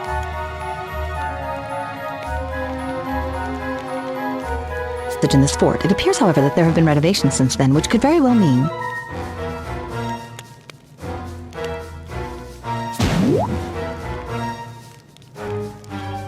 All right, listen up. I want you to go over every square inch of this room with a fine-tooth comb. Leave no stone unturned. Yes, sir. Excuse me, Uncle Heinkel. We'd like to have a word with you. What is it this time, Sholmes? I just thought, perhaps we should consult with Mr. Lesser. He is the owner of the fort. Not bad. Renovations? I'm afraid any such work would have occurred before I acquired the property. But you should have records showing the name of the former owner, yes? The one who carried out said renovations?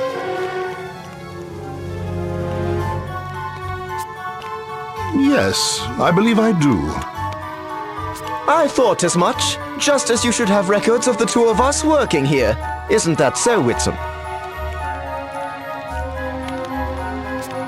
That's true enough. I remember it well. We were still students then. It was the best pay we'd ever gotten. Why, yes, it was. You heard the man. Go to Mr. Lesser's office and bring me the names of everyone involved with the renovation work.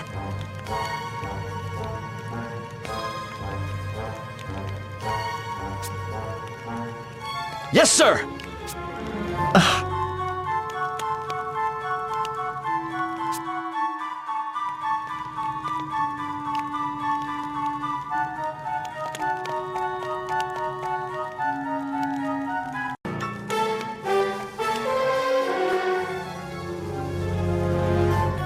Not too shabby, Sholmes. You might have what it takes to pull off an investigation. With careful police work and keen instinct, both.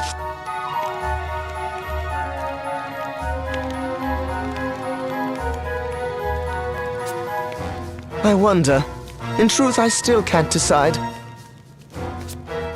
Am I best suited to the life of an inspector, tirelessly pursuing criminals through steady, thorough investigation? Or am I destined to become a genius detective, using logic and inspiration to track down the most evasive criminal masterminds?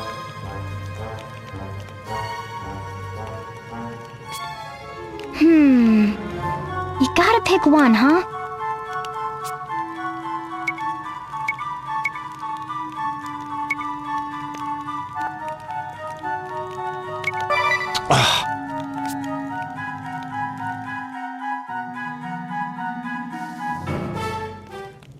I think you should follow in Heinkel's footsteps.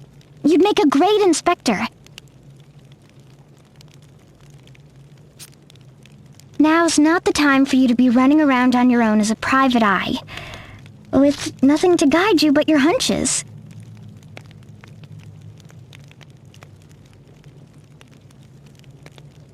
Start off by working with people who have experience. Learn the ropes of how to investigate, then go from there. If you do that, I bet you'll make a great inspector someday. Why, yes! When you put it that way, it's elementary! I'll train to become an inspector under my dear Uncle Heinkel's tutelage.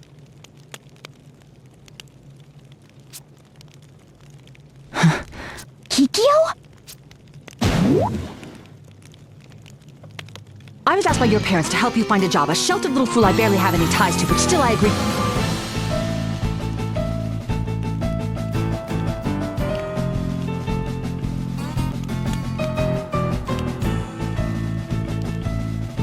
to watch over you, even though I would rather do anything else, and this is how you repay me, you ingrate? Kikyo? And you. I knew you had more muscles than brains, but are you truly so foolish as to think that you could suggest...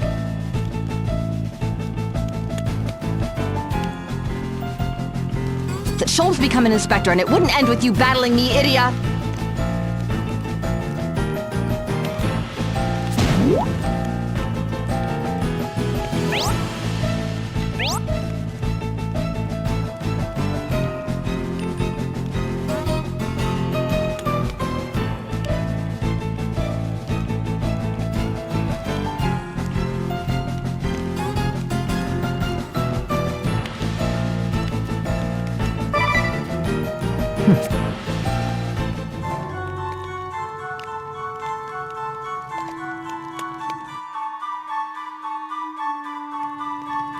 To be frank, I'm still not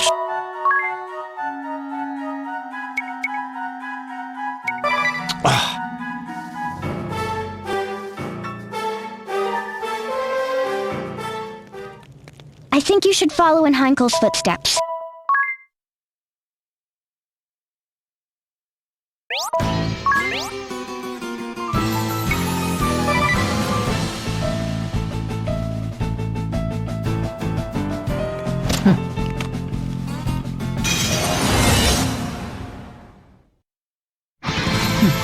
Oh, give me a break. The silent sleuth ninja Konoe Kikyo appears. That's what you want to say, right? So let's get on with it already.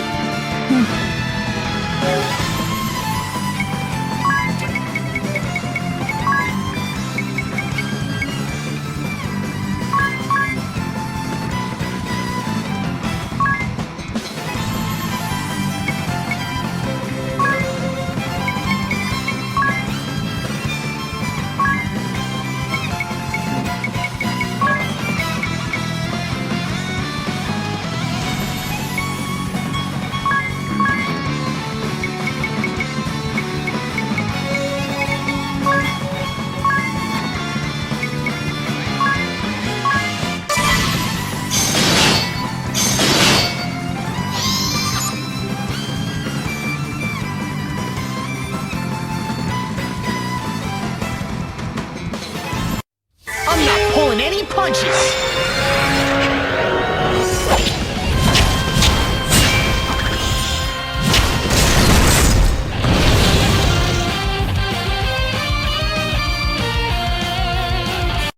Here I go!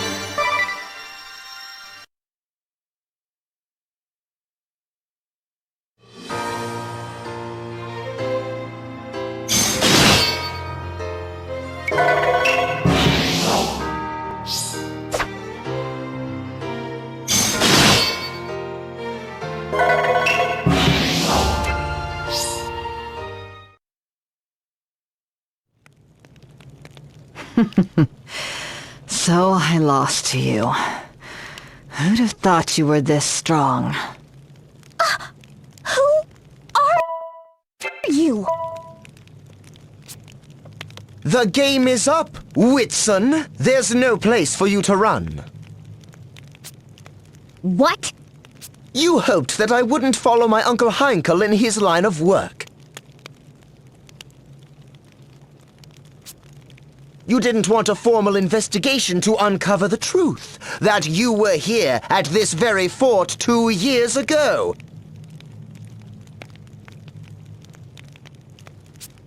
that you knew of a certain feature of this fort, and that you...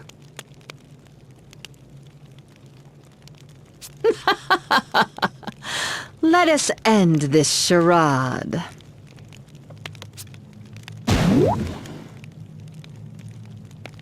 Whoa!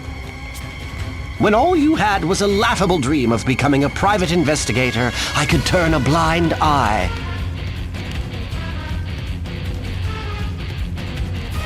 But when you finally gave up your ridiculous posturing and did some real detective work, you became quite the nuisance. What have you done with Kikyo? I don't have to answer to you. If you care so much, find her yourself. Get back here! A secret passage! So this is how the perpetrator...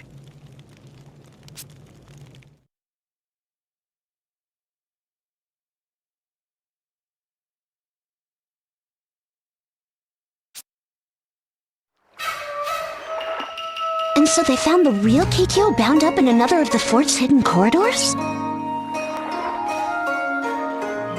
That's right. I'm just relieved she wasn't hurt.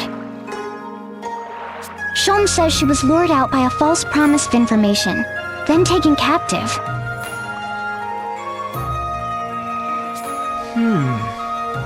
But in the end, we still don't know the truth of what happened? Well, thanks to Inspector Heinkel's investigation, several facts have come to light. Lord Gulliver's murder was the sole work of Madame Goldigga, who was after his fortune from the beginning.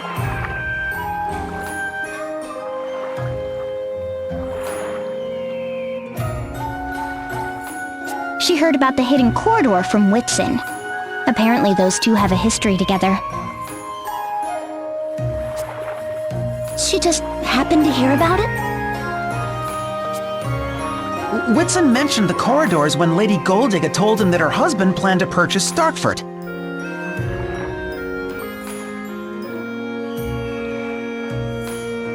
Perhaps he also mentioned how ideally suited it was for staging the perfect murder.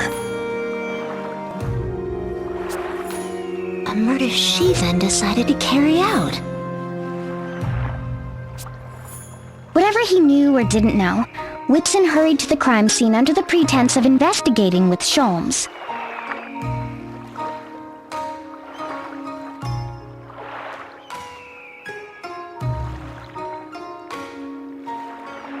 Then Madame Goldigga misread his intentions, thinking he was there to help her.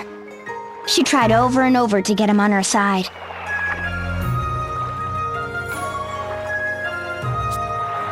In the end, she even tried threatening him, though we'll never be sure with what.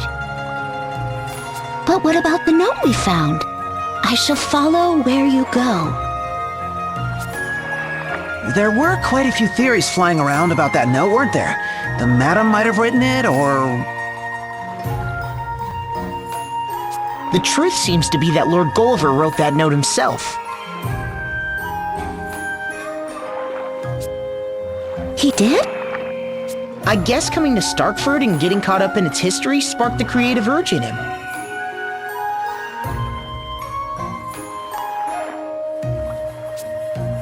That note was from a novel he was working on. They found the continuation of it with the rest of his belongings.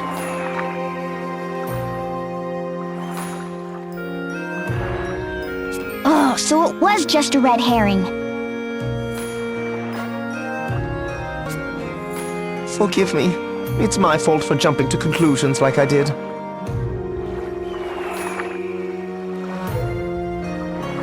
Apologizing for a bad hunch? Who are you, and what did you do with the real Sholmes?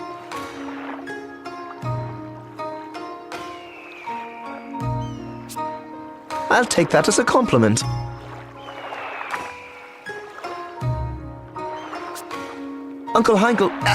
Inspector Heinkel has been teaching me what it means to truly be a part of a real investigative team. Sholmes, we have a case! Yes, sir. Go cordon off the scene and begin collecting evidence. I'll get there as soon as I can.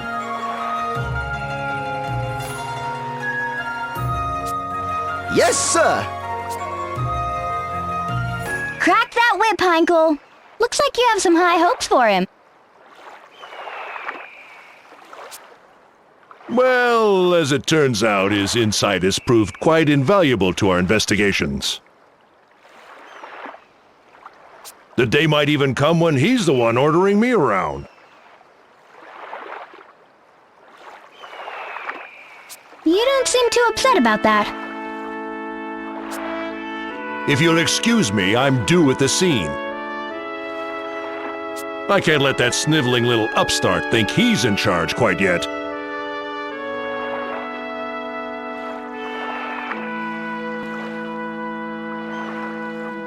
Be well, Idia. It seems you chose well, Idia. Everything's working out wonderfully. Yep, not bad if I do say so myself. And I'm relieved that I gave Sholmes good advice for his future, too. Excuse me, can I get a soybean mochi and another cup of strong tea? Make that 2. One for me, too. Let's make it 5 sets. Coming right up! But there's only 4 of...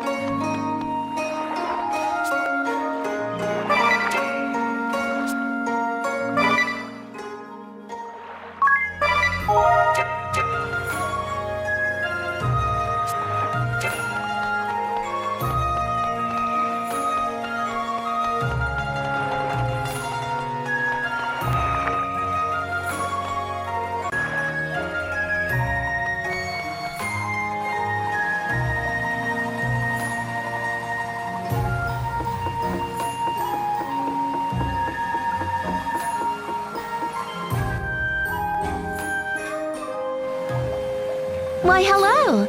It's so nice to see you again. Will you be staying the night, or are you just here for a quick bath?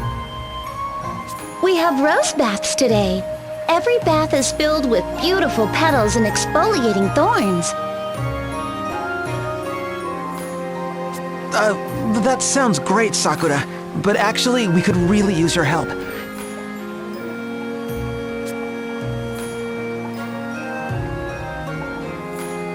A ship, you say? I fear I'm just a humble stewardess. You should speak with Lord Arima.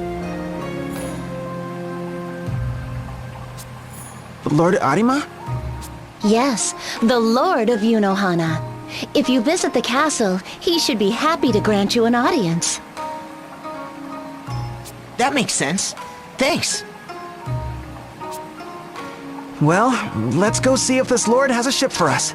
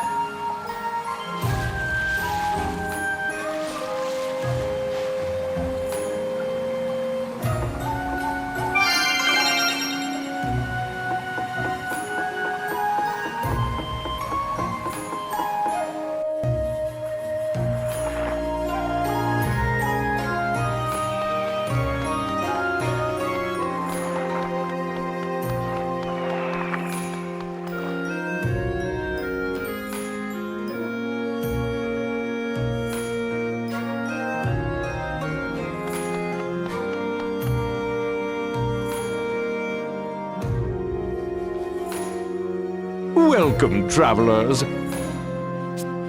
I am Kusatsu Arima IV, Lord of the Baths.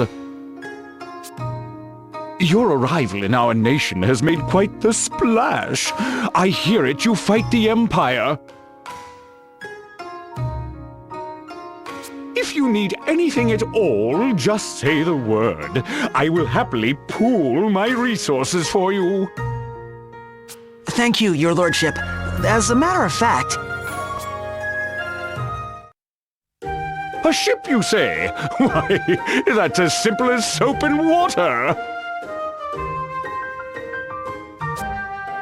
My favorite lacquered gondola is at the docks, adorned ornately with the Arima family crest.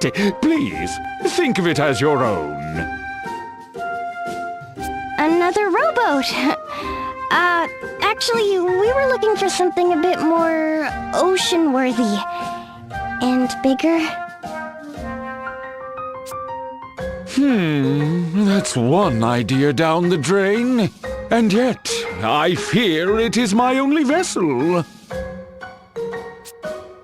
If only there were some way to... But no, that's impossible. What's impossible? Alas, an intractable clog. If you wish to venture into the open seas, I suggest you wait for a merchant vessel. But how long is that gonna take? What are we gonna do? Now, my friends, no need to get so lathered up. Come, let us nibble on something sweet, and we shall ponder this bubblesome issue together.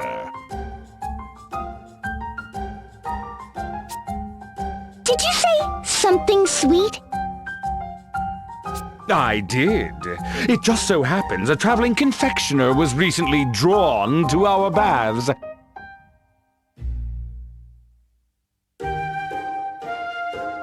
He presented me with an offering of desserts, but I fear they will be too sweet for my sophisticated palate. Perhaps you will find them more to your liking.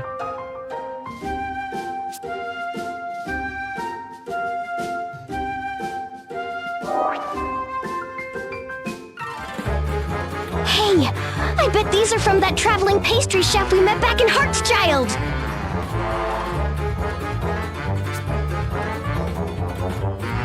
What luck! Maybe he has a boat for us too. It's worth asking. They're all different. Let's each pick one, and then we can go look for it. I don't care much for sweets either, so I'll just have whatever's left over. Then it's just the three of us. First come, first served! Oh, they all look so yummy! I think I'll have... Un petit minute! What do you think you're doing? That's the one I wanted! Settle down, you two. There's no use fighting over cake. Right, let's unclench those fists now. No, you don't need to crack your knuckles. I know. Why don't we let you decide who gets first dibs?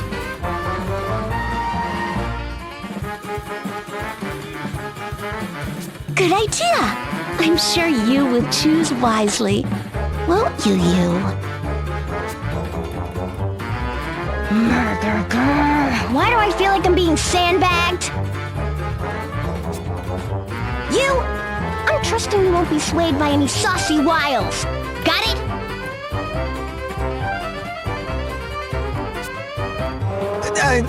Right. Whatever you say. In that case...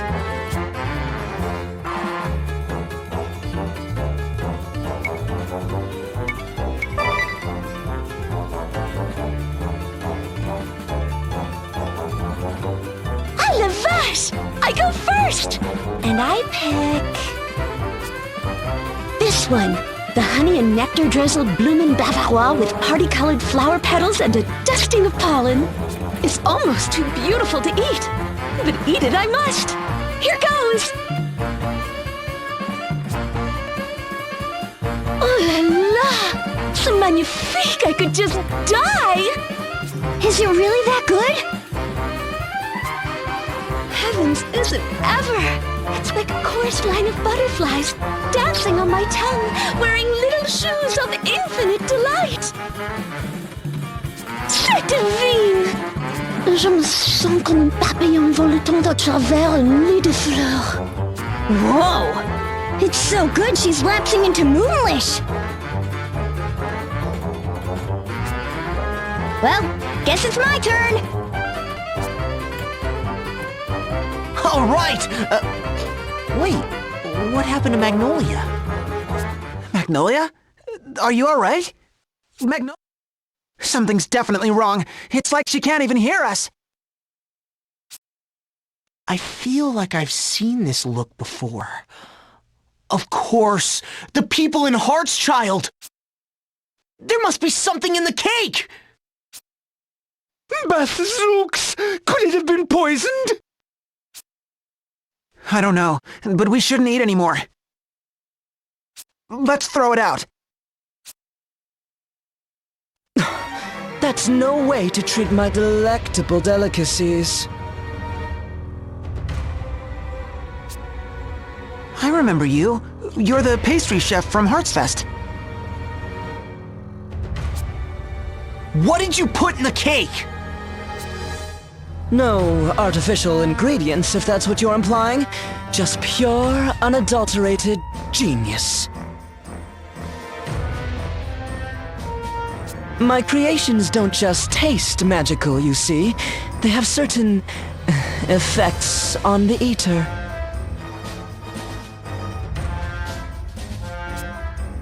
These cakes include an extra dash of inspiration I added just for you.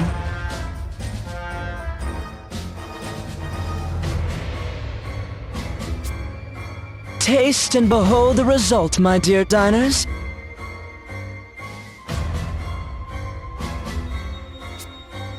A one-way ticket to heaven. Huh? Qu'est-ce qui m'arrive? What's happening to me? Magnolia! I'm disappearing! Aled! Please! Help me! What? What did you do to her? Didn't we just go over this?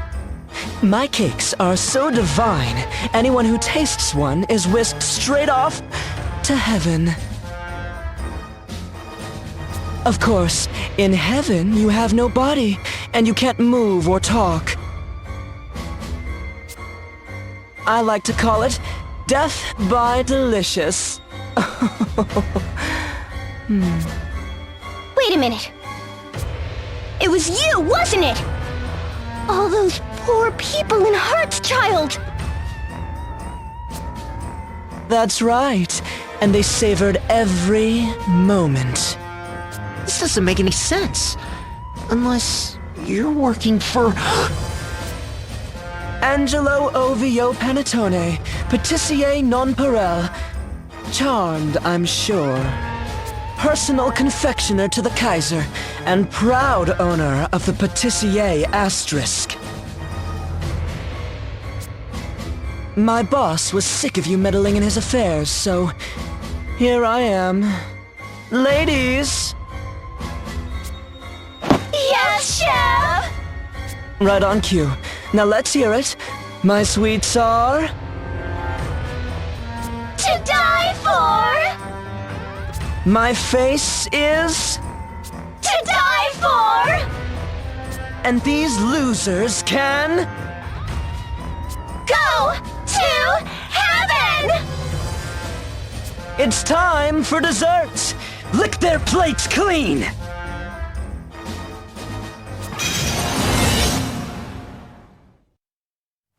I am Angelo Panettone, holder of the patissier asterisk. By whisk and by spatula, I create a profusion of pastries, a symphony of sweets. The women of the world swoon at the taste of my delicacies and the sight of my face.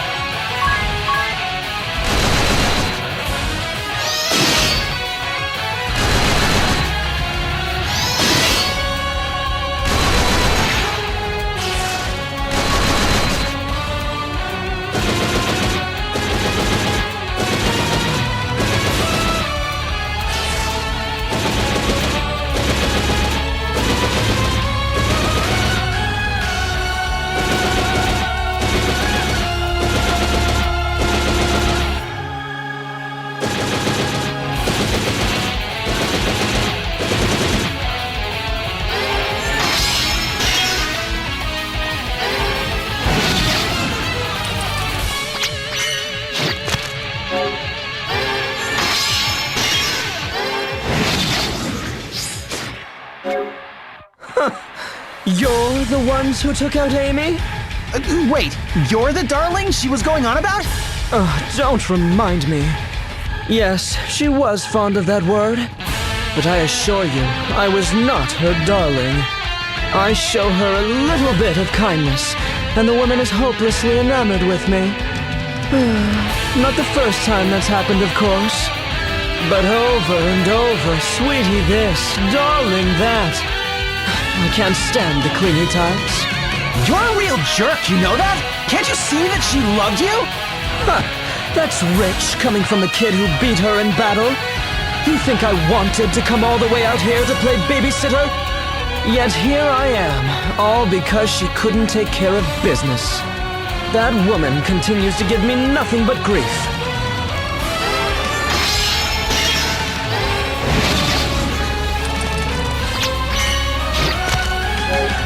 You cared about that girl, didn't you?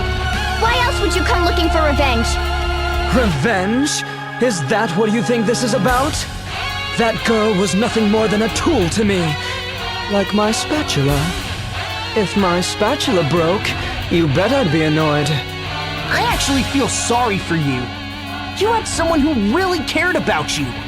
And you're comparing her to a spatula. You're really starting to get on my nerves. What do you know about me? What happened between Amy and I is our business. So shut up and die already!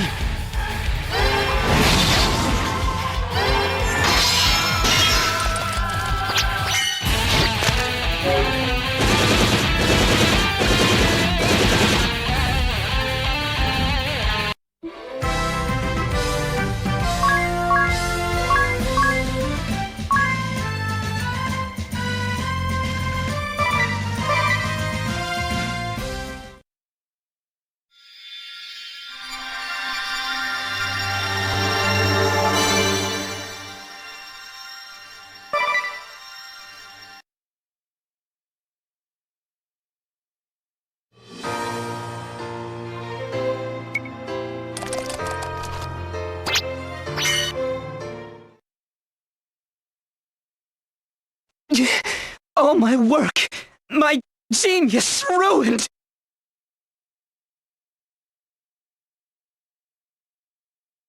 My pride, my passion, that I suffer the same fate as that woman is just icing on the bitter cake of defeat! What are you waiting for? Finish me and end this cruel farce! But you don't want to dirty your spotless hands? To think I lost to the likes of you?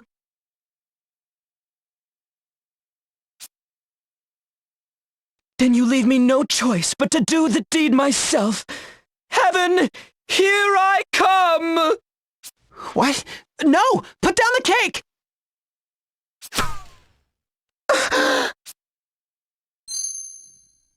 This ring. It's that cheap trinket I gave Amy. There's a note tied to it? To my sweet darling. If you're reading this, I guess it means I'm pushing up daisies. I'm sorry for letting you down. I was never good enough for you. But I loved you more than anyone in the whole wide world. Growing up in the woods, all I ever ate was roots and bark and wild animals and stuff. I didn't even know what cake was until we met. But that first bite I took, holy cow! I couldn't believe anything so sweet could exist in this world. So I decided I'd be sticking with you, whether you liked it or not. If I hadn't have met you, I probably never would have seen the outside of those woods. You made my world a bigger place, darling. Thank you. Your sweet sugar cake, Amy.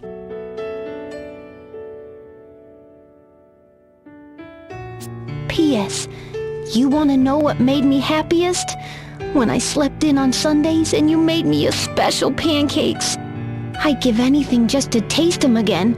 So listen, if you ever loved me, even just for a second, do me one last favor. Stop fighting. Open the pancake shop instead. Then everyone in the world can be as happy as I was.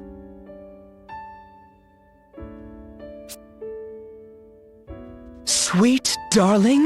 1,000 times I asked her.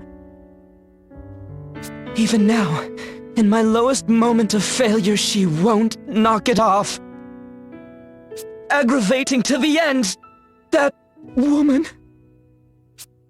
Oh, where are you going? Next time we meet, you'll get your just desserts. I'll serve you the best pancakes you've ever had.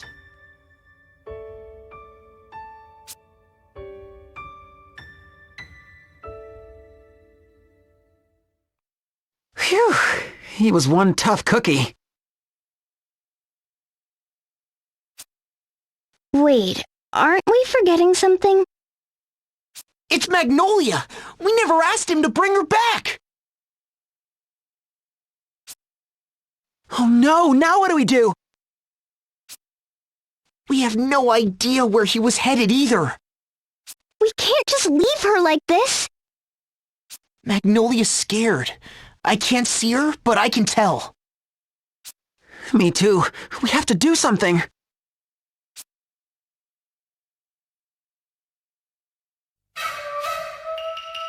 Well done, my noble friends. You washed the dirty scoundrel right out of our hair. It was a schwitz watching from my comfortable hiding spot, but I never saw a truer display of heroism.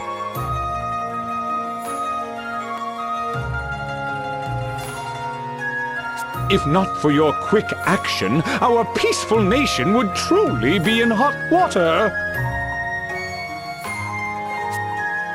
As a token of my eternal gratitude, I would bestow upon you a lifetime Yunohana bathport.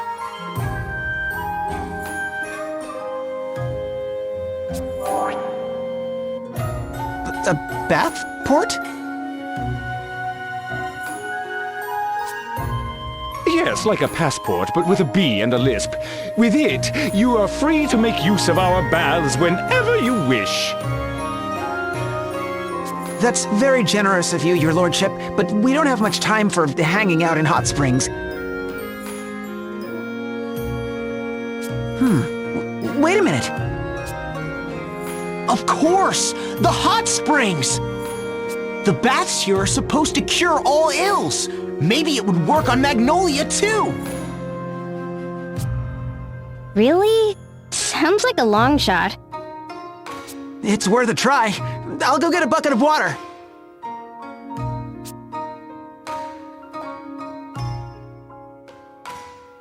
Here it is. Oh, that's hot. Magnolia must be somewhere around here.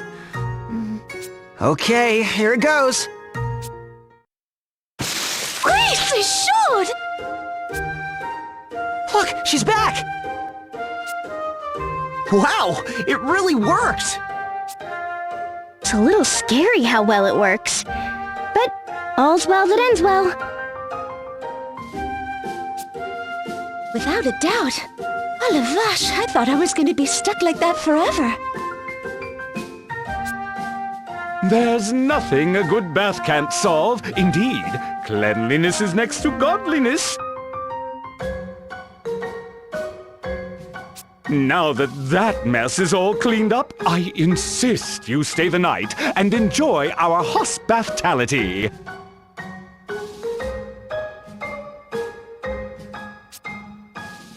You know, a bath would be good right now. What do you say, everyone?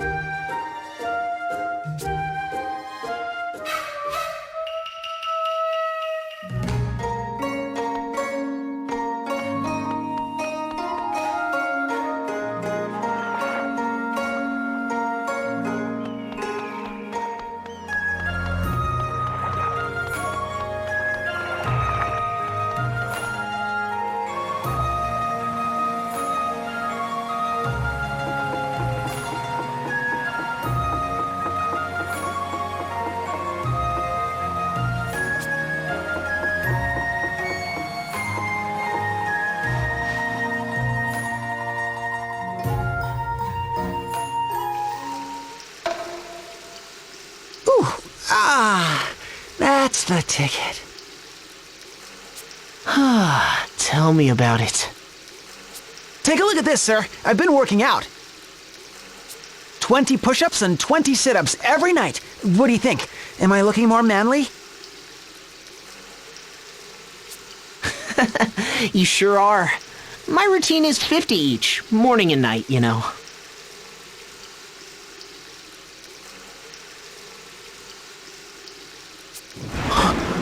Wow, sir. Excuse me, gentlemen. I heard all about your bravery from Lord Arima's valet. He tells me you saved our town. Oh, no. We just did what we had to do. That's not what I heard. I think you're being far too modest. Well, it was a tough fight. In any case, your dinner is ready. Please, enjoy it while it's still hot.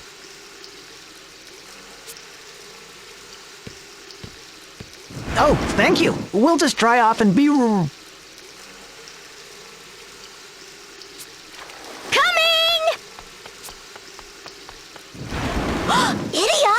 Idia, you're closed!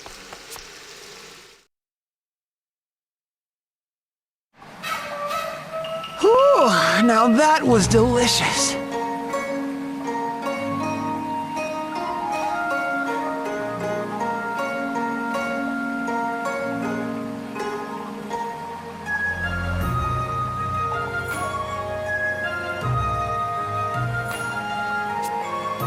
No kidding. What a feast. I'm completely stuffed. I'm so glad you liked it. It's always nice for a cook to know her efforts weren't in vain.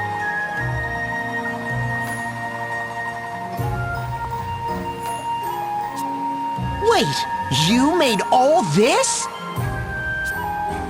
Oh yes, as the sole employee of this bathhouse, I'm responsible for everything.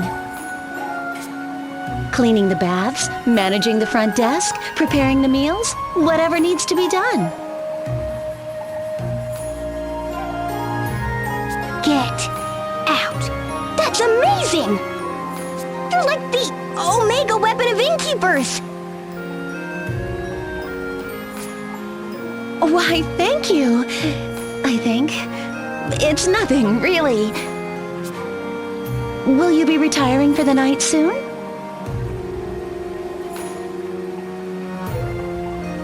Yeah, I'm pretty sleepy. Lord Arima sent over a tremendous amount of yuzu, so I prepared yuzu baths for this evening.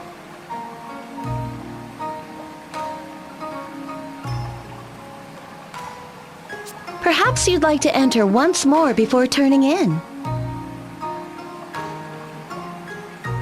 Yuzu baths? What's that? Yuzu. It's a citrus fruit. You bathe with whole fruits floating in the water.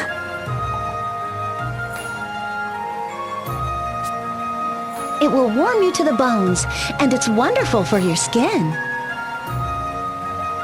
That sounds lovely.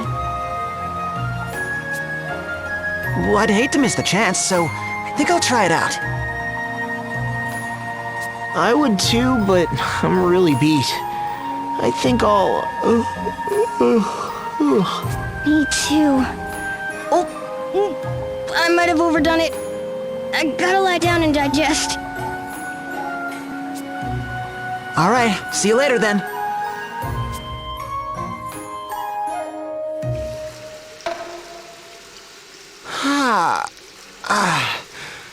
Whew, this is the life. The scent of yuzu is so refreshing. I could do this every night.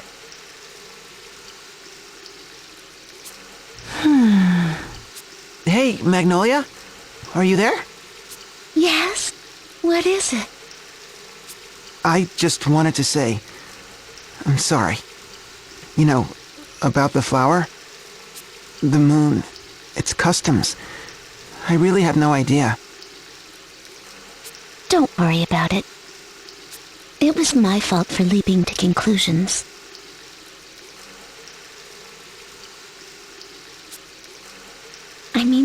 course you wouldn't propose to me on our very first meeting. Although, I really was happy. I even considered saying yes, right then and there. Well, really? But why?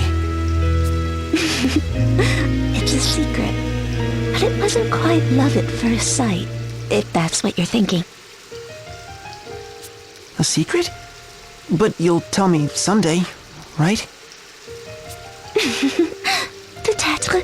I'll think about it.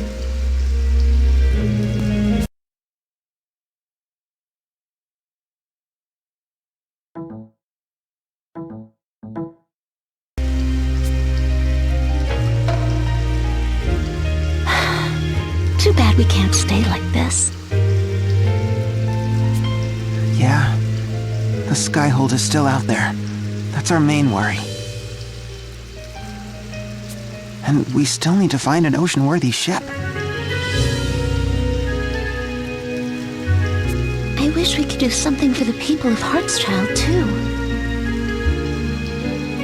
We could bring the spring water to them, but it seems it's not as effective once it cools off. And as long as they're in that gone-to-heaven ghost state, they are coming here.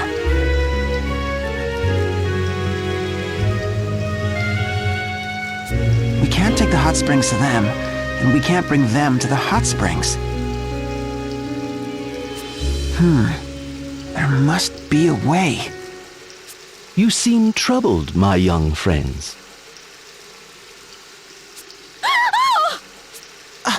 I know that voice! You're the man with the purple pen!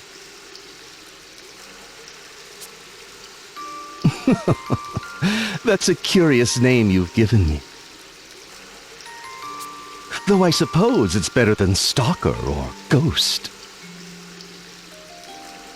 I've got another name for you if you want. Peeping Tom. I assure you, I'd never dream of doing such a thing. My intentions are nothing if not noble. My only desire is to help.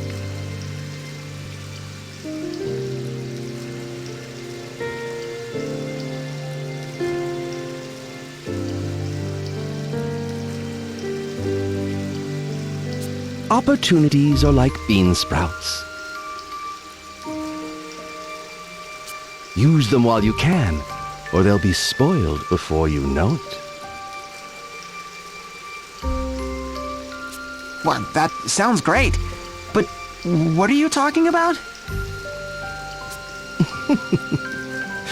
Your ship is right before your eyes. Now you need only use it.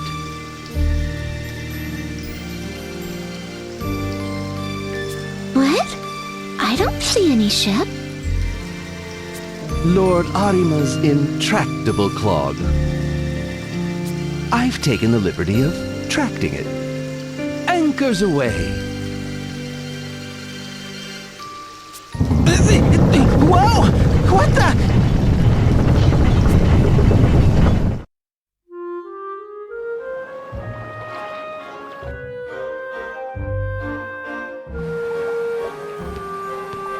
You? Magnolia? What the heck's going on?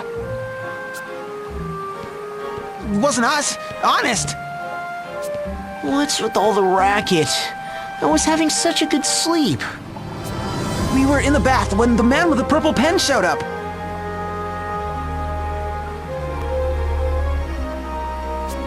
The man with the purple pen? Yes, I heard him too. You mean he's here? In the bathhouse? His voice was coming from upstairs. Let's check it out.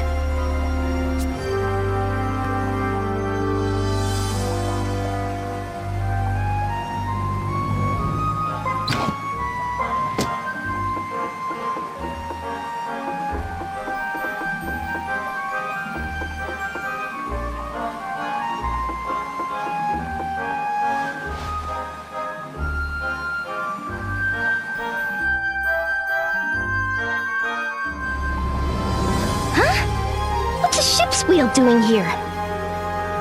Don't tell me.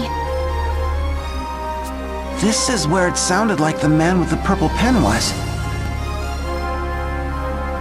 Well, he's not here now. Where's he always off to so suddenly? Bathing! She moves! Oh, how many years it has been!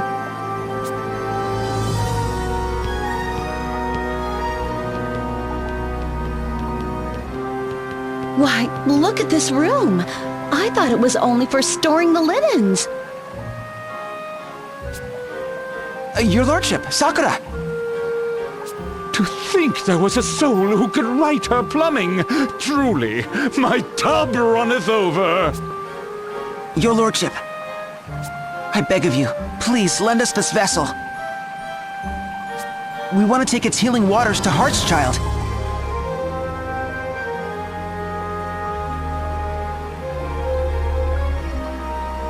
If the water's still hot, we'll be able to cure the townspeople. Not content to save our nation alone, you intend to scrub Heartschild free of its troubles as well?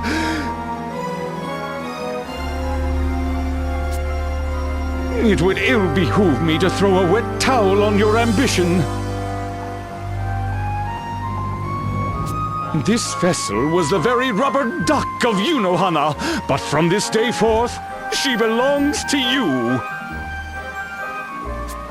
After you have saved Heartschild, journey with her wherever you need to pull the plug on the Kaiser. Thank you very back. We shalln't let you down.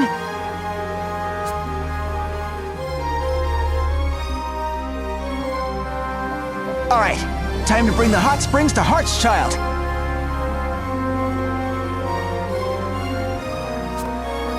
This is a far cry from our old boat.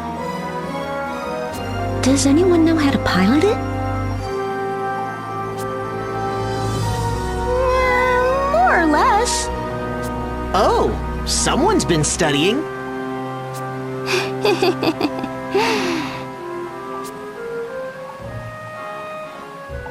Huh? Really? Oh, well, I'll figure it out. All right, I can do this. Way to go, Idia. Helm, set a course for Heartschild. Aye, Captain! Bringing her about, full steam ahead!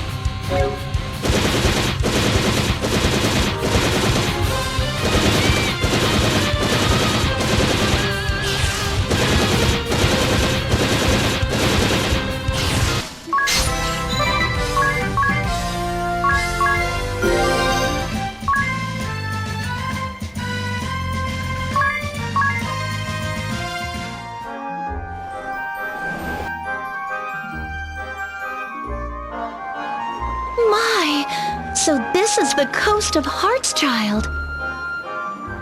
That's right. Hey, wait a minute. You're still on board. Of course. Why wouldn't I be? It's just that, we kind of get into a lot of dangerous situations.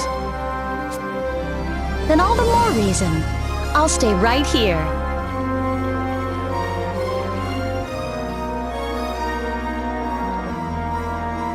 On a perilous journey such as yours, you're bound to have aches and pains from time to time.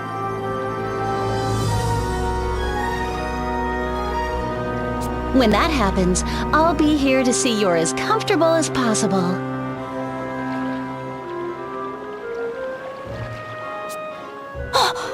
Does that mean you'll be cooking for us too?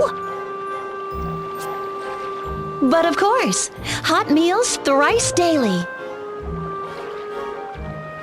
Now that's what I'm talking about!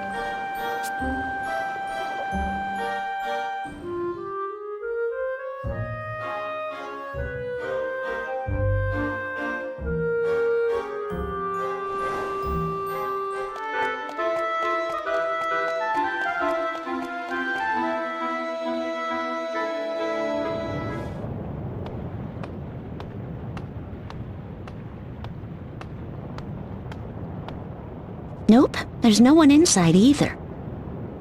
Everybody went to heaven. Huh? What's that sound? It's coming from outside the city, and it's getting closer.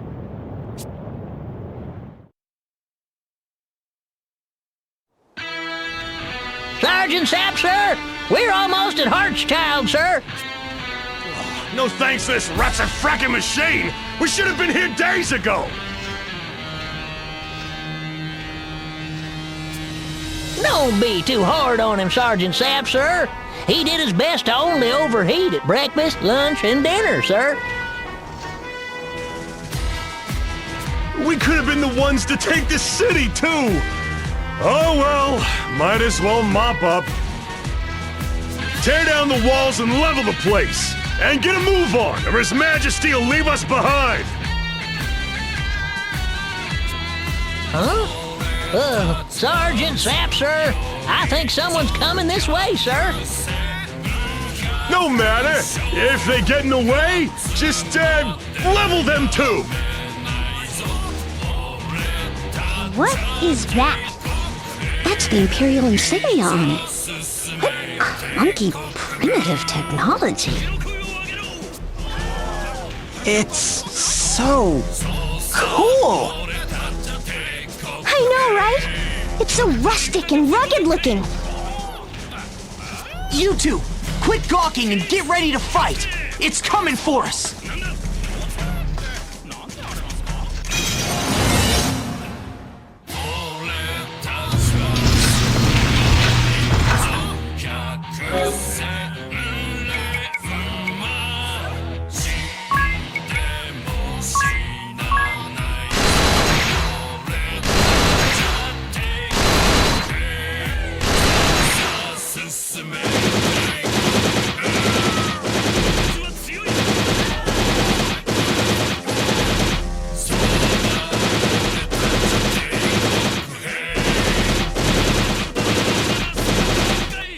Climb Mount Fragmentum 0002. Sir, yes, sir! Increasing boiler temperature! Don't lower it by mistake, Private, whatever you do. Got it? Huh? I mean it.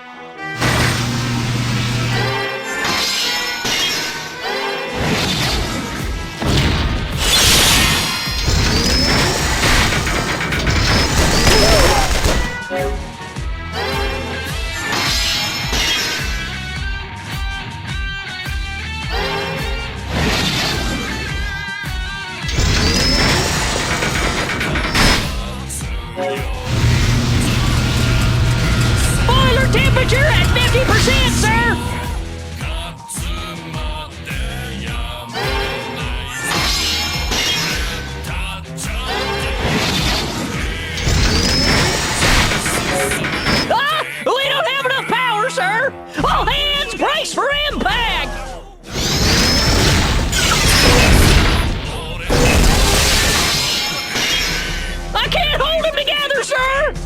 Oh, jeez! Glory to the Empire!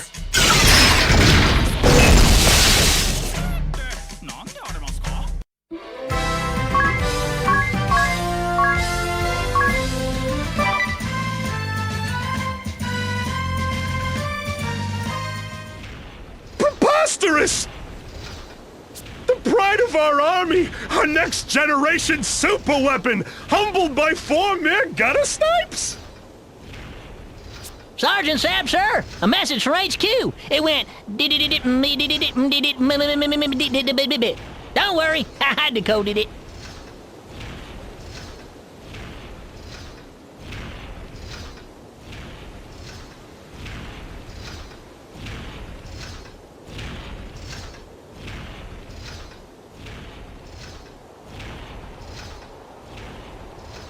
Sky fold, diam, and T sails, fro next object I've at dawn. Or something like that, sir. Return post faced or be ab and dunned. Well, I don't want to be ab or dunned, sir. Furthermore, do not let unit fallen to any my F ands. The end. And's what?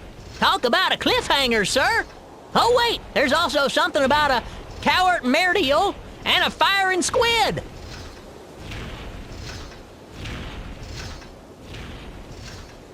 Ooh, then we got no choice. Pull the self-destruct lever!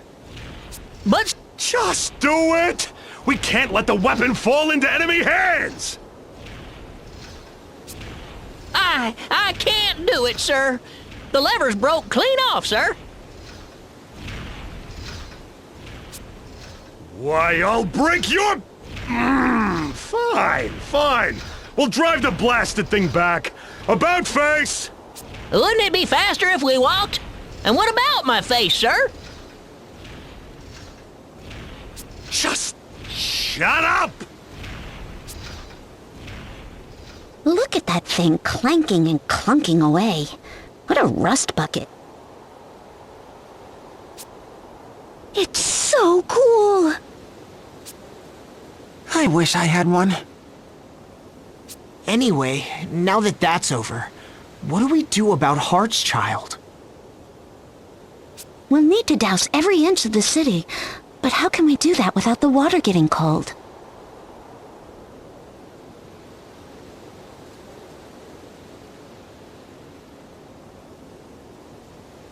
I know! We could spray the whole town at once with a great big shower! Yeah, good idea. Let's do that. Idia, you get the giant shower and we'll wait here. Murderker. Why, you little... No, it is a good idea. There's a fountain in the middle of town. If we just connect that to the bathhouse... Nice thinking, sir. Sir? Don't jinx me. Anyway, the pipe leading to the fountain should be right over there. Great! Let's get to work! Okay, that should do it. Alright, open the valve and start pumping.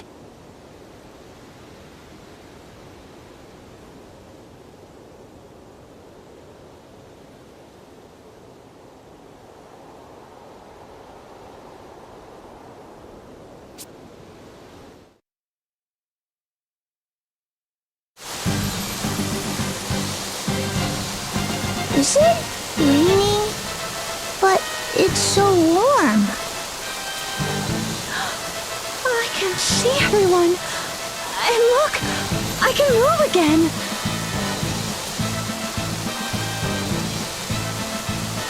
It worked! The townspeople are back to normal!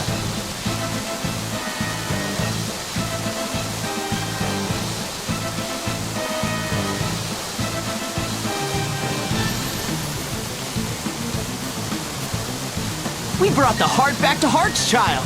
Good job, everyone!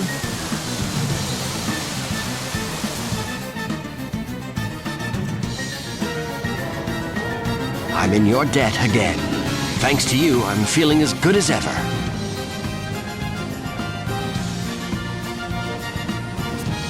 We're happy to see you back on your feet, sir. But now, he must return to the battlefield. Of course, I'm grateful that he's well again. It's just, a part of me can't help feeling sad as well. I'm sorry, Eleanor, but I promise I shall return to you unharmed. Oh, my love. Woo-hoo-hoo! Getting awful steamy in here. And I ain't just talking about the hot spring.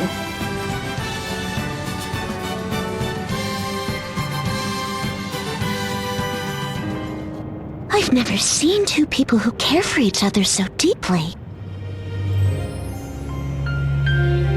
And yet, despite that deep love, their lives force them apart.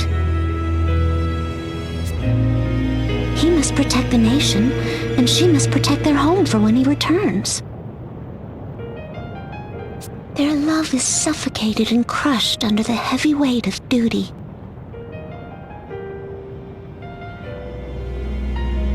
Duty. Such a simple word. Yet it has the power to keep two loving souls apart.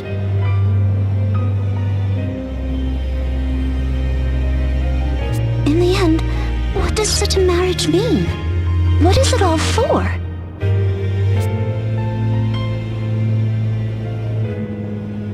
Wow, what's gotten into Magnolia? She seemed really affected by that conversation with the Goodmans. Maybe being married means even more on the moon than it does down here on Luxembourg. Still, I know how she feels. What I wouldn't give to experience true love like the Goodmans someday. Does this mean you're about to launch into a monologue too?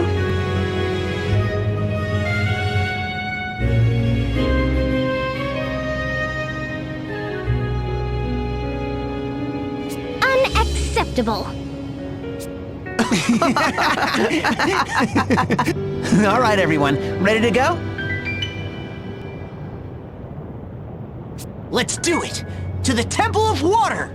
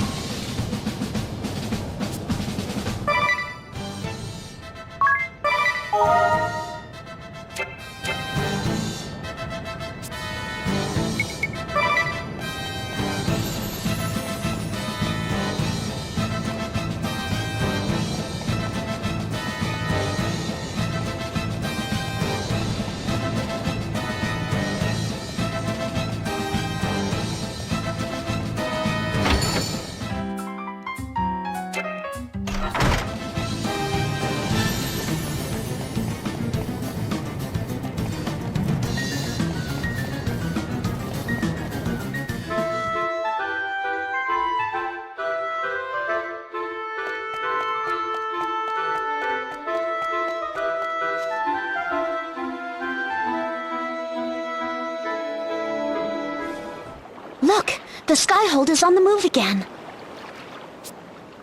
It's headed for the Temple of Water. There's no time to lose. Let's give chase in the... rub-a-dub! Idia, take the helm. Hold on. The rub-a-dub? We have to call it something, right? The man with the purple pen? The rub-a-dub? Where do you come up with these names? I can't decide if they're strange, or silly, or just way too obvious. Oh, you don't like it? Well, I had other ideas. The Leisure Liner Bathtastic? Sauna Sloopy? The HMS Hot Spa?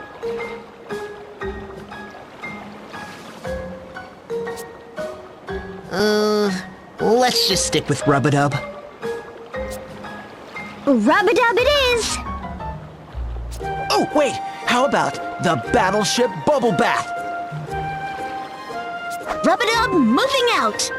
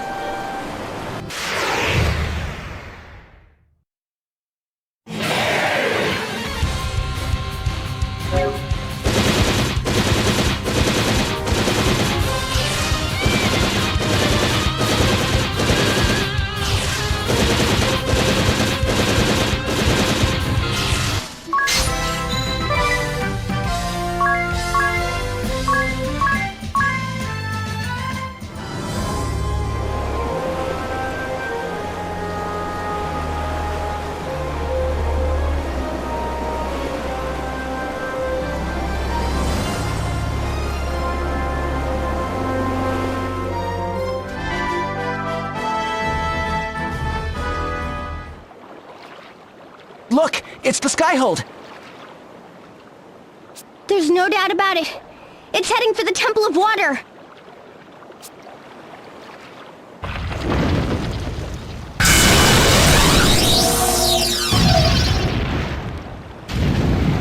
Casket, what just happened? The Skyhold! It's on fire! Someone's attacking the Skyhold! But if not us, who?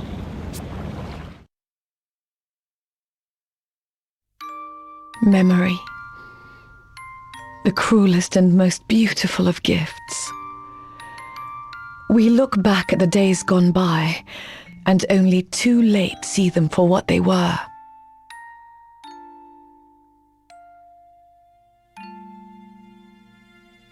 The more we come to learn, the greater our regrets. Our sorrows grow. You may learn truths you wish you had never known. But stay proud. What you believed in yesterday has not lost meaning because of what you learned today. Someday you will see for yourself, when you look back upon your life, that each day served a purpose in shaping you into the person you were meant to be.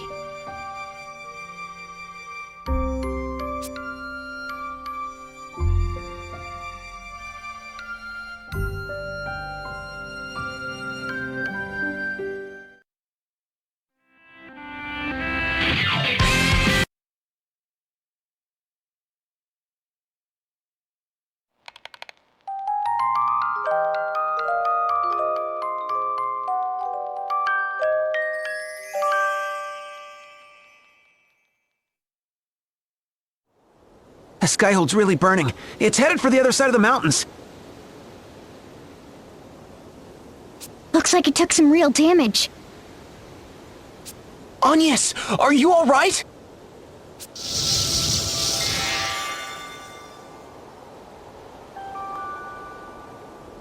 Oh, yes, I am fine. There was a jolt just now, but... Oh, drat!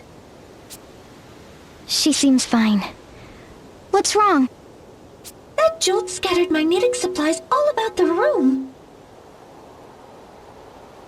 I simply can't find my red yarn anywhere. Oh, I'm terribly sorry. Was there something you needed?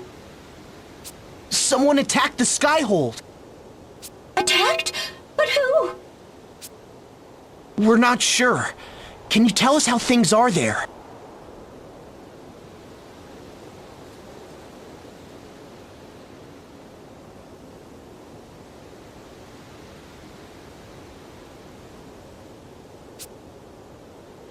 I see considerable smoke, and everyone is racing about outside. It seems there are quite a few wounded as well. Oh, I do hope everyone is okay. Got it. Given the situation, there's no telling what'll happen next. Take care of yourself. And Agnes, I can see your red yarn under this suit of armor behind you. The one on your right?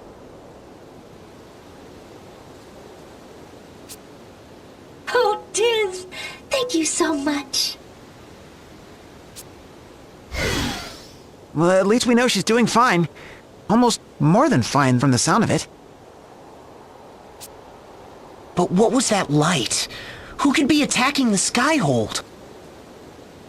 A transmission from Fatloon.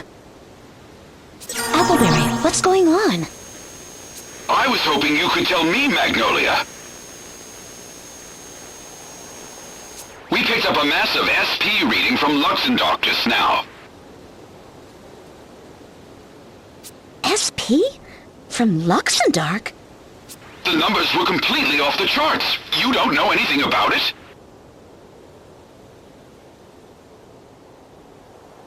We saw a huge beam of light just now. Could that be? A beam of light, you say? We'll need to know more. Investigate it, Ballbuster. Roger that. I'll notify you once I've learned more. Magnolia, what's going on? SP readings? You remember the energy stored in my hourglass, right? That's SP. The instruments on the moon detected an SP energy signature. A big one. Meaning there's someone in Luxembourg other than us who can control SP? It would appear so.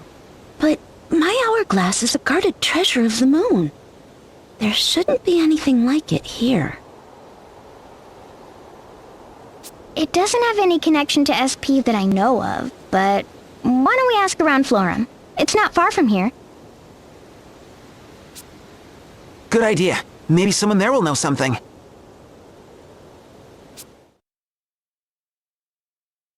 An attack? Impossible!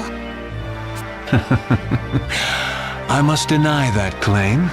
There is nothing impossible in this world.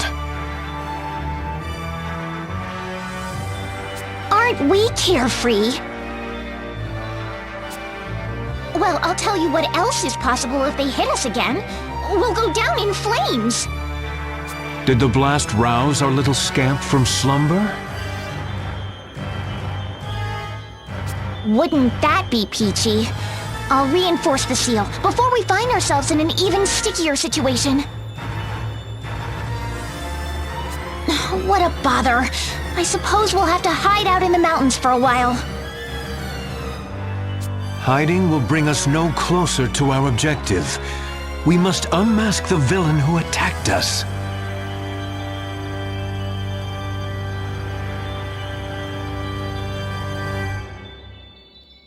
Your Majesty, we're quite near to Florum, land of radiant flowers. As a stronghold of crystalism, I consider it suspect.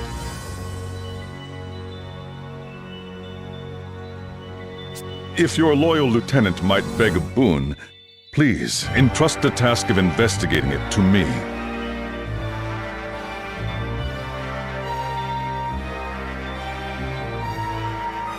Indeed, but your request is denied.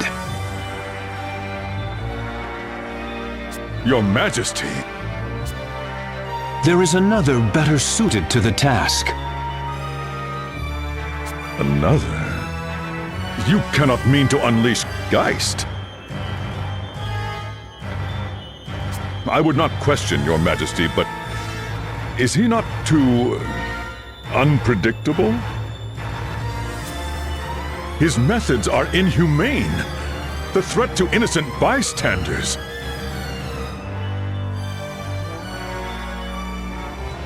It is his inhumane talents that will find the one responsible for this.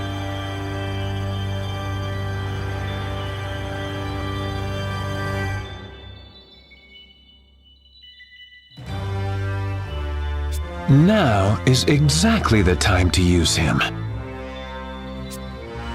Anna, let Geist take his pick of soldiers and dispatch him to Florum at once.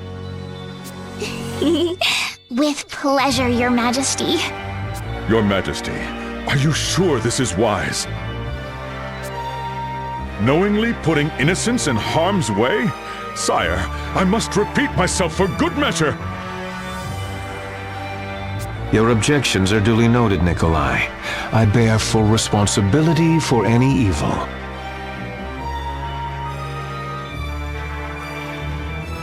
Furthermore, if I sent you to Florum, who would tend to our wounded here? The consummation of our struggle is at hand.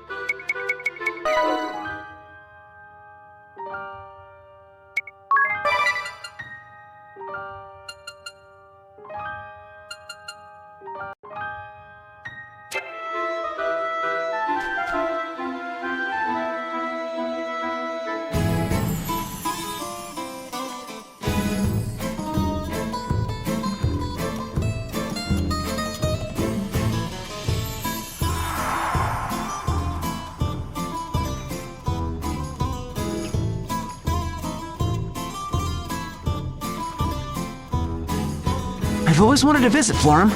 It truly is as radiant as they say. A beautiful land of flowers where only women can live. Nourished by the pristine waters of the water crystal. Cité de fleurs! I've never seen a city bloom so beautifully. Ah, when was the last time everyone was this stirred up?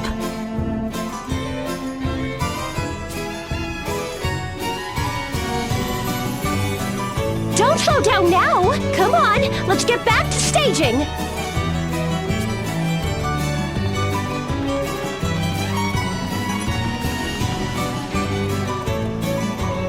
Staging for what?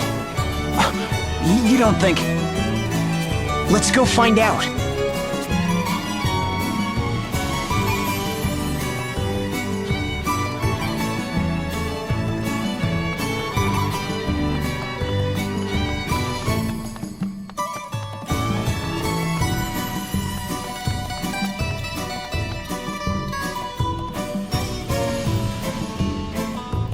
The festival is almost upon us! Remember, many hands make light work!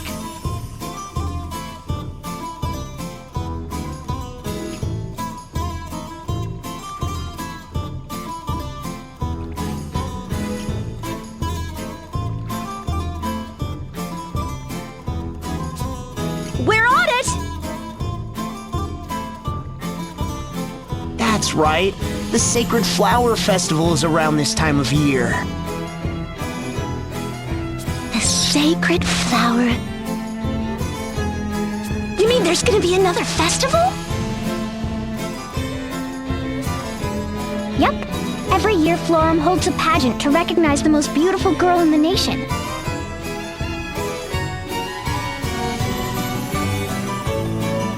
All the girls who think they deserve that title enter, but only one can win.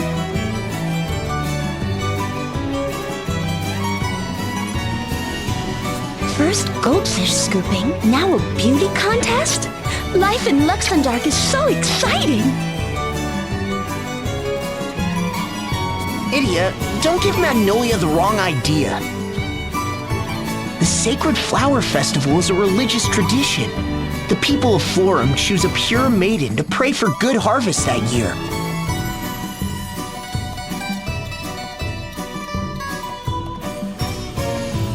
Though at some point, looks did seem to become the deciding factor.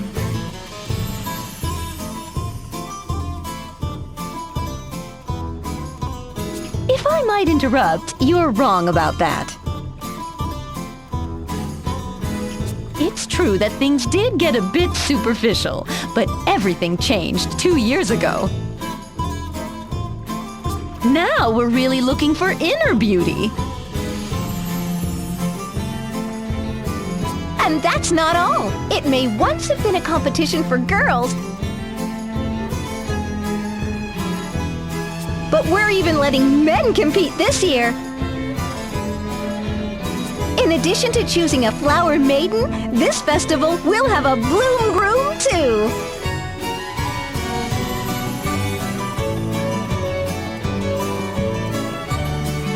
A bloom groom?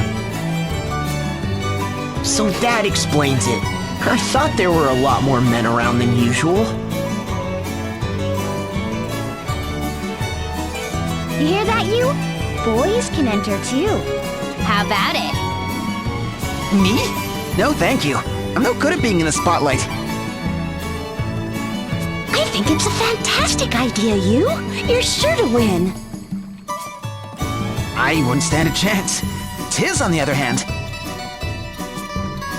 he has the inner qualities they want, plus rugged good looks to boot. He'd be a shoo-in.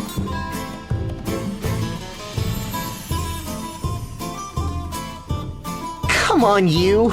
Now you're making me blush. Besides, you won't catch me up there in some skimpy outfit.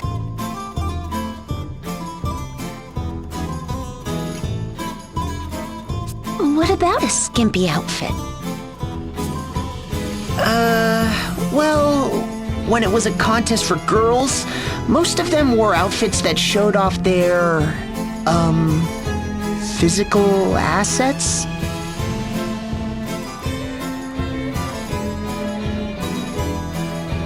It sounds like things have changed, but I figure the entrants still dress racy. I see. I definitely should sit this one out.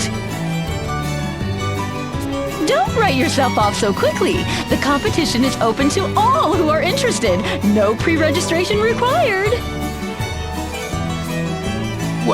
At any rate, I guess the people here didn't have anything to do with the attack on the Skyhold. Let's at least check with the matriarch. She's in charge here, so if anyone knows what's going on, it'll be her. Her residence should be just over there.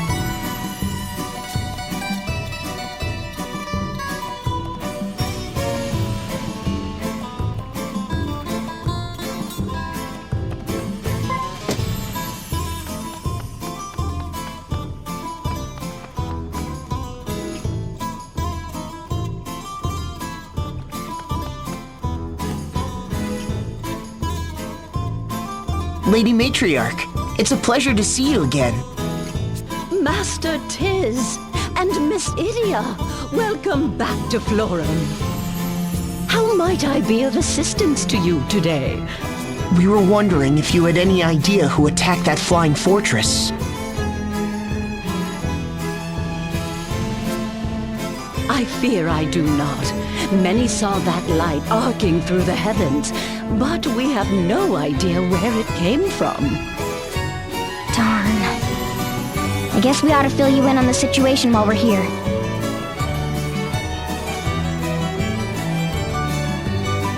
That flying fortress is called the Skyhold, and it's under the control of this Kaiser Yahoo who also kidnapped Agnes.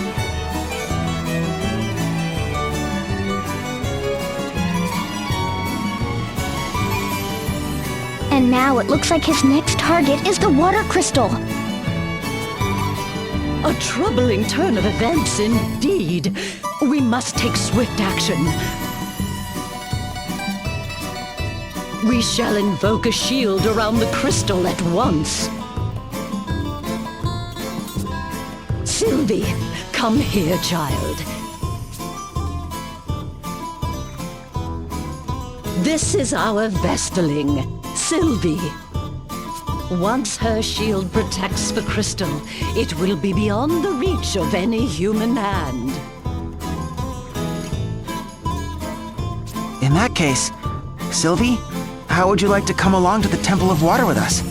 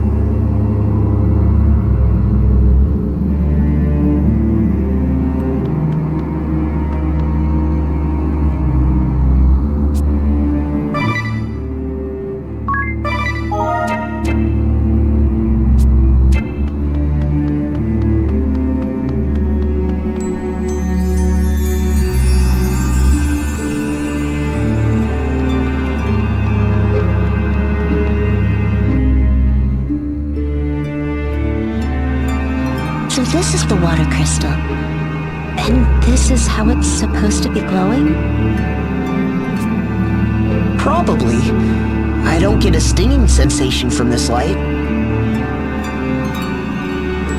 Sylvie, can we ask you to shield the crystal?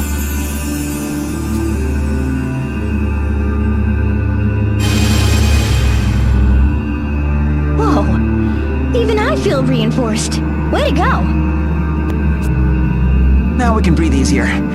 Thank you for helping us, Sylvie. Yeah, thanks, Sylvie. Now, why don't we get you back to the matriarch?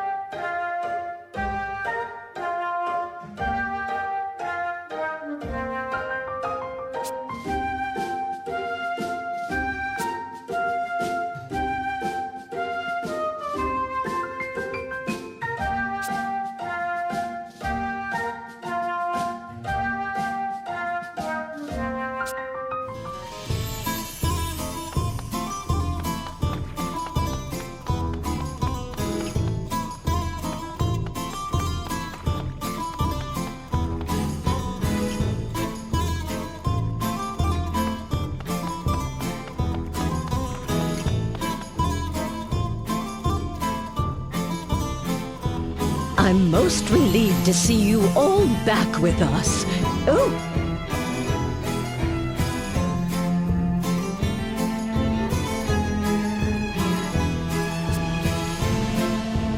You must have been nervous. Thank you, Sylvie. You did very well. Sylvie was great.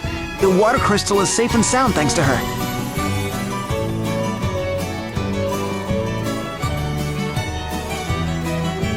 Comforting news indeed. We can all feel secure now. Tonight is the very evening of our annual Sacred Flower Festival. If you are able, won't you join us for the festivities? Mais oui! I wouldn't miss it for the world! It'll be good to relax just a bit. Let's see what all the excitement is about.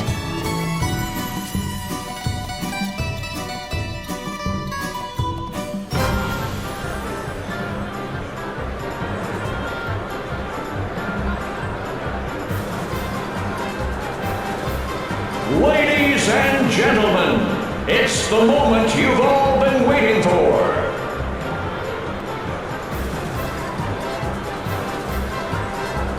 Let the 48th Sacred Flower Festival begin! And now, I'm proud to introduce the contenders for this year's Flower Maiden. Let's give them all a big round of applause!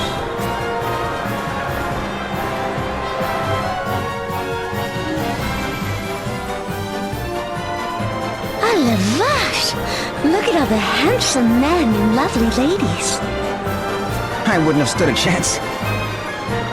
Even if it's all about inner beauty now, it doesn't change the fact that the contestants are all real lookers. You sure dodged a bullet there, huh, Tiz? Oh, and after I went through all the trouble of finding this revealing outfit.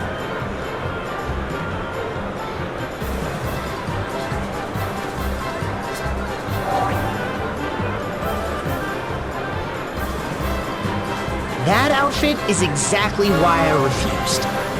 Look, it's about to start. How does one compete for inner beauty anyway? I guess they'll each go up on stage and try to express their best qualities. Boasting about what a good person you are sounds kind of counterproductive.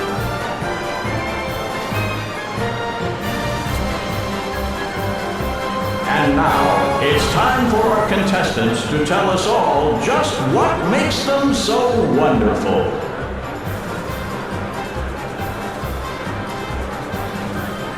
First up, we have entry number 1, Miss Birgit. How great are you? Well, I'm not just like totally hot. I also do like volunteer work and stuff. And I totally like love animals.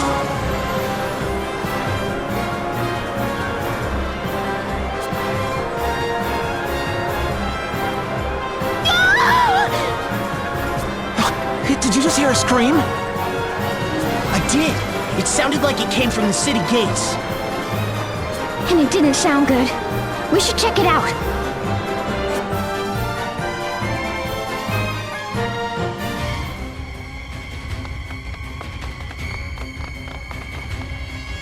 Spit it out, woman! Who attacked the Skyhold? I don't know! Confess, or suffer the consequences! Oh! Somebody help!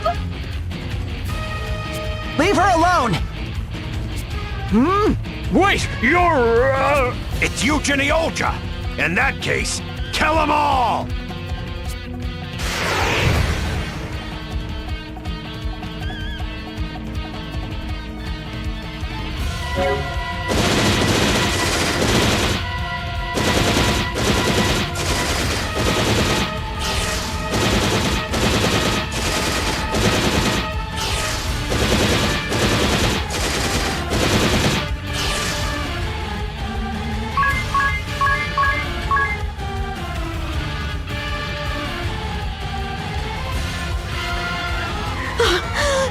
Don't worry, just doing our job.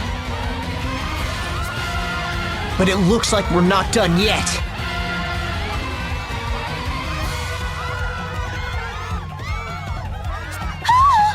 Leave me alone! Help! Somebody help! Blast it! They're all over the city! This could get ugly real quick. We gotta alert everyone. I'll head to the stage. You guys hold things together here. Roger that. We'll meet up when we're done here. Idiot, be careful!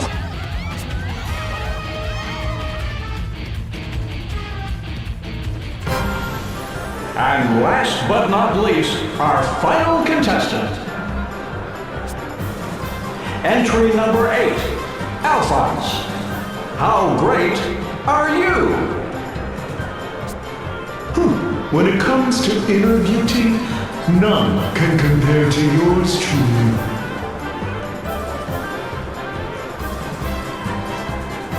Behold, even with my stunningly good looks, I do not have a conceited bone in my body. I treat even the riffraff of society with dignity, and am the epitome of gentlemanly largesse.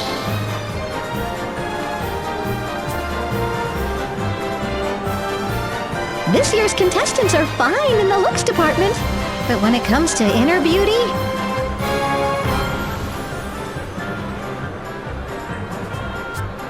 Shoot, just as I thought. No one's noticed the city is under attack. What's this? Do we have a last-minute entry here? My lovely lass, while I appreciate your gumption, I'm afraid it is still my turn to... I ain't here to compete. Move it! Everyone, listen up! The Empire's attacking the city! Get to safety at once! What? Safety? There will be no safety, Ideally. Who the? Another of the Kaiser's minions?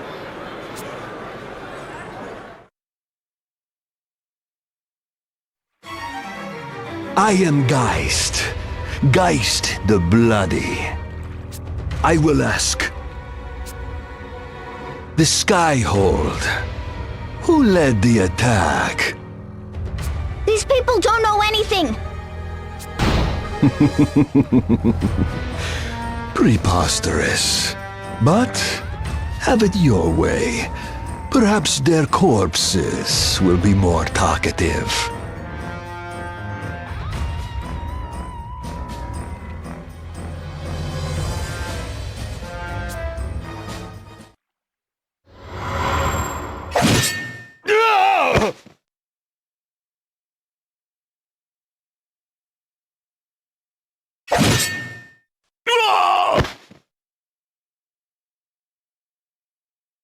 You monster! Oh, did I kill them?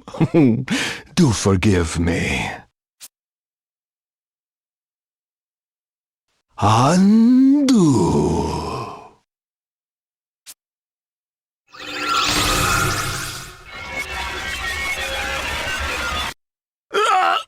Huh? Wasn't I just cut down to size? My wound! It's gone! Behold my power! The power to make anything that happens unhappen. So you saved us? Saved you? Oh, yes. I'll save you over and over. That I might be hurting you all the more. I cut you down and bring you back, and cut you down and bring you back, over and over and over again. Your wounds may disappear, but the horror and pain will remain. If you talk, perhaps, I will show you mercy. We do hope that someone here knows who attacked us, for if not,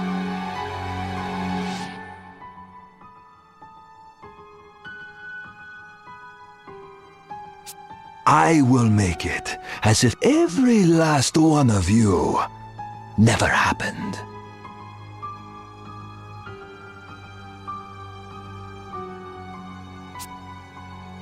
No, please! I'm too handsome to die! I think not. Block all the roads. No one leaves the city until we have answers. Yes, sir.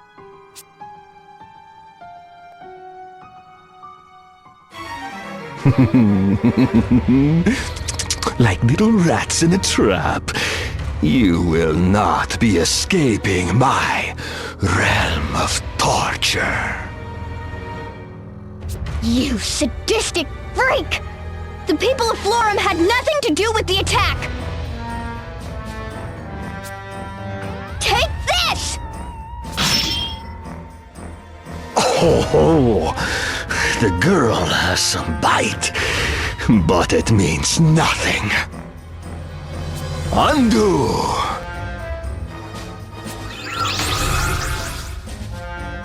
What? Do your worst. Every blow will be undone.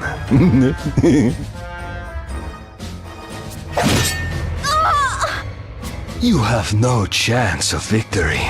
No hope for escape. Your friends are busy playing with my soldiers. No one will come to help you. You can only sit and submit to my inquisition, just like the good people of Florum. Stop it! They really don't know anything. Can't you just leave them alone? As you wish. Then we shall begin with you. Perhaps I will lop off your ears first, and next your fingers.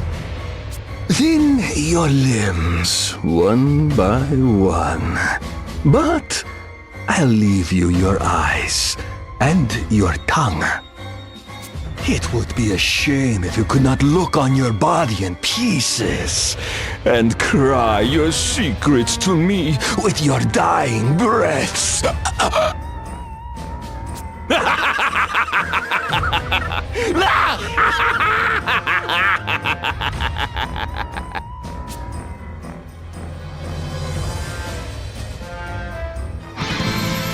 Step no closer!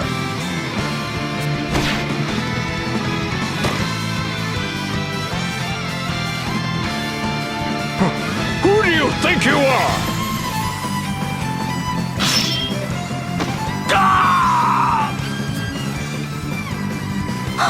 Alternus! What are you doing here? Whenever you are in peril, there I will be. I will protect Idia against any foe. You are in my way. Time that you disappear.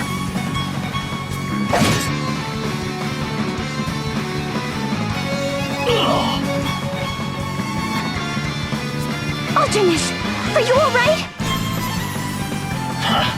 Never better.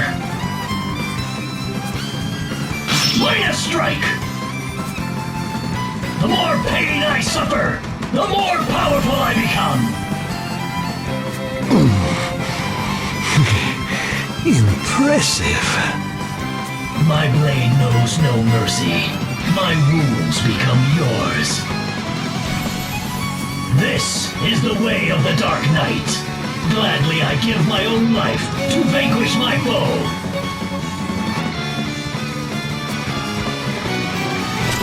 Care to wager on which comes first? Me running out of life to give, or you falling to my blade?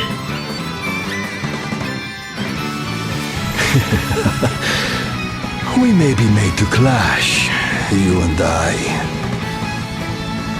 Your proposition amuses me, but I have had enough amusement for today. We will meet again. I suggest you say farewell to your loved ones before we do.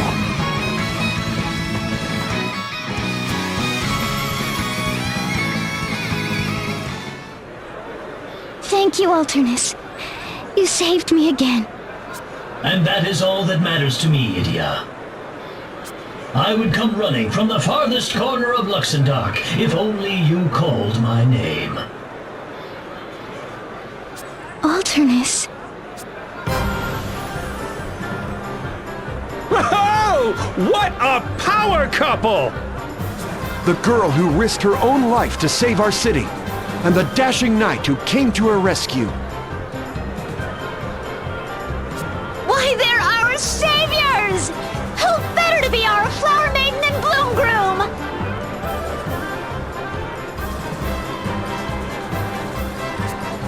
No doubt about the inner beauty of these two selfless souls.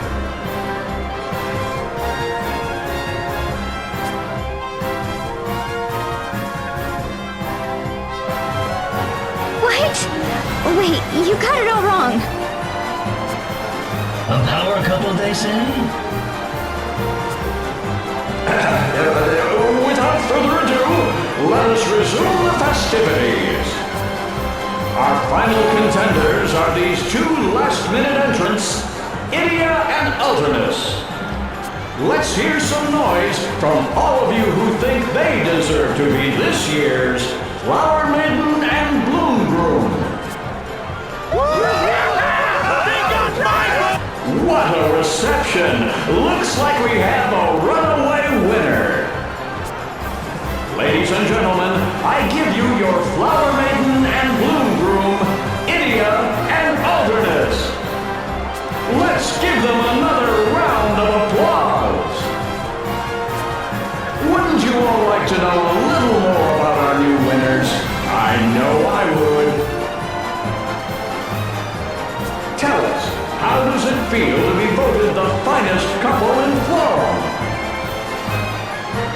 Not too bad. It seems that even if I held a gun, I cannot hide my memory charts.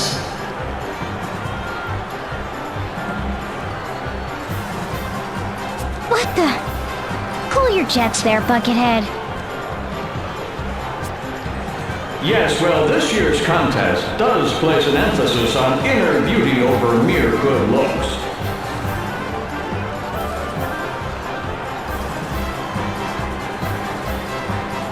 And the beauty within you two has clearly charmed our audience today. I have every confidence that Idia would have been chosen even if the contest was still one of looks alone.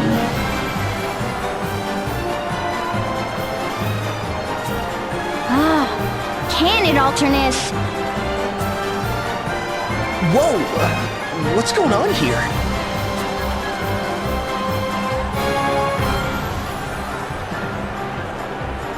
Sir Alternus, what are you doing here? You guys, can you believe this? They chose us to be their flower couple or whatever. Us! Vraiment? How wonderful! Oh, might you be friends of the Flower Maiden and her Bloom Groom? We'd love to hear your impressions as well. I'm not quite sure what's going on, but good job, Idia. Yeah, way to go, you two.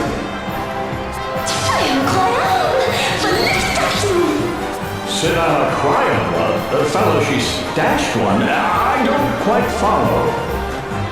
No, Anonymous. You're just magnifique. Truly a couple for the ages.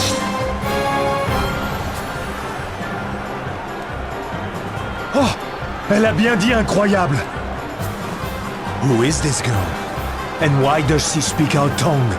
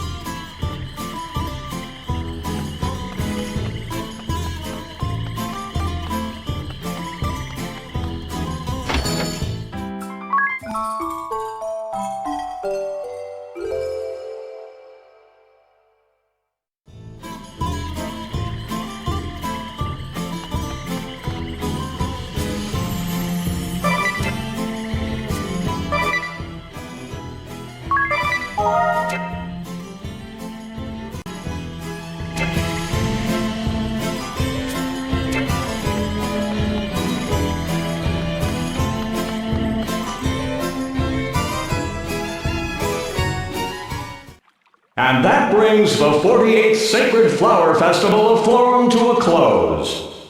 Thanks to all who took part, and take care on your way home, everyone. Wow, today's just been full of surprises. I was quite taken aback as well, if not entirely displeased with the outcome.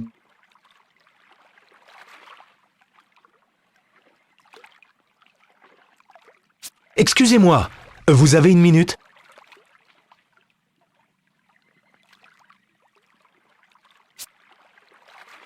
Oui, qu'est-ce que c'est? So you do understand me? Yes, I do. But who are you? He's speaking Magnolia's language. But how? Could he also be... I beg your pardon. I didn't mean to startle you. I couldn't help but overhear your remarks on stage. You were speaking the language of the Sagitta. The who, what? The Sagitta. We are a humble tribe, but one with a mission. Defeat the destroyer from the heavens, Baal. We live deep within the forest of Florum, far from the eyes of the people. Ah, la vache! You also battled the balls? Yes. Since my father's time, my father's fathers, and all who came before me. We live in isolation, so that the technology we wield against our enemy does not fall into the wrong hands. Interaction with the outside world is kept to a minimum. So you can imagine my surprise to hear you speaking the Sagitta tongue. Tell me, how did you come to know it? That's what I wanted to ask you. This is my language, the language of the moon. What's this you say? You come from the moon? This is quite the turn of events. If you would, pray come and speak with our elder. Surely you have questions for us as well. What do you say? An exchange of information? Right. You can tell us about the moon, and we can tell you about that beam of light, for instance. You! I heard him. Now we have to go. But what if the Empire comes pounding on Florum's door again? I'll speak with the matriarch about shoring up the city's defenses. In the meantime, count on me to watch over Florum. You're the best, Alternus. All right, monsieur. Will you show us the way to your village? But of course, if you would just lend me your map, mademoiselle... Magnolia. Enchantée. Moi de même. I am Lotus, engineer of the Sagitta.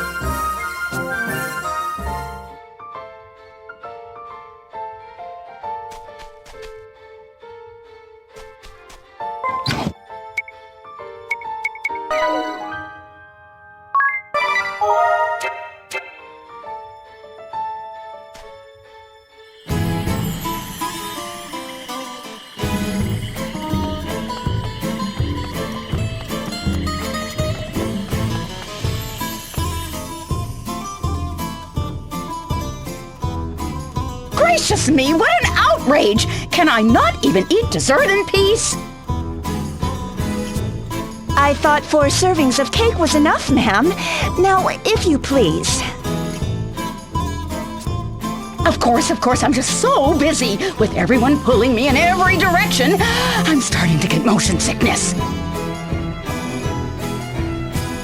Well then, what's on the agenda for today?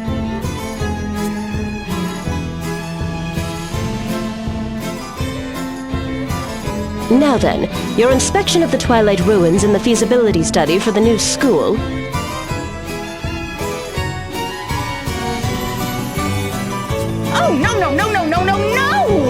An inspection and that blasted study? There would need to be two of me to do it all. They worked me to the bone, I say. To the bone! It's exploitation, that's what it is. They think they're going to dump all this work on me? Alone?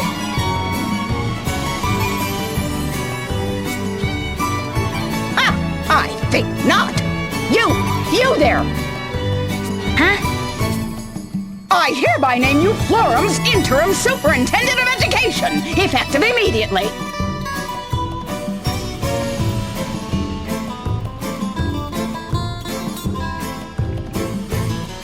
Hetty, do see that all the necessary paperwork is filed. Yes, ma'am. Super and what? Sorry, I'm not sure. Now that that's taken care of, since I am so passionate about Luxembourg's cultural heritage, I will go to the ruins. While you survey people about the new school, your stocky little legs look well suited to tromping about the town, at least. Chop chop!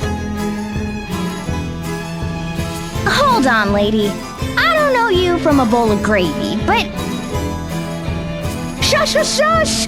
Zip those lips and move those hooves.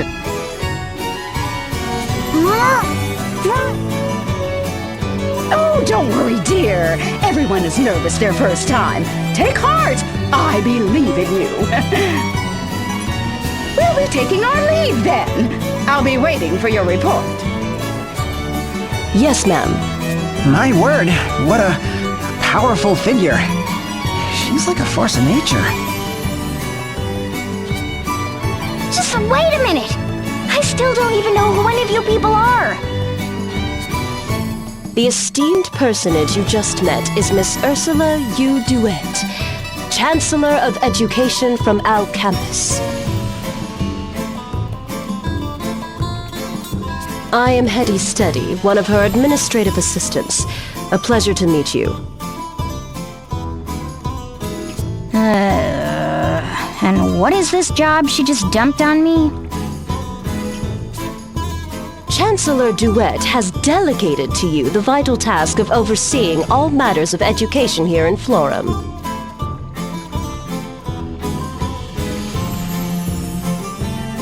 It's an honor, Superintendent Lee. Halavash! Moving up in the world, aren't we now? I had no idea you were so passionate about education, Idia.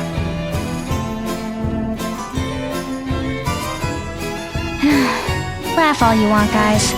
Let's just get this over with. What am I supposed to survey or whatever? The Al Campus Ministry of Education is planning to open a new academy right here in Florum.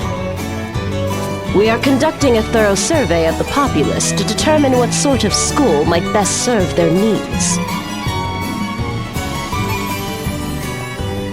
That sounds pretty vague. Can't you just give me like a yes or no question? Indeed. Let us start with the question of whether or not the campus should be co-educational.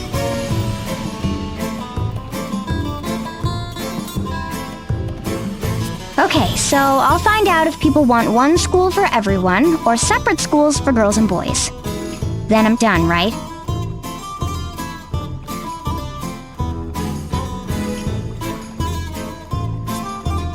Not exactly.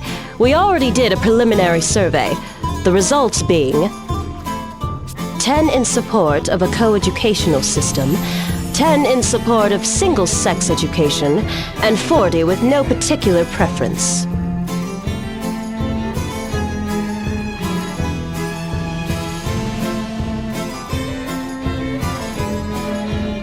If you already did the survey, then what do you need me for? Okay. So what should I do?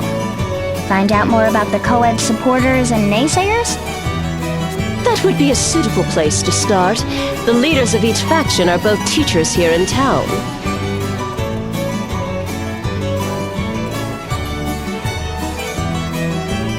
We would appreciate it if you could listen to their arguments and render a decision. Will you speak with them?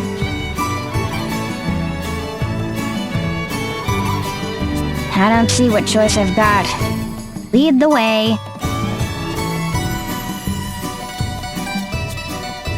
I'd be delighted to, if you would just follow me to the city's upper level.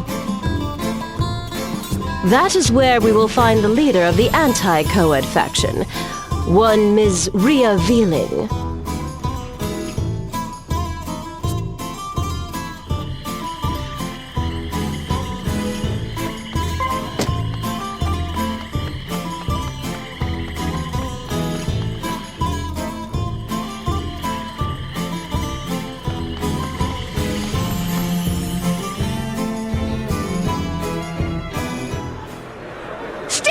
Against co-education! Don't allow these outsiders to come in and muddy our good morals!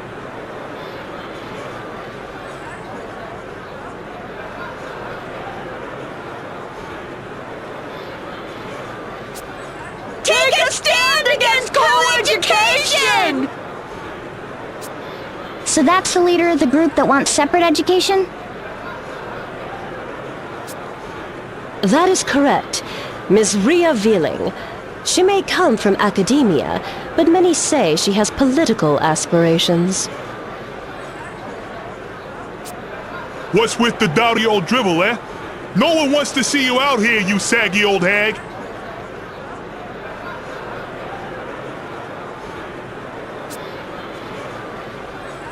This is the era of gender equality.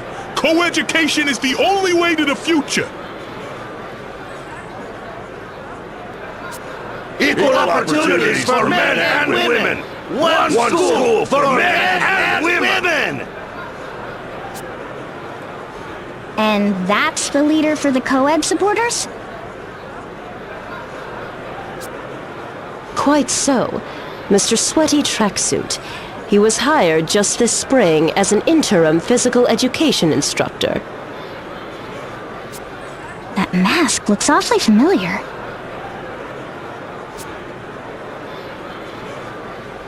There you are, and in that grubby tracksuit no less. Today's the day we win this debate once and for all. Dream on! Just you try with those old-fashioned ideals of yours. Huh. It would seem your awareness of the times is rivaled only by your impeccable fashion sense.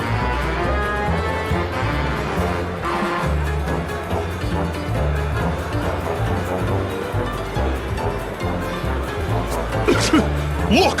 Forum isn't just for women any longer. Haven't you heard of the Equal Rights Act? It's the law, you old bag! Some men and women have equal rights. Why should that mean they have to study together,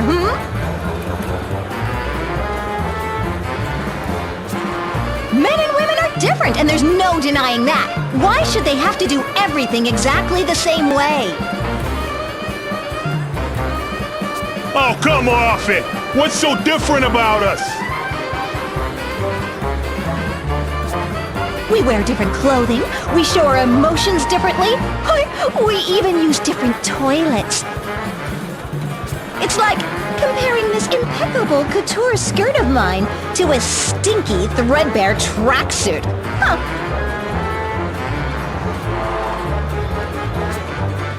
Shows what you know!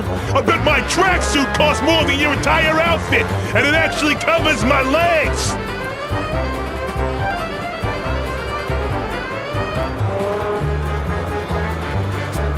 And the whole world thanks you for that! Some sights can never be unseen, after all. Anyhow, there is simply no reason why girls and boys should have to study together. Why, even if we were to adopt your proposal, the female-to-male ratio would be nearly 70-1!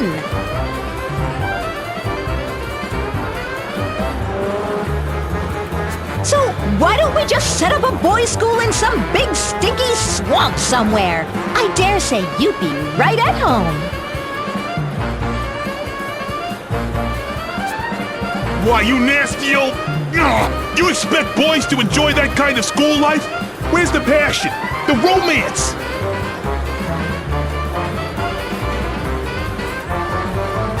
Passion? Romance? A school is a place for education, for study. Ha! Shows what you know. Romance might be the single most important part of a student's life. Young boys and girls sitting across from each other in the classroom, stealing glances. That's all a part of education. The bittersweet taste of first love is what being young is all about. Not that an old maid like you would know anything about that. Oh! Who are you calling an old maid?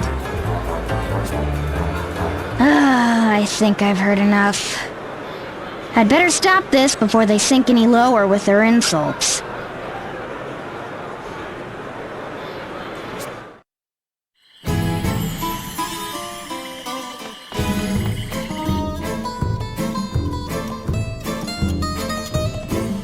Could I have a minute of your time?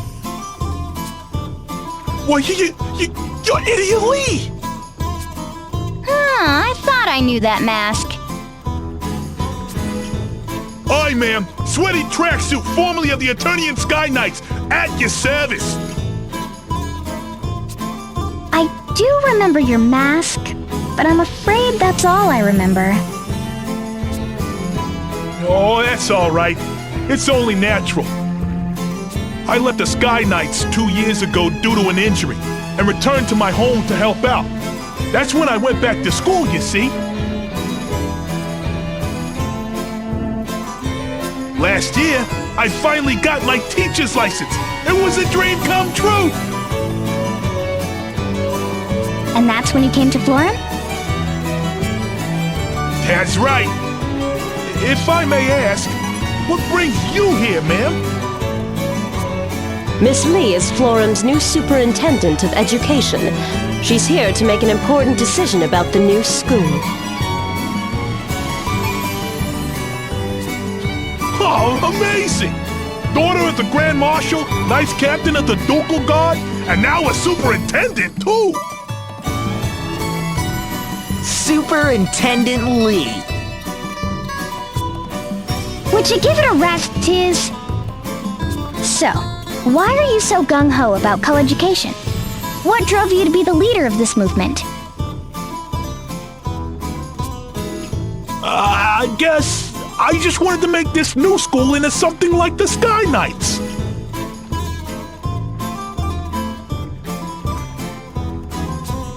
Like the Sky Knights? Yes, ma'am. In the Sky Knights, I served alongside both men and women. Everyone laughing and working together. Sure, we didn't always see eye to eye. Sometimes we even came to blows. But we were always there for each other.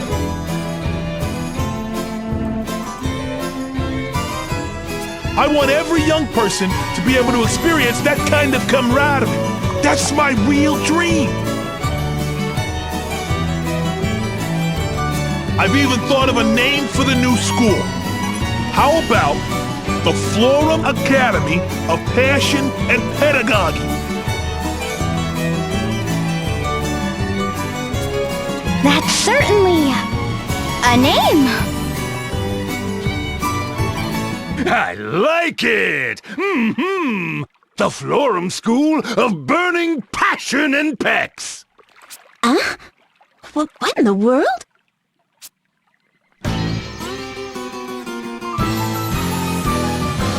Greetings, little friend! It's been far too long, I'd say. What was your name again? Tracksuit, sir. Sweaty tracksuit. I was under your direct command, sir. Oh, ho, ho! And if it ain't Idia, how you been, girlie? Great!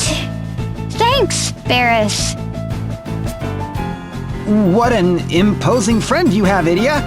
Aren't you going to introduce us? He was one of the helmsmen of the Sky Knights. a main division of the Eternian forces. That's right! Feast your eyes on this! You're looking at the legendary warrior, Barris Lair! Barris Lair, the beast in the ring, holder of the monk asterisk. He served briefly alongside Idia in their time as members of the Eternian Sky Knights. A born brawler who lives for the sound of flesh hitting flesh. He has a rugged charm, despite his coarse and vulgar nature. By what strange trick of fate? So, what are y'all standing around here yammering about, huh? Let me in on the action. Would you be willing to join the cause, sir? We could definitely use your support.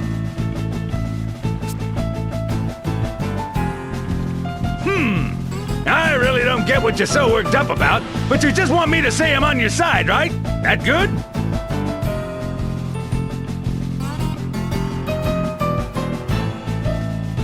What? Yes, sir. To elaborate, the Sky Knights inspired me to create a learning environment unbound by traditional notions of gender and... Yeah, sounds good. I'll leave the pesky details to you, kid. I'm on your side! Whatever it is you want to do. Bet you're feeling pretty lucky right about now, huh? Who wouldn't? I'm planning to stick around town for a while, so give a holler if you need me. See ya, tracksuit! Why do I get the feeling he has no idea what he just agreed to? I have a bad feeling about all this. Again. Well, Superintendent Lee, shall we go hear what Miss Veeling has to say next?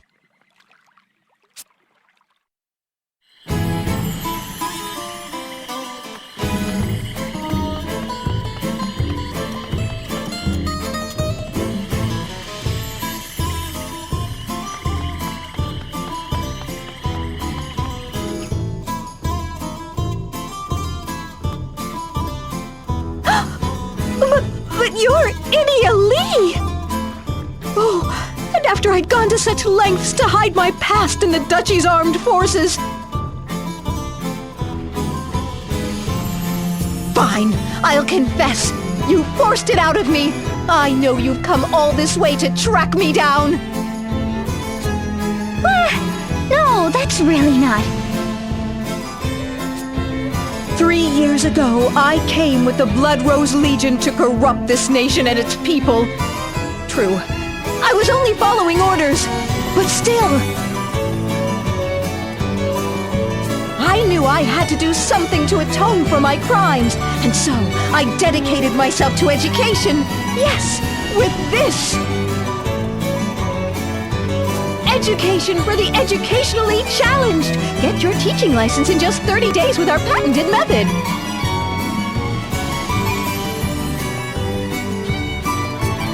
I studied until I sweat blood, and finally, I became a teacher in this country.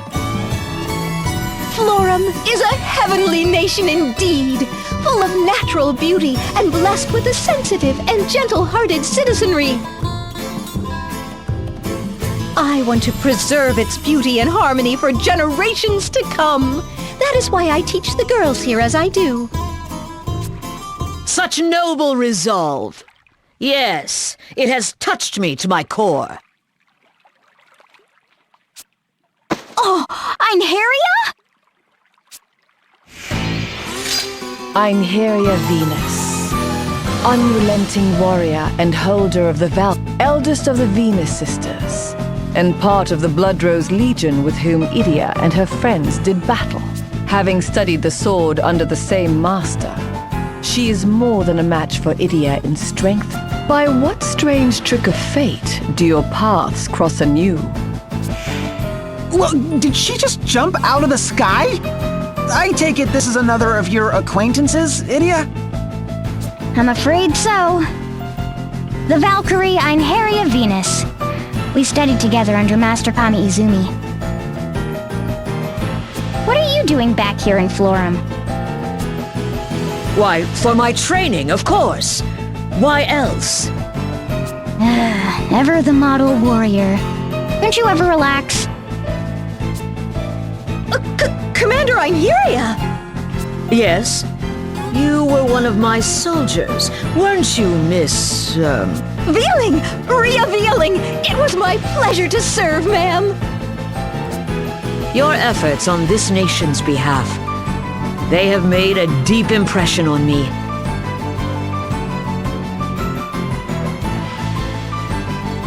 Seeing your deeds makes me proud to call myself your former commander.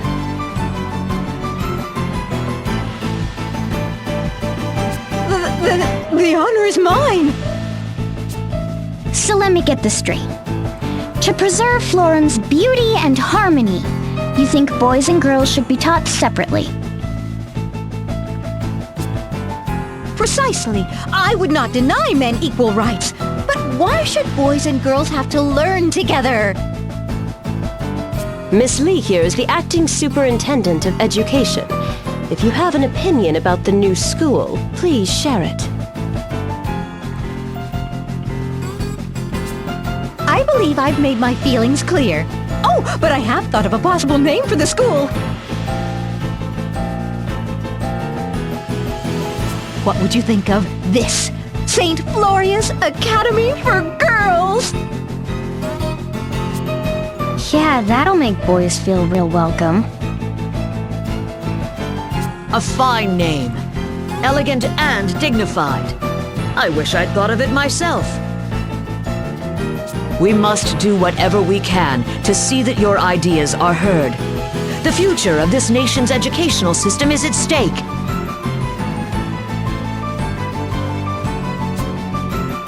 Yes, ma'am! It looks like we'll be seeing a lot of each other from now on, Idia.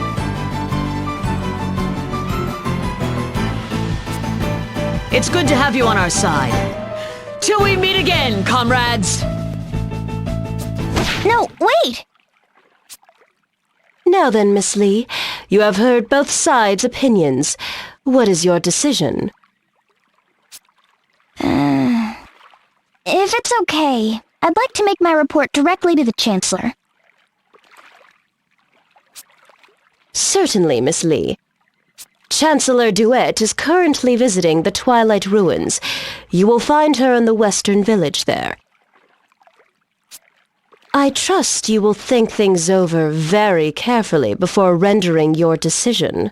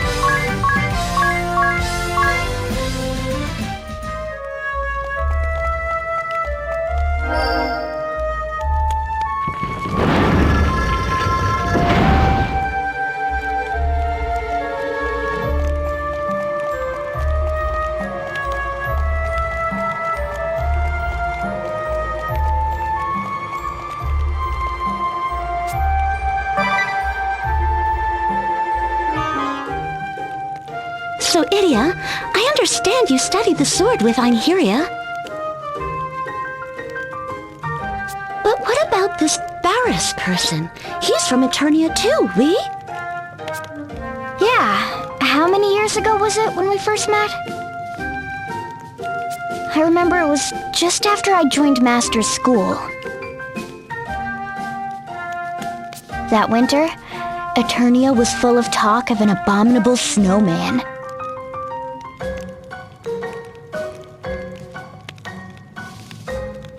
Supposedly it was prowling the western corridor and ambushing unwary travelers. So I decided to go and deal with it myself. How old were you then? 10? 12? Old enough to handle a sword, I can say that. What? Nobody tried to stop you? Sure, they tried, but I was having none of it. I even convinced Alternus to come with me. Convinced?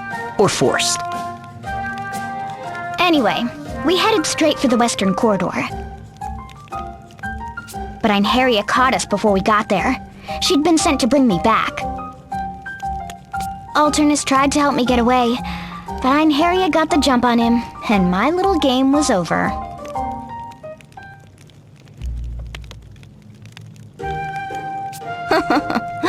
Oh, you should have heard me whine. Einherja couldn't wait to get me back to town.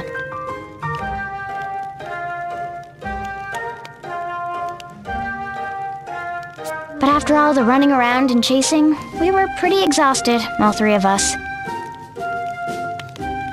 That's when the blizzard hit. The world turned white. We could barely see, and then a giant figure slowly emerged.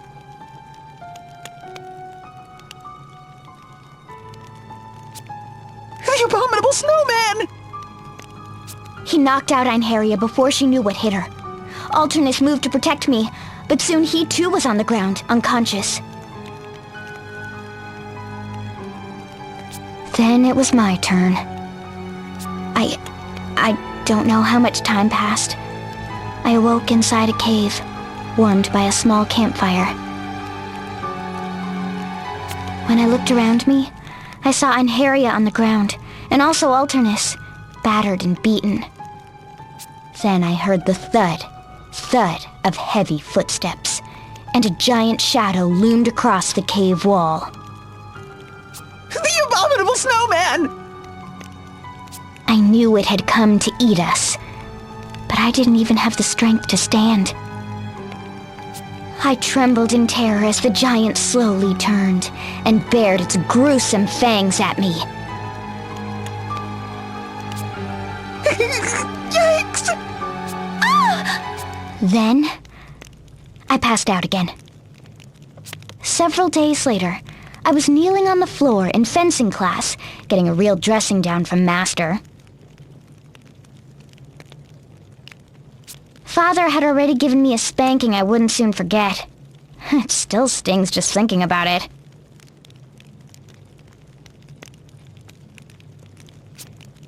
Wow, so, you made it out alive?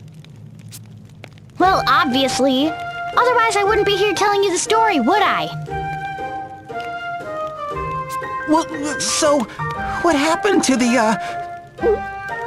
abominable snowman? Let me guess. It was actually Barris, right? What? Barris was the abominable snowman? Don't be silly. Sir Heinkel had ordered Barris to chase the monster away. Whew, that's a relief. But there really was an abominable snowman? Kind of. As it turned out, it was just an ice golem that had escaped captivity.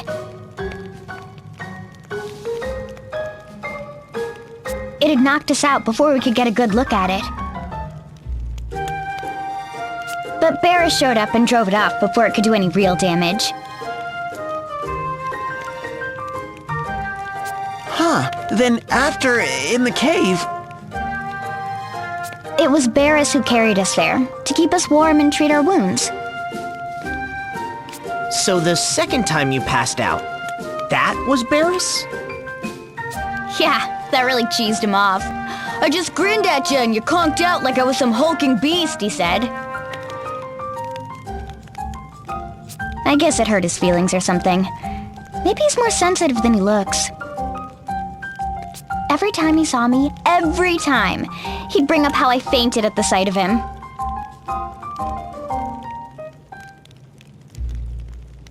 Anyway, he and Alternus ended up as good friends. And Einherja joined Master's school to study the spear. I guess you could say it was the abominable snowman who brought us all together. Anyhow, those two are impossible to talk to. Stubborn as behemoths, the both of them.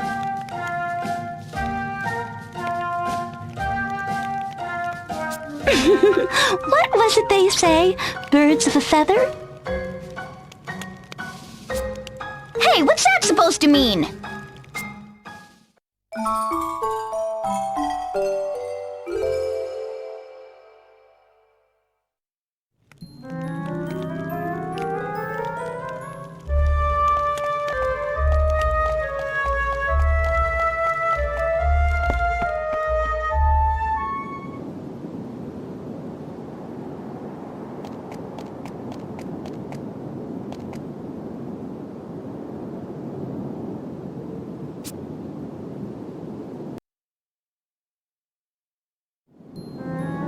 Magnificent! Absolutely astounding! Oh, and so well preserved! Yes, I can see no reason not to register these ruins as Luxembourg's 3,867th Cultural Heritage Site!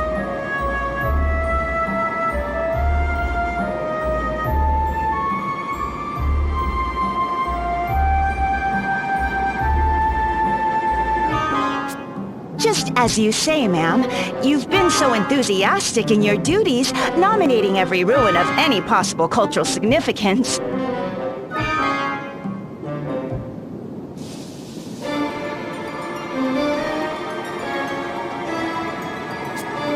Why, you've registered so many sites that not being registered has also become a mark of prestige in culture.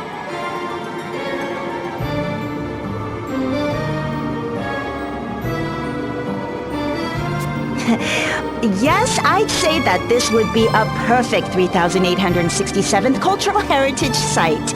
Nice and tidy and compact and boring.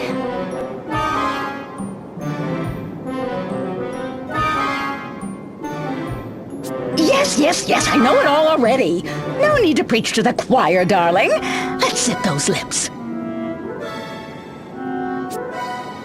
Excuse me? Hello, and who might you be, little girl? That is Miss Idia Lee, ma'am. The young lady that you recently named Superintendent of Education in Florum. Oh, of course! Yes! I had not forgotten, dear. I simply didn't recognize her face at first. And what is the superintendent here for, Oh, wait, I remember. Yes, that's it.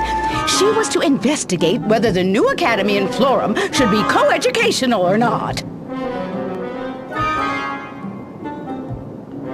Precisely, ma'am. Yes, of course. I am so on top of things, it's frightening. Now, let us hear your opinion, Superintendent. Shall we separate boys and girls in the new school or not? Let's have it out of you. No dawdling. Well, you see, Enough waffling! Are you trying to vex me, you vexing vixen? Can't you make a simple decision? hang in there, Idia. Take as much time as you need, Idia. After all, your choice is probably going to drag us into a battle against the losing faction.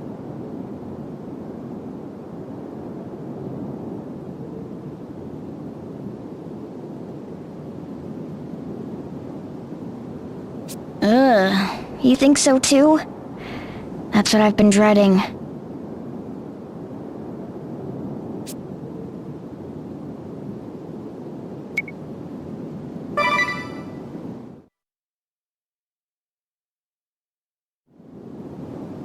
The new school in Florum should be co-educational. And your reasons, Florum has finally recognized the equality of the sexes and been reborn as a nation where men and women live together in harmony.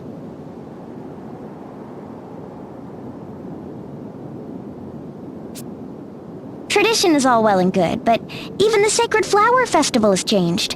Why shouldn't schools be any different?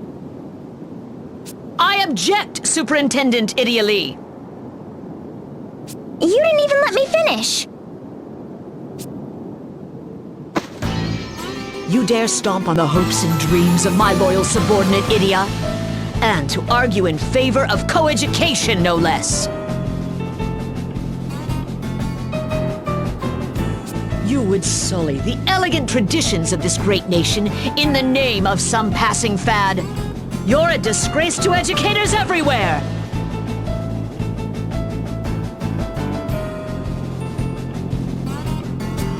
That's what you wanted me to say, right, Veeling?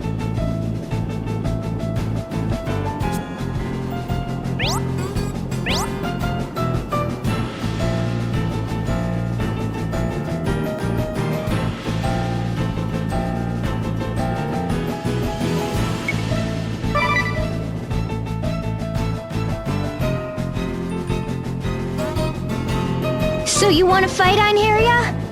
I can't even pretend to be surprised. I must say, I saw this coming as well. Can't we just get this over with? Finally, we cross blades again, Idia. Prepare yourself for a crushing defeat.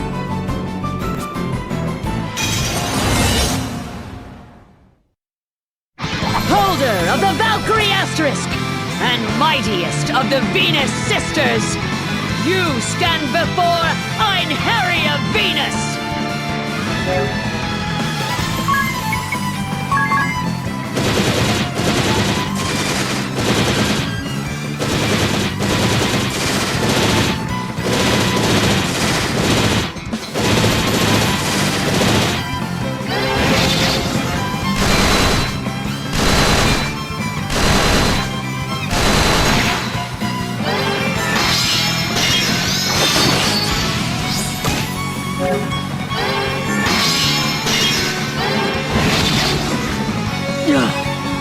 Forgive me, my sisters.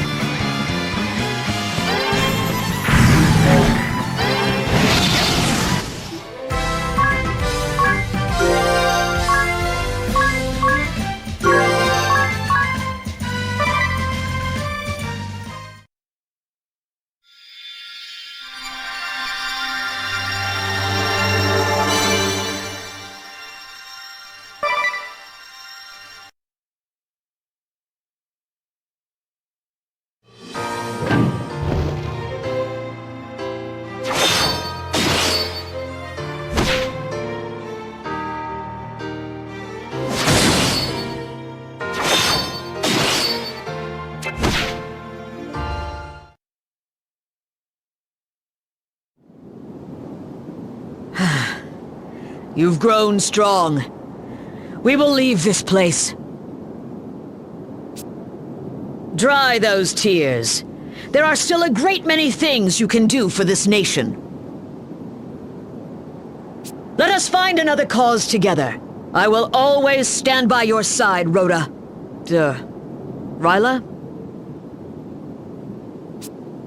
Rhea Veeling. Right. Now, farewell, Idia.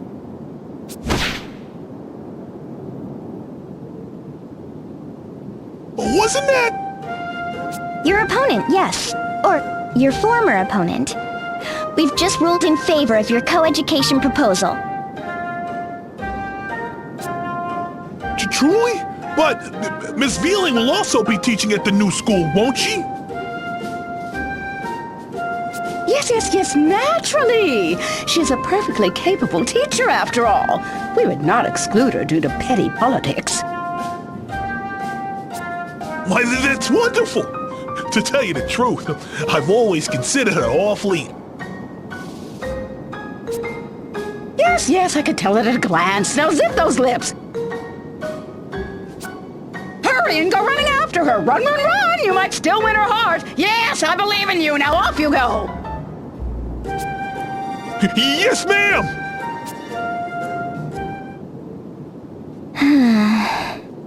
What's the matter, Idia?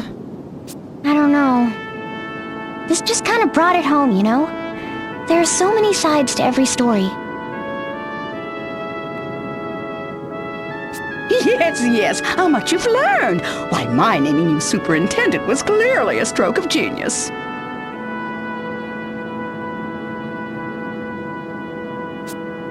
Superintendent, huh? Moving up in the world, aren't we, idiot?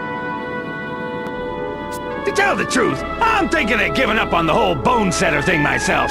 Maybe even becoming a teacher or something.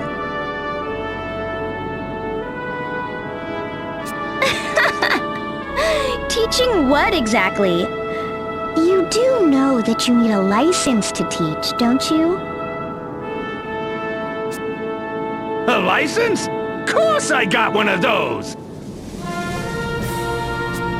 You do? Master Lair is one of the world's foremost martial artists, with certificates in every major fighting style, not to mention...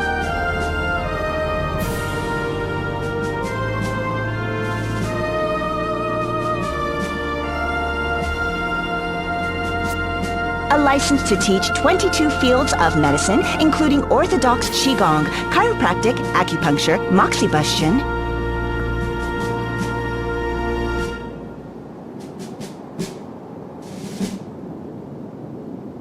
Say what? Yes, a star instructor like you would surely attract promising students from around the world. What do you say? Worth a try, wouldn't you agree? I don't know. I did tell Holly to come open a clinic with me. And recruiting students and all? That sounds like a royal pain.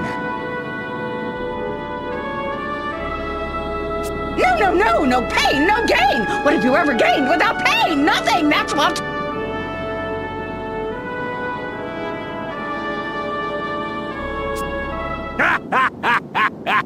That mouth of yours! I think my ears are bleeding! Catch you later, you crazy old lady!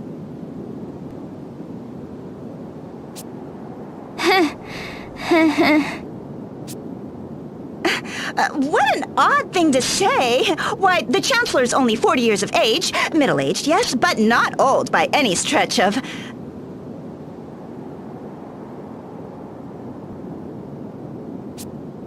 Prima! Zip those lips.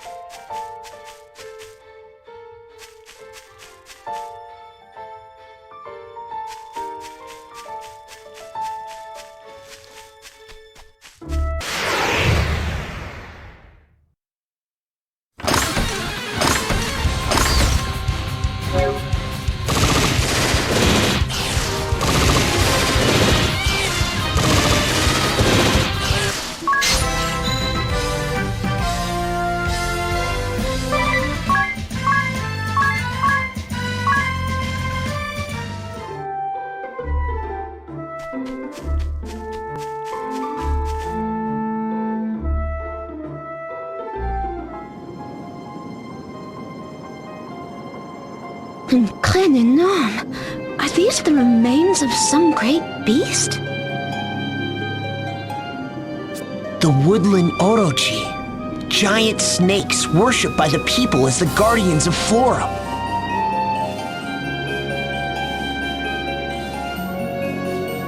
Guardians? But then... They were hunted, near to extinction, because someone wanted to weaken the strong faith that ruled Florum.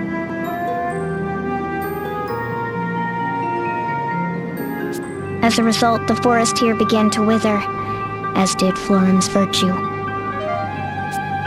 This is the way to your village? It is. Try not to wander. It's easy to lose your way.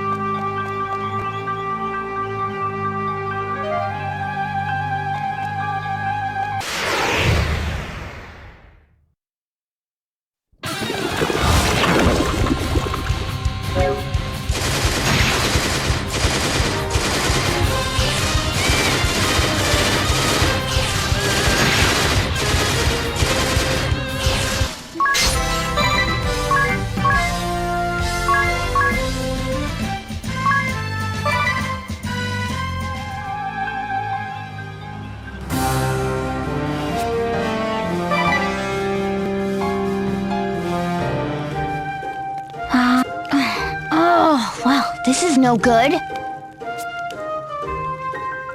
What's the matter, idiot? Everyone's asleep except you. I wish I was, but I can't. You shouldn't have drunk so much tea before bedtime.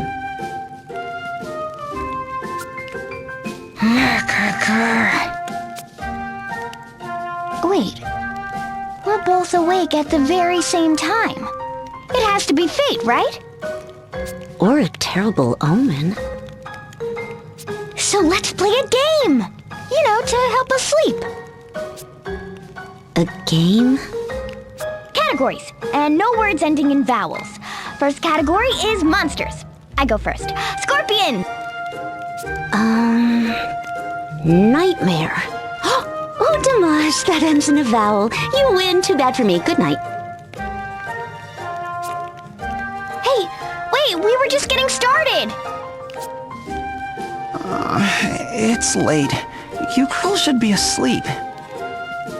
Oh gosh, sorry you. Did we wake you up? Oh, you were talking pretty loud. Now poor Tiz is awake too. Look what you've done. I said I was sorry. But now that we're all up, let's play another game. Quel enfant. Next up, word association. Stay on the beat, okay? Here goes.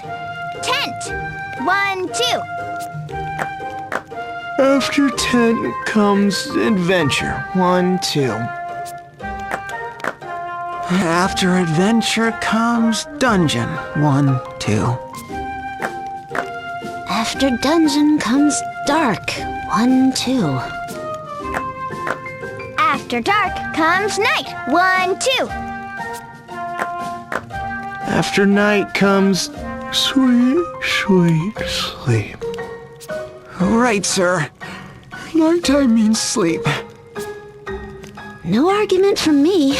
Bonne nuit, everyone. Huh? Wait, guys, what about the game? Oh, you guys are no fun.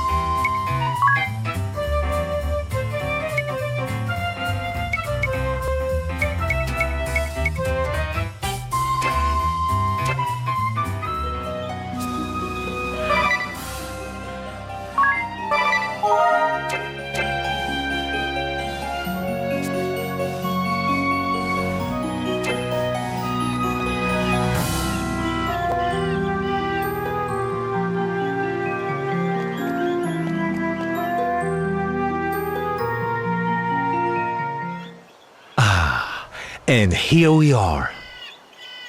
It just looks like more forest to me. Is there really a village around here?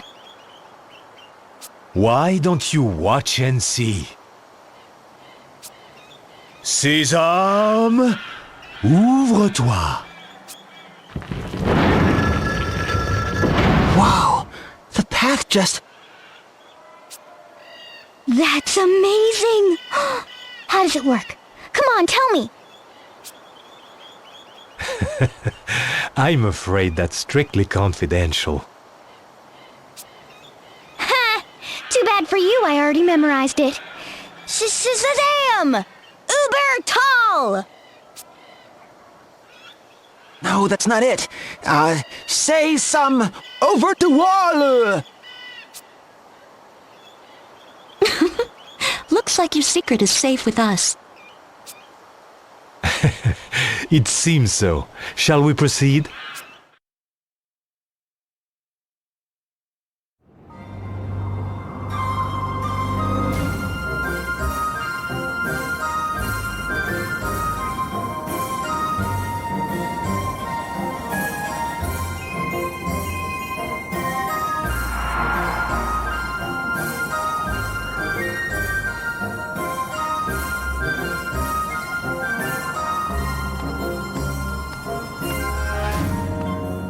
Village.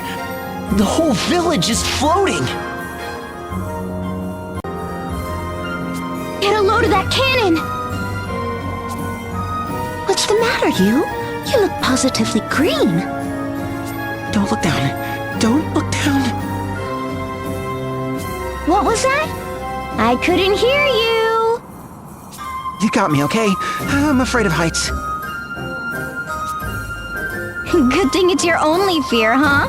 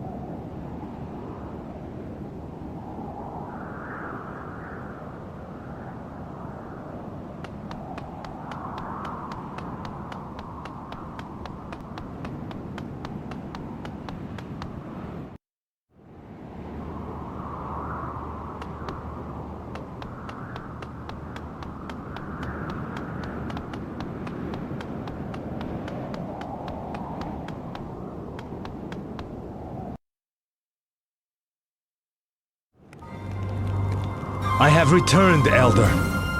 And I've brought some fascinating guests.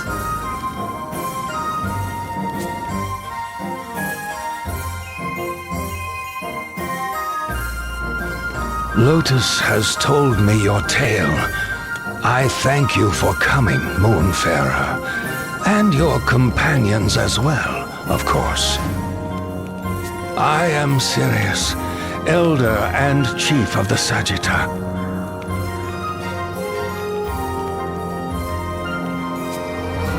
I must say, I never truly believed there might be people on the moon. Our people have been raised to believe that we once came from the moon, though most thought it mere legend. And our duty to defeat Baal. The technology and weaponry to do so passed down by our ancestors. No Baal appeared in my father's time, nor in his father's before him. To think it would come in mine.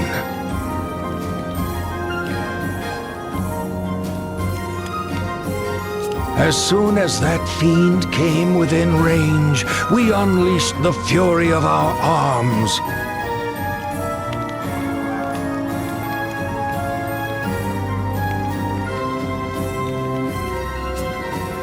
But the beast survived our attack and fled.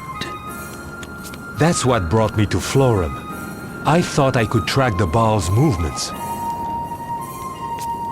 Yes.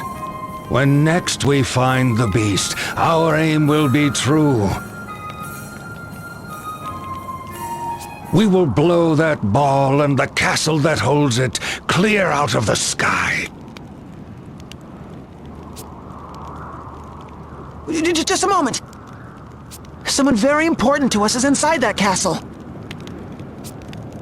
What's this you say? That is unfortunate indeed, and yet it does not change what we must do. What? This is our sworn mission, passed down among my people for generations untold.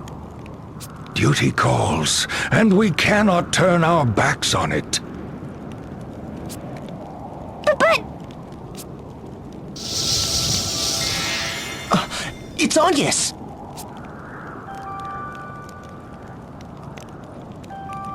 I have heard everything, my friends. Do not concern yourself with me. If you have the power to fell the beast, then let it be done. If giving my life will save our world, I gladly give it. What are you saying? That's unacceptable and you know it. We're not just going to stand by and let you sacrifice yourself.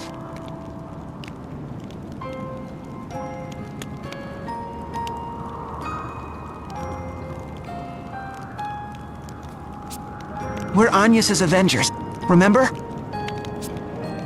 That's right. We already made up our minds. We're saving you and defeating the Baal.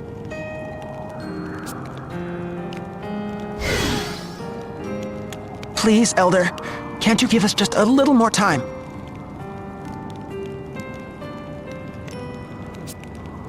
We only need enough time to rescue Agnes. No, I fear the risk is too great. The next time the ball comes within range, we will fire. If you would save your friend in the castle, I suggest you save her quickly.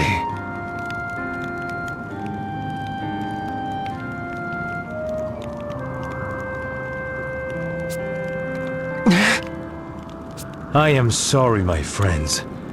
This is what we were put here to do. We can't blame you for doing your duty. But we have a duty of our own to perform.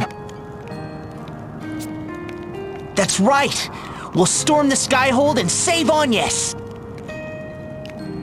But now, how will we get there in time? We're going to need to find a way to get airborne. Okay. I will help as best I can. Together, we will find a way. Surely we have something useful here. Just let me know. Hey, you. Let's check out the cannon first. You think? Well, I suppose we've got to start somewhere.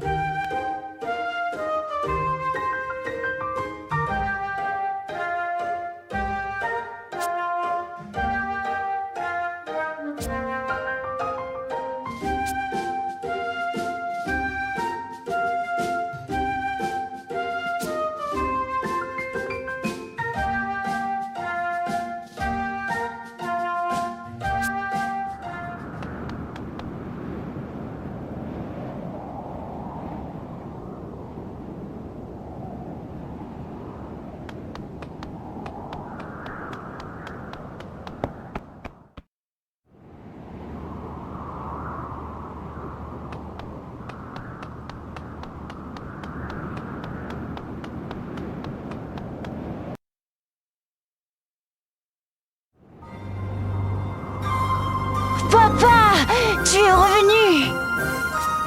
J'espère que tu as été sage, Procyon. Behaving and doing what your grandfather tells you?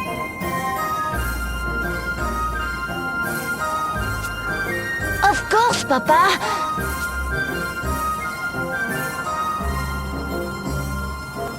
C'est qui ces gens? Ils ont des habits rigolos. These are our guests, Procyon. Don't be rude.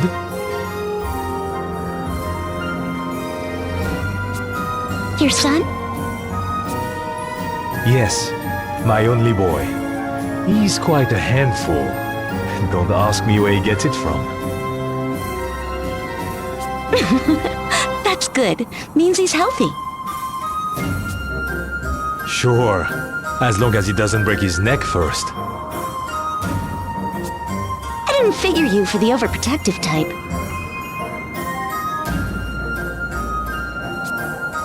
My wife, may she rest in peace, was the elder's only child. The future of our people depends on him.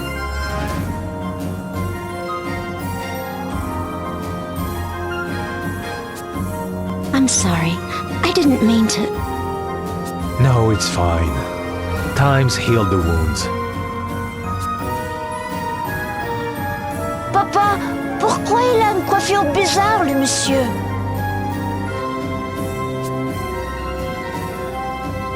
Je t'ai dit de ne pas être si grossier. Ça doit être à la mode chez eux. Oh, ce n'est pas du tout le cas, vous savez. Oh, she speaks our language. most certainly do, despite my strange looks. Sorry about that. Now you see why I told you to be polite, huh?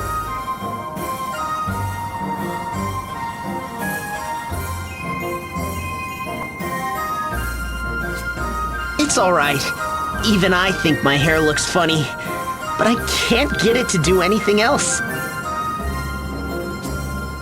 Tiz, you could understand us? I could kinda guess somehow. What a riot you bunch are.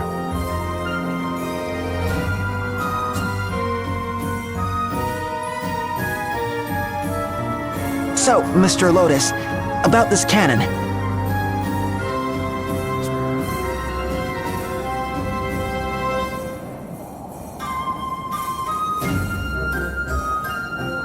Oh, right. You had your eyes on the SP cannon. A true technological marvel, this. It converts the energy we call SP into a burning ray of immense power. Of the many weapons passed down among the Sagitta, it is by far the most potent.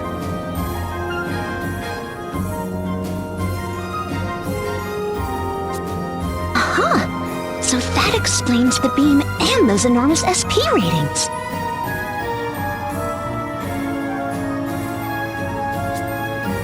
Still, it's huge. We had nothing of this scale on the moon. Did you build it here?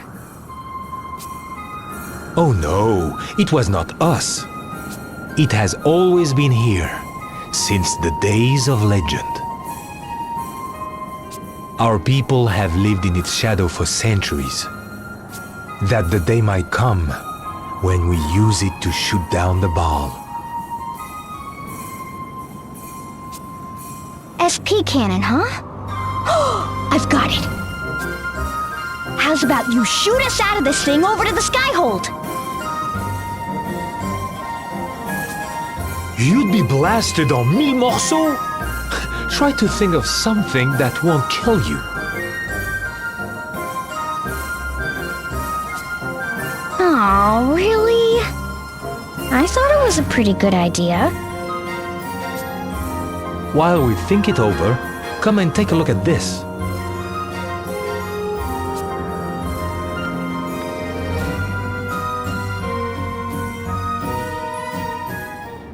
What's that? That there is our SP storage tank. See those beds down below? We collect SP for storage from the folks who sleep down there. You gather and store SP... Just a moment. What exactly is SP anyway? Good question. The truth is, even we don't entirely understand. But it's said that SP is energy produced by the flow of time.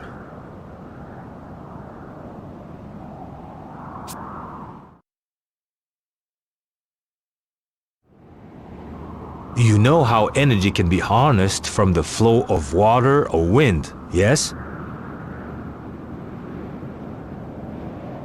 Same with SP, but it's harnessed from the flow of time, as far as we know. It is? Believe it or not, I never knew that.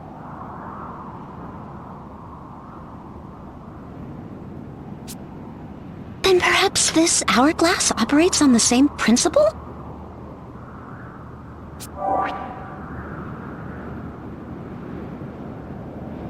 Hourglass, you say? It can also collect and store SP. In fact, it seems to do it all automatically. Incroyable! Such a small device can store SP, and you don't even need to sleep? Could you let me have a look at it? Be my guest. Ooh la la! What are all these scratches and dings? It looks like it might fall apart at any moment.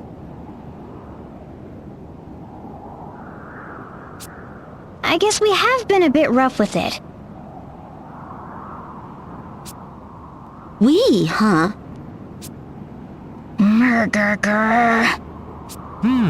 I might be able to fix it up for you. What do you say? Spoken like a true engineer. It'll be just a quick welding job, and it would be my pleasure.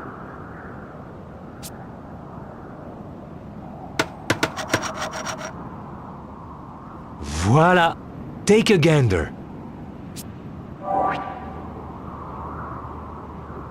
Oh, it's gold now! What else did you upgrade? Sorry, all I did was fix up the casing.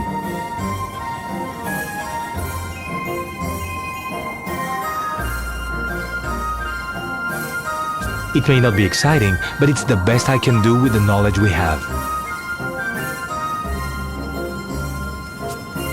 It's more than enough. Thank you, Lotus. I've got it. What if it were possible to use SP to fly? Please, Mr. Lotus, we need to know more about how SP works. Do you know where we can find the earliest records of the Sagitta? They just might have the answers we seek.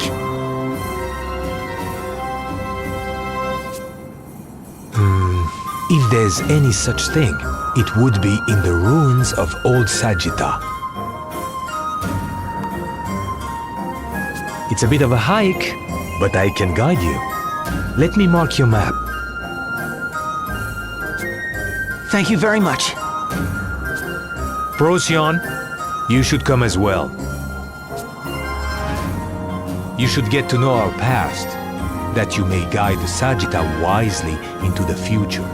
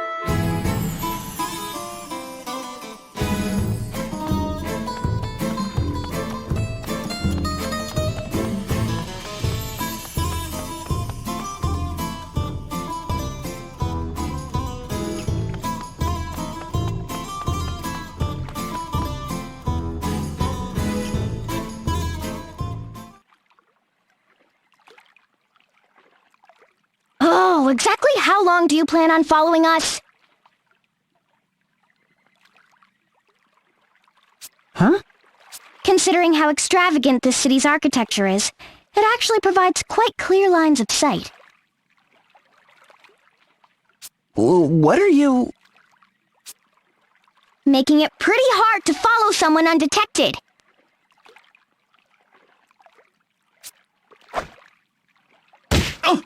Ow! I have no idea what you mean. Do you need something, stranger? Do I need something? How about not having you following on our heels all around the city? Following? Perish the thought. I've never seen you before in my life.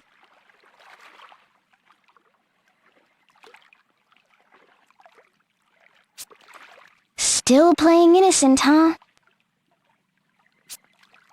No. Forgive me. You are Idia Lee, yes? Huh? Is this man an acquaintance of yours? No. At least I don't think so. I definitely remember someone this annoying. Oh, I wouldn't expect you to remember me. This is our first meeting, after all. I am Rockapeller, famed across the realm as Peller the Third. Oh yeah. Peller? Whoa, as in the world-famous bard? Harcapeller?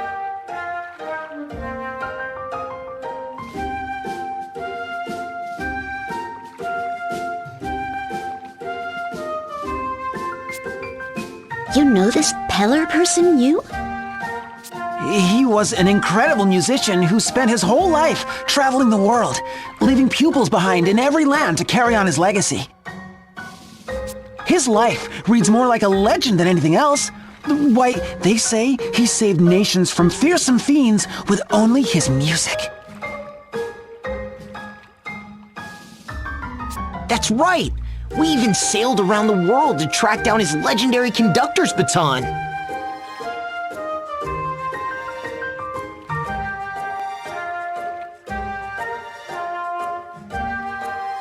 In music, the most important thing is to have fun. Boy, that takes me back. Yes, that's right. Arcapeller was my grandfather, which makes me his grandson. Yeah, that's how it usually works. So what does the grandson of a world-famous bard want from me, of all people?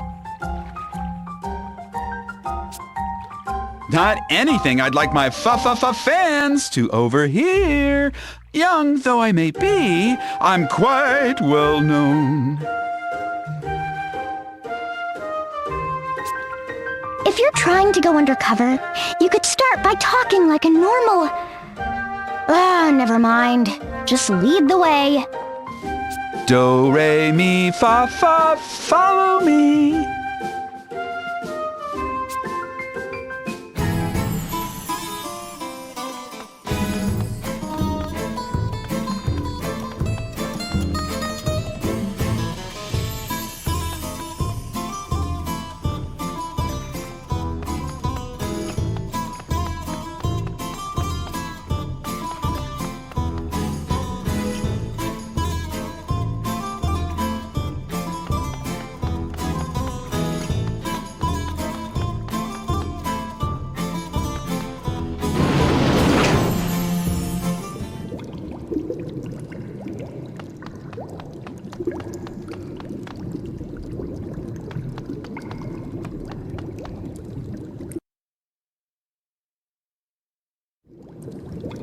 Okay, it looks like we can talk in peace.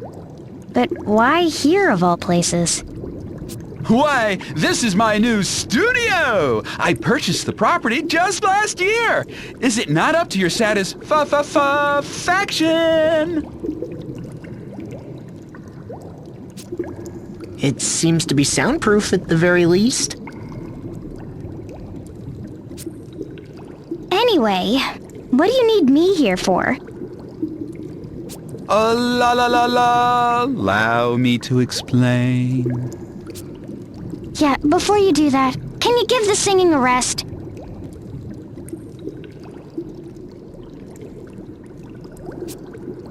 It is a gift inherited from my grandfather. Whenever I open my mouth, me melody springs forth. Then I suggest that you turn your little gift off before I turn it off for you.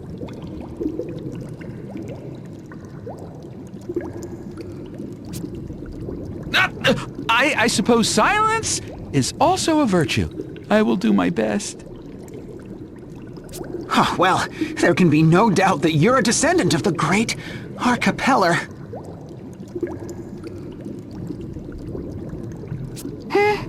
What makes you so sure? Why, his voice? Arcapeller was the greatest musician of his era. Each song he penned became an instant classic. I'm actually a huge fan of the Bard myself.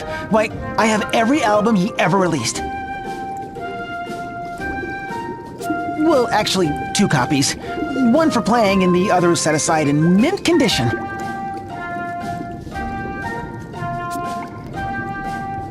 I still don't understand. Why were you following Idia?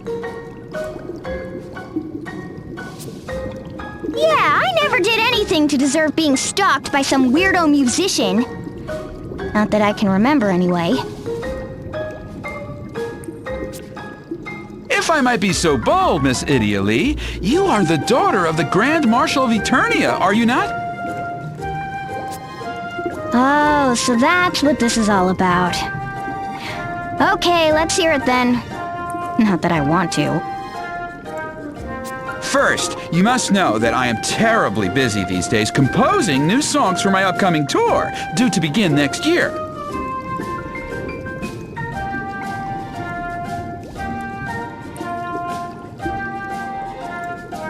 Let me guess.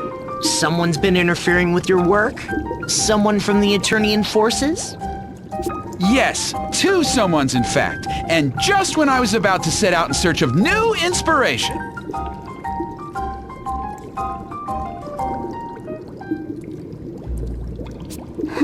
It always comes back to the duchy, doesn't it? I'm sure they mean no harm, of course, but I fear they both seem to want the same thing of me, and...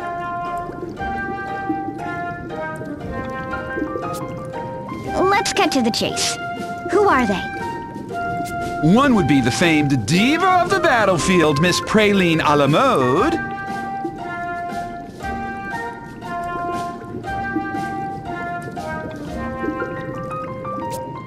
The other is a former captain of the Black Blades, one Hayred Barbarossa. What? But they're both from the Black Blades, subordinates of my master.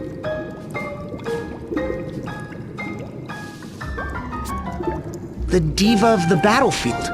She's not trying to get revenge on us, or is she? I doubt it after 2 whole years. Leaving Praline aside, what would a pirate like Barbarossa want with a musician like you?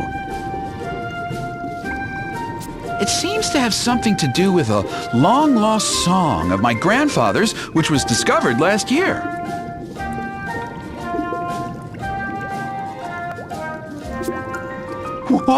A never-before-heard song by the great Archipeller?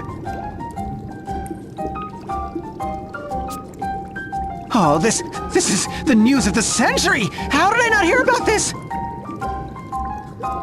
It was Miss a la mode who first contacted me about the song. I believe she was seeking permission to use my grandfather's last song for something. But I could hardly understand the words that she was using, let alone that eardrum-piercing voice of hers.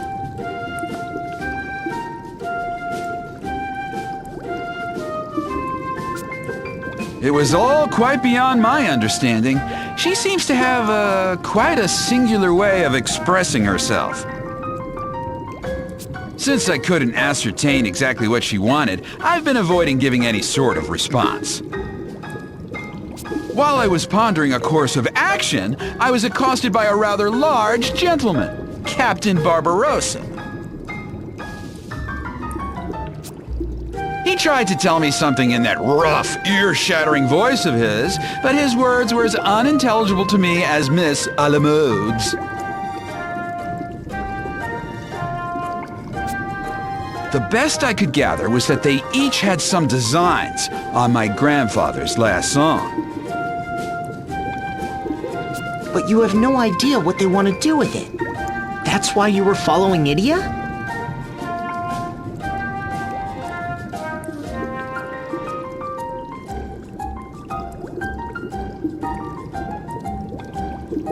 Yes, it was by complete coincidence that I came upon you today, but I thought if anyone could help me, it would be you. They're my master's subordinates. And my master's problems are my problems. I guess I have no choice. I'll go see what they have to say. Where are they now? Miss Praline should be rehearsing at Florum Square Garden in the upper part of the city. As for Barbarossa... You don't know where to find him? Okay, we'll track him down and meet you back here. As a matter of fact, I'm planning a trip to the Witherwood, north of the city, in search of inspiration for my latest masterpiece. Once you've figured out what those 2 want, come find me there. All right, we will. But don't get your hopes up.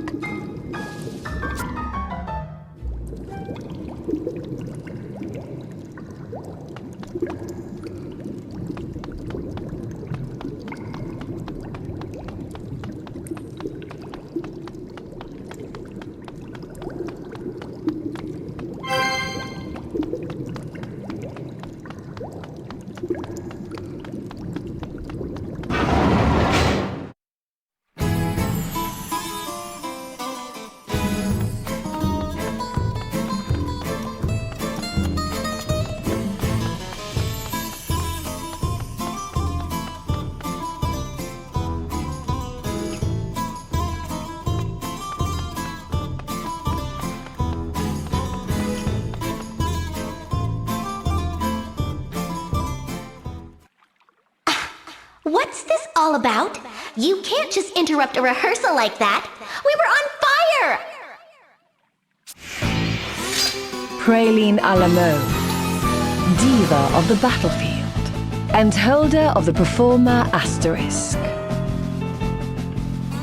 This former member of the Black Blades went into early retirement after being booted off stage by Idia and her friends.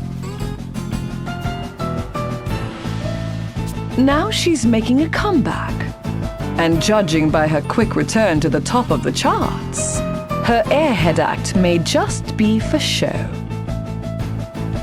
By what strange trick of fate do your paths cross anew?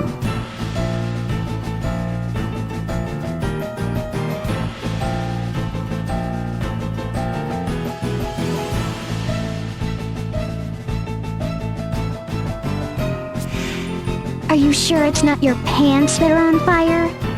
You sure came running over real quick when you spotted us. That's just because I was surprised to see such a nostalgic face from my past. Sure you were. We're here today on behalf of Rockefeller.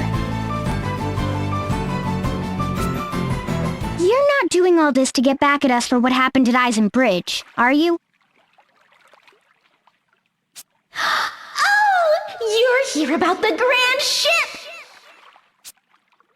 That must mean that Rockefeller finally agreed to let me use my arrangement! Yay! Praline wins again! Your arrangement? What are you talking about? Boy, idiot! I know it's natural, but can't you do something about that dumb look on your face? Look who's talking! Anyhow, even you must know about the grand ship, the long-lost hit by the great Archipelago. It has potential, of course, but it's a bit, how should I say it, dusty, musty, passé. So, Praline, the Princess of Pop, took it upon herself to create an arrangement that is simply divine. Wait a second. If I'm understanding you want to re-release this Archipelago classic as a new Praline a la mode song? Totally! My miraculous arrangement has transformed a lame old number into a dazzling, cute masterpiece of modern music! Wow. I guess I can't blame Rocka for being so confused. Well, at least we got the message. We'll pass it along to Peller and see what he has to say. But I can't guarantee that he'll agree. Sounds like an awful lot to ask. No way! I'm only asking for what the whole world wants. Not letting me release my arrangement would be a crime. Just think of the future generations of my fans you'd be depriving.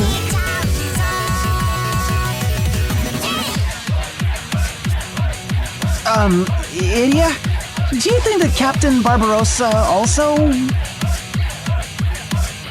I'd bet on it. An old-timey song about a ship sounds like it would be right up his galley. Hey, Praline! What's Barbarossa up to these days? You know, the Black Blade's old first mate?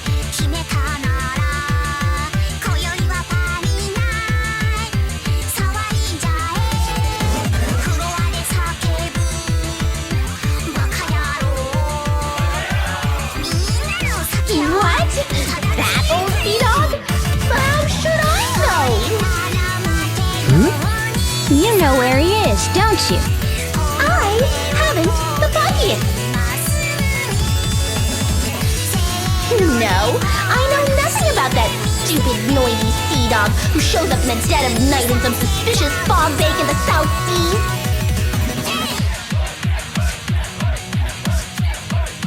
Right. Well, you've been very helpful. Another boat trip, huh? I guess we've got no choice. Sorry for interrupting your rehearsal. We'll let you know what Peller says.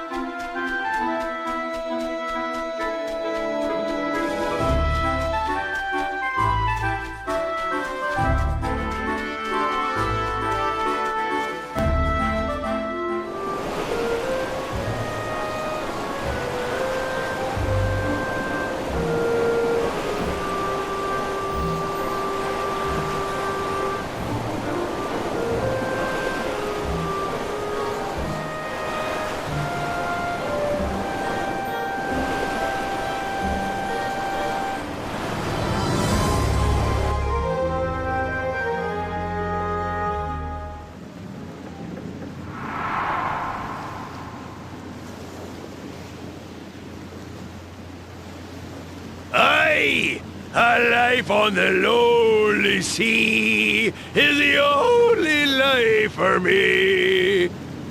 Yo-ho-ho! The life for me! Idia, tell me that this isn't what I think it is?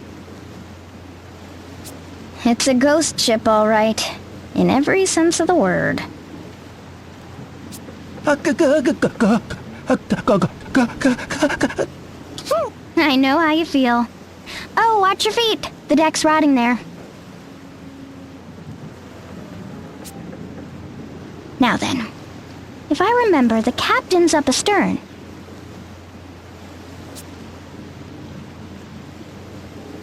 Aye, there he be!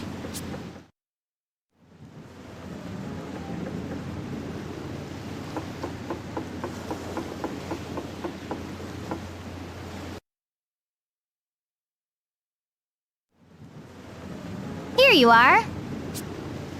Ho-ho! If it isn't the Swordmaster's favorite pupil!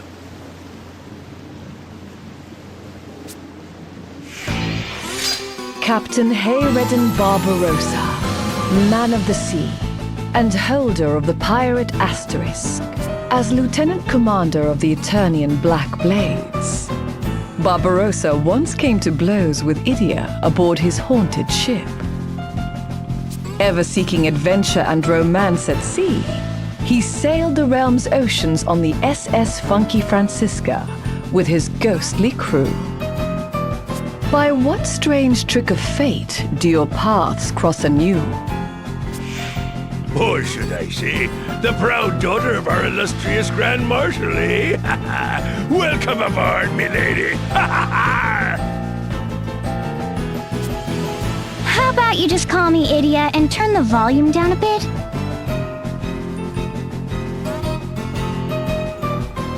I'm actually here to ask about that song you were just singing. Was that the Grand Ship? Aye, so you know the song! Unfortunately. Oh, it's a timeless classic. A tribute to all the brave men who've lived and died on the wide seas, left to us by a visionary virtuoso. That Arcapeller. He knew what it meant to be a man with dreams of adventure. A man among men, if ever there was one.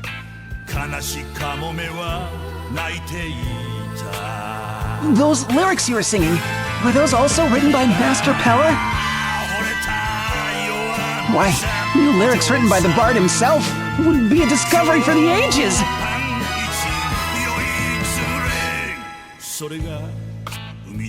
You really are a fanatic, aren't you? Well, more or less. I was improvising a bit, trying to get at the heart of what old Peller felt. Me mateys here, they tell me that it was like a dream to listen the first few times, but now they want to die all over again. I know that's their way of saying that I've captured something real right here. Those sentimental doors. Yeah.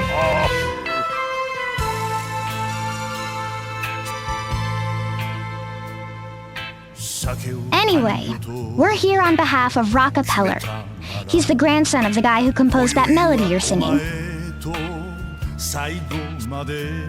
He seems pretty troubled by you and Praline. Any idea why that might be?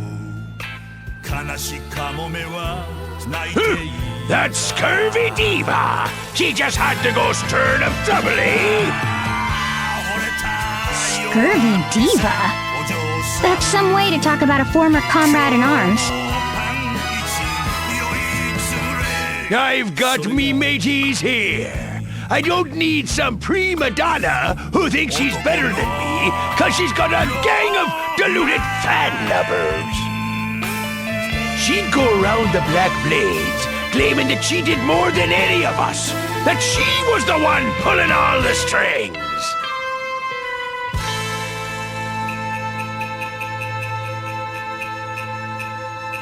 Why, she'd even ask me what I was good for. After all, you're always drifting around on that dingy old dinghy of yours. When the Blades were disbanded, she took off solo without looking back. And when I finally hear from her, it's this!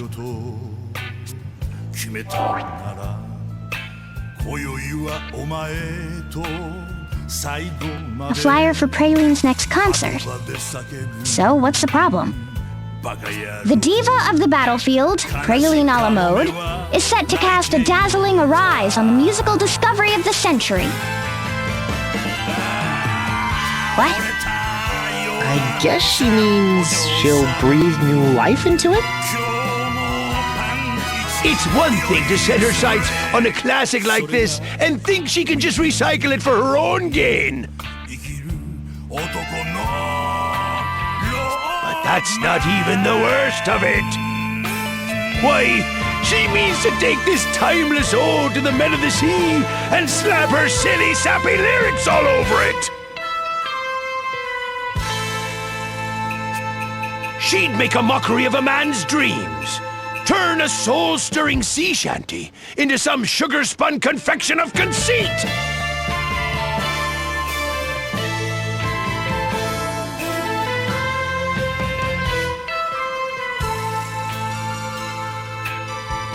Why, I was so blinded with rage that I sailed straight to that Peller lad to demand that he take...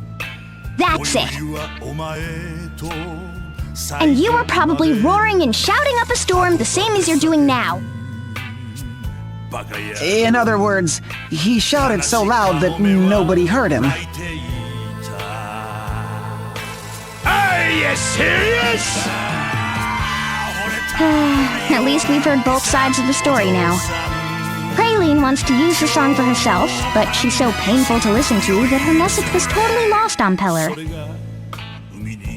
And Barbarossa doesn't want her to, but he shouts so loud that no one can hear him past the ringing in their ears.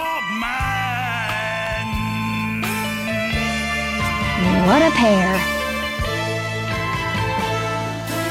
Look, we're going to go and explain the situation to Rockefeller. Don't you let that girl crush a man's dream! I know what old Arca would have wanted. The proof's right here in... Oh, save your breath. The decision is Peller's, not mine. Just stay here on your boat until we return. And try to keep it down, will you?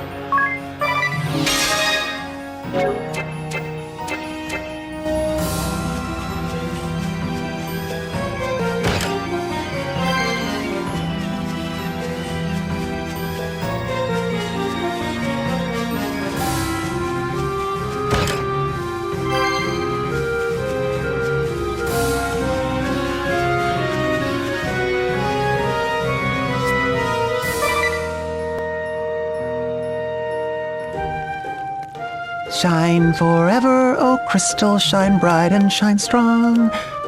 You're in a good mood, you. What's that song you're singing?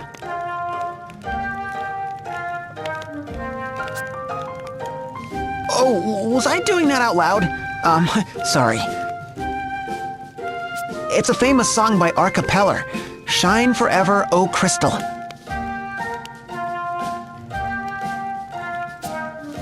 A song about crystals? Was he a follower of the crystal orthodoxy? Huh. Not that I know of. Perhaps the orthodoxy lent him its patronage and helped make his music famous around the world.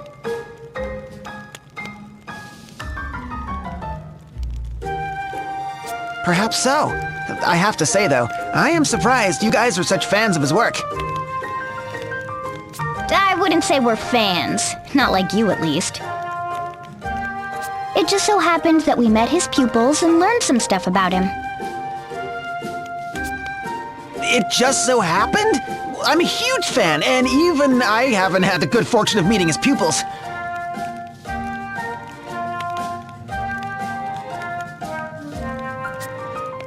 It's all Praline's fault. We had to talk to those people to figure out how to defeat her. Yeah, her singing was something else. Talk about getting caught in the crossfire.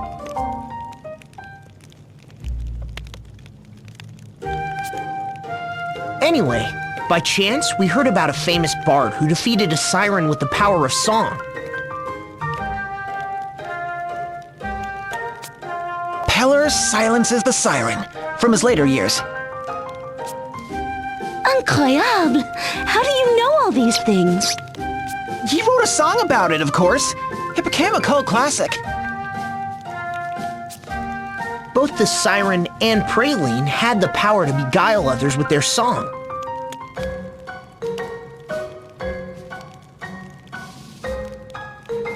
So we figured we might get some clues on how to defeat her by talking to Peller's pupils. That's right. Remember the very last pupil? His clue was the key. Oh, wait, don't tell me. The most important thing is to have fun. Right, those were the words inscribed on the bard's baton. Once we found that, we were finally able to defeat Praline.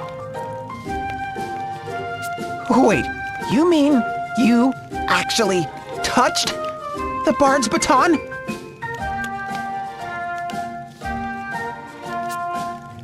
Oh, you still have it? I would give anything just to hold it. Please, please! Weren't you using it as a back scratcher for a while? Anya's really told you off for it.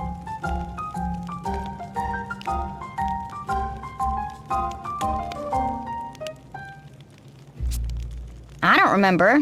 Where did we put that old thing? But it's a modern-day treasure! It wasn't like we needed it anymore. It was just a boring old stick.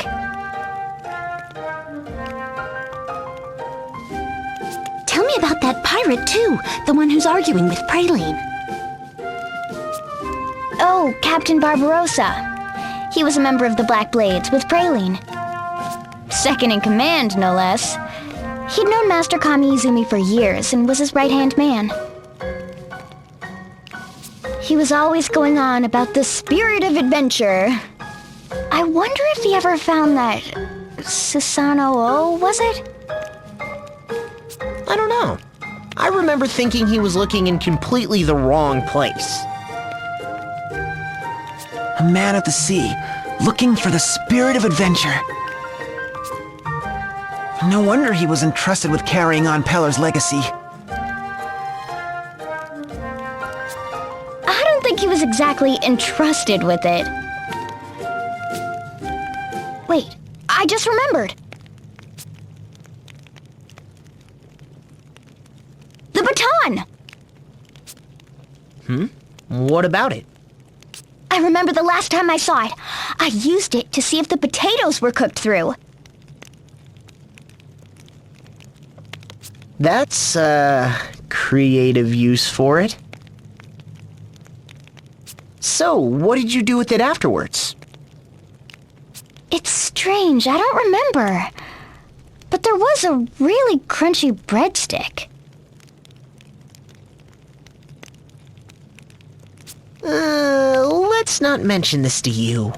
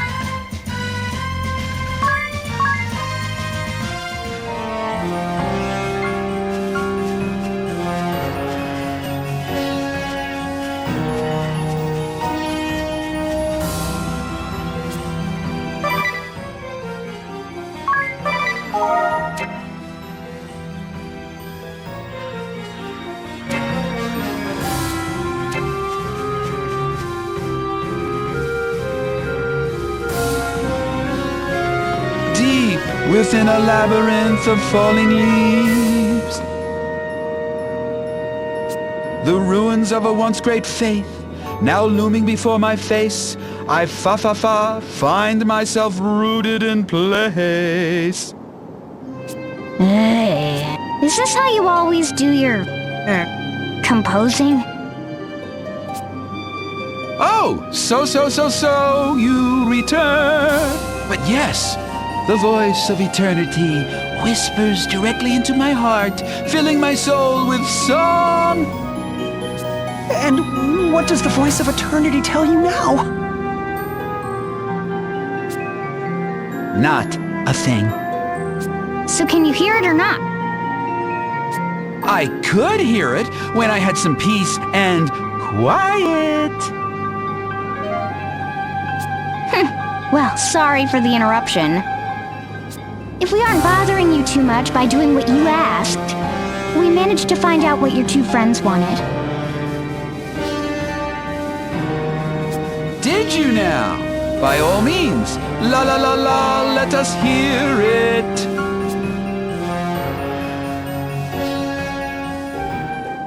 So, in short, Miss a la mode wants to arrange my grandfather's song in her own style. You really didn't understand her, did you? Yes, I hadn't the slightest idea what she was trying to say. Her words seemed utterly devoid of any meaningful content.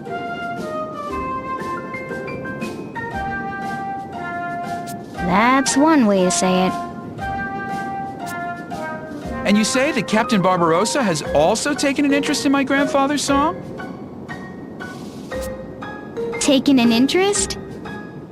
More like he's fallen head over heels in love with it. That's why he's against letting Praline remix it into something else. He says it would be an insult to your grandfather's legacy.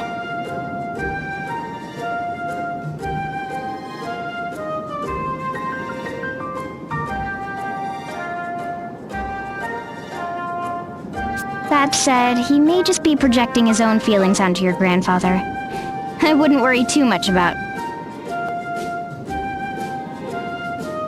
On the contrary, I cannot dismiss his claims so easily. Huh?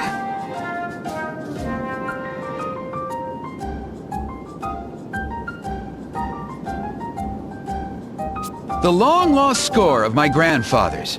It included a scrawled note in his own hand.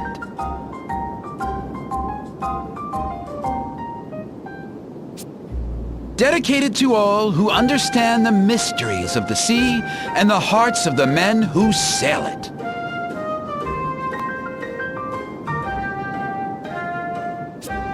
You had to complicate things again, didn't you? Was that note made public when the song was discovered? Yes, it was quite an event. Every detail of the discovery was announced. So Barbarossa must know about it too. I never heard. What sort of an Arcapeller fan am I?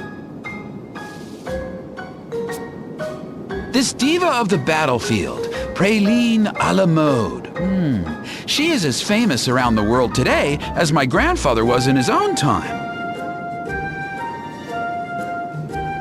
Personally, I have no objection to her making an arrangement of my grandfather's song to add to her repertoire.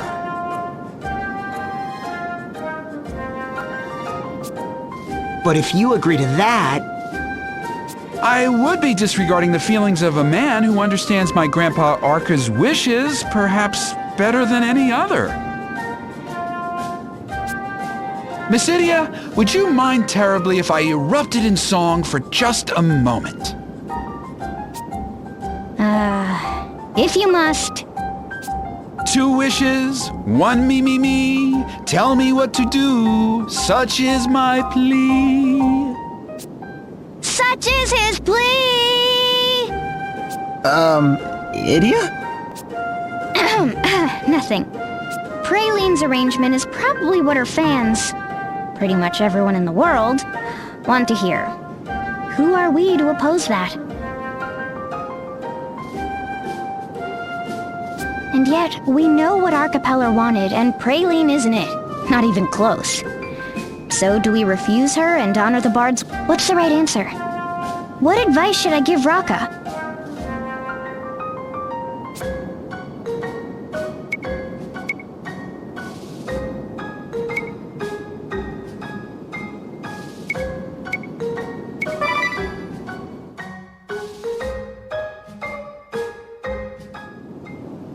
Listen, Rocca. You can't let Praline just have her way with your grandfather's song like that. I know she's a super famous star right now with a legion of fans who would love to hear a new song from her. Let alone a remix of a long-lost song by the great Arcapeller. It would be quite the event. Why, it could become the hit of the century!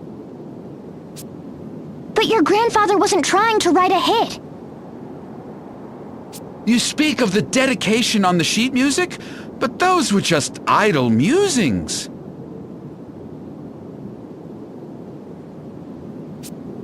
It doesn't matter. That was what your grandfather intended for this song. Those were Arcapeller's last wishes.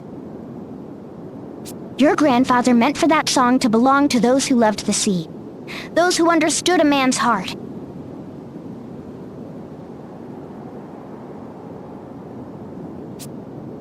It wasn't written for some fly-by-night diva to net herself a worldwide hit and a new legion of fans. And definitely not for her to remake it into some obnoxious pop song designed to drive men wild.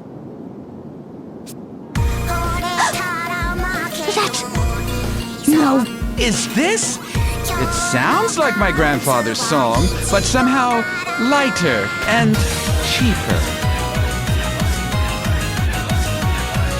Where's my manager? I won't suffer these insults! Praline, what are you doing here?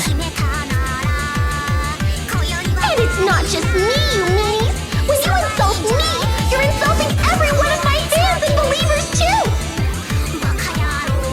And you, Mr. Peller, ignoring my request that you could go gallivanting across the realm? And after I went to all the trouble of breathing divine new life into your grandpa's moldy oldie! New life? You never spared a single thought for the original composer's feelings.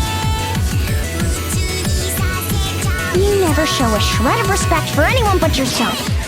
You're a walking disaster!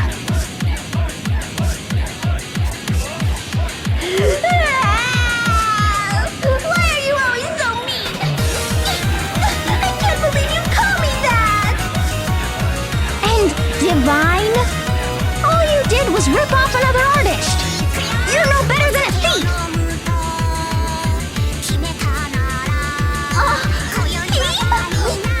Rip off? Ooh, the nerve! It's an homage! An homage! Imitation is Pralune's sincerest form of admiration, you know. And I can prove it! I went and asked for permission to use the song now, didn't I?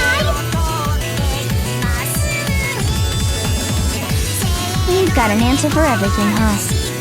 Your excuses are impressive, which is more than I can say about your singing and dancing skills. That's it! I've just about had it up to here with you! You want to hear the truth? I hate these stodgy old songs! No one but a geezer would be caught dead singing the original! And I know all my fans would agree! Everyone around the world would hate it! What's the point in preserving some musty old song that everyone's going to hate anyway?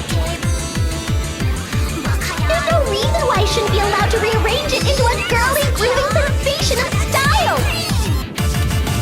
Get with the times, idiot! You know what's hot? I'm what's hot! Too hot for you to handle. My popularity and my strength are world-class now, you know? Fight me, and you.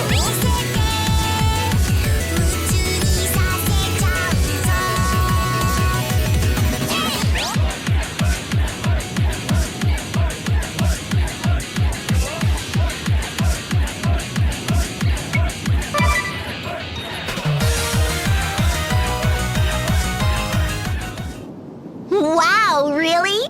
You think you can defeat me again? Idiot! You're even dumber than you look! Okay, places everyone! This is no rehearsal!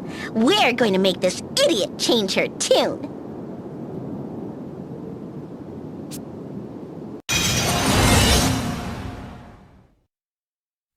Praline here! All eyes on me! Thanks you!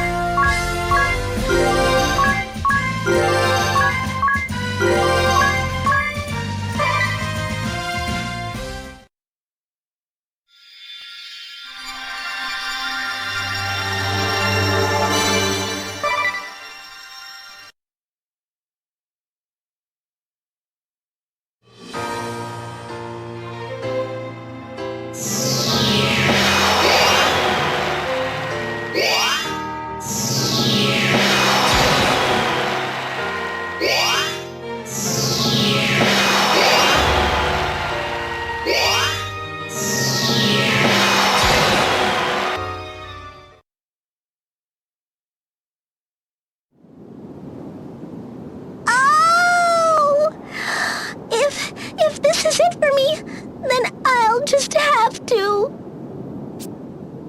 Now's your chance! Come see Praline a la mode live in concert at Florum Square Garden! And hurry! Tickets are selling fast! And that's enough. Yes! I wasn't finished with my pitch yet! I'm gonna call my manager!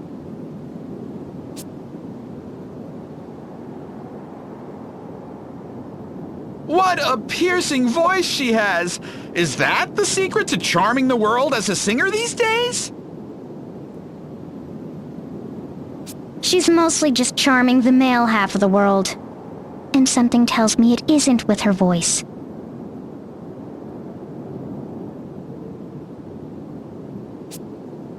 In any event, I must thank you for helping me resolve my dilemma. Might I ask you to pass along the good news to Captain Barbarossa? I think it's about time you started taking care of things for yourself. Yes, of course, but I don't even know where to find him. Somehow, I don't think that'll be a problem. Aye! A life on the lonely sea is the only life for me. Yo-ho-ho! The life for me! Ha! So this is where you've been hiding out. I was looking all over for you lot. As boisterous as ever, isn't he? You've got to be loud if your voice is going to rise above the waves, boy! Did you run into Praline on your way here? Oh, that one! Ha! She ran right by me, crying and shrieking about some nonsense or t'other. Rocky here decided against letting her rearrange his grandfather's last song. My grandfather wished for that song to be passed on to someone who understands the sea, as well as what lies within a man's heart. I am proud to be able to entrust it to a true man of the sea, like yourself, Captain Barbarossa. Well, blow me down! Ha! This is sweeter than any booty I've plundered! We'll sing her right. When we pull in a large hall, when the winds are kind, when the storms blow in, and the gulls are only accompaniment. Aye, aye. A life on the lonely sea is the only life for me. Yo-ho! The life for me! How can anyone be so loud? C'est horrible!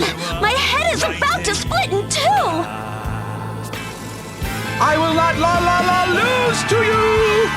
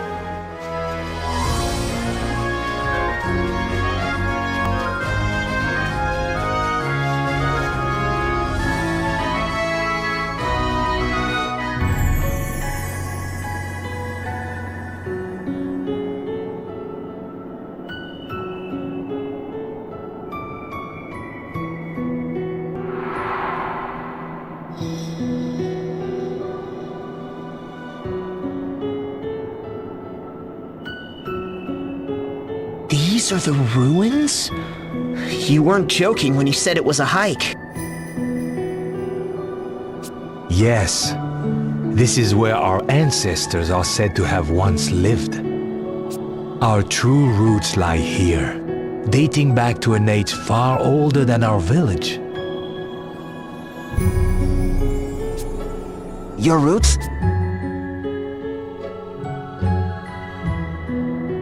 The duty that we cleave to, the weapons and technologies that we wield, they all stem from this place, Old Sagitta, our ancestral home. These days, however, it's little more than a nest for monsters.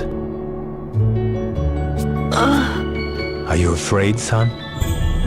You're gonna be chief of the village someday, isn't that right? I guess so. That is what Grandpa Sirius and all the other grown-ups say. But my dad does not seem too happy about it.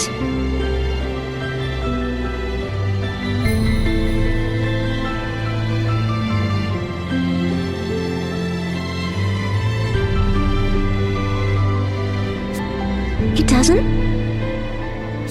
Mind you, I have no doubt that my boy will one day be a strong and wise leader for our people. And I couldn't ask for more, as the man so blessed as to take our elder's lovely daughter as his wife.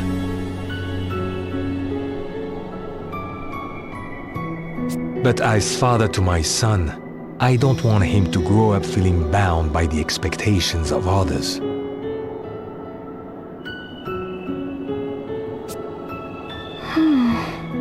I would have him see the world outside, learn and experience many things, and find his own path in life. That's the advice I would give him, from one man to another. But what about the duty of the Sagitta? My people value their duty. But will my boy always feel the same? Must he? If my son has experiences, sees things that cause him to question our duty, I don't think this would be such a bad thing. Of course, if his reasons for doing so were half-hearted, I'd have no choice but to oppose him as a Sagitta.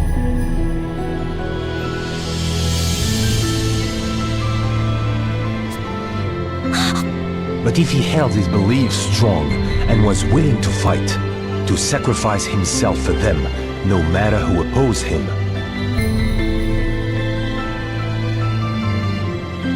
I would want to accept those beliefs, not as a Sagitta, but as his father. Papa, shouldn't we get back to the village? I was supposed to be on lookout duty. And so you were. I suppose that's the end of my tour then. What? You're not showing us all the way through the ruins? This is as far as we'll go today. I just wanted Procyon to see this place with his own eyes. At least once. I will do what I can to dissuade the Elder from firing the SP cannon before you return. But you should hurry. Thank you, Mr. Lotus. You've been a great help.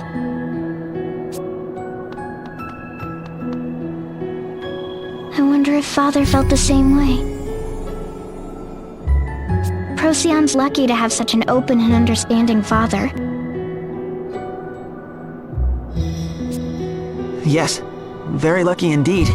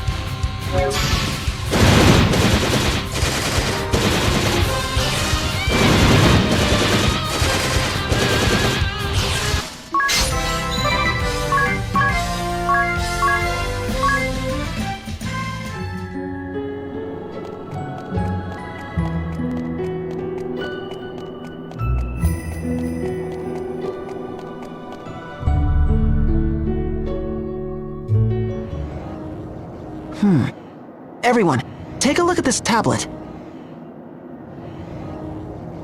There's something inscribed on it in my language. Or rather, the language of the Sajida. It looks really ancient.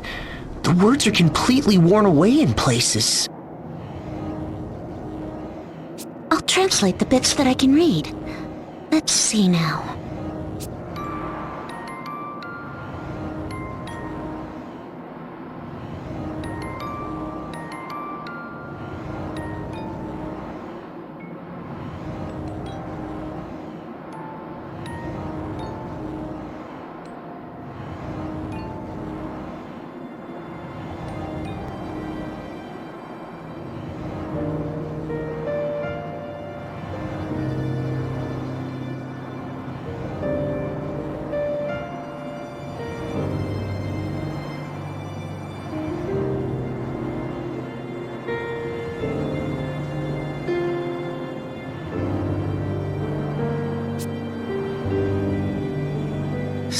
Spatio-temporal compass?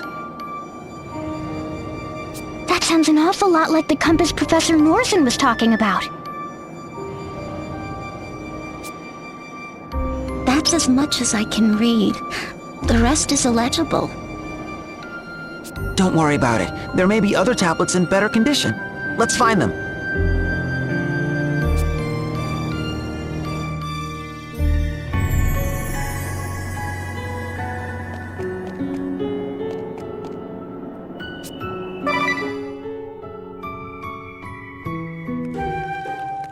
You, what's the holdup? Okay, it's ready. First up is roast chicken breast in garlic butter sauce. Ooh, that sounds good, especially with rice. Second is a ginger glazed pork tenderloin with extra gravy. Très magnifique! A true feast! I also made whitefish marinade with red peppers and spicy cucumber pickles. That sounds absolutely heavenly. With a bowl of rice on the side. Yep, I'll definitely be wanting rice with that. Make mine an extra large, please, Chef. About that. Come on already, I'm starving! Bring on the rice! I don't have any. Enough joking around already. I'm serious. No rice. Are you out of your mind? What do you mean, no rice? You make all those dishes that go perfect with rice, and you forget to boil any? Well, I didn't forget. We just didn't have any in the stores. Then why didn't you buy some, you dummy? Well, I checked before I went to the market, and we had plenty, I swear. The sack was nearly full. Pourquoi? When Magnolia cooked the other day, remember? Rice on rice with a side of rice. Right. Idia kept asking for seconds, and thirds, and fourths.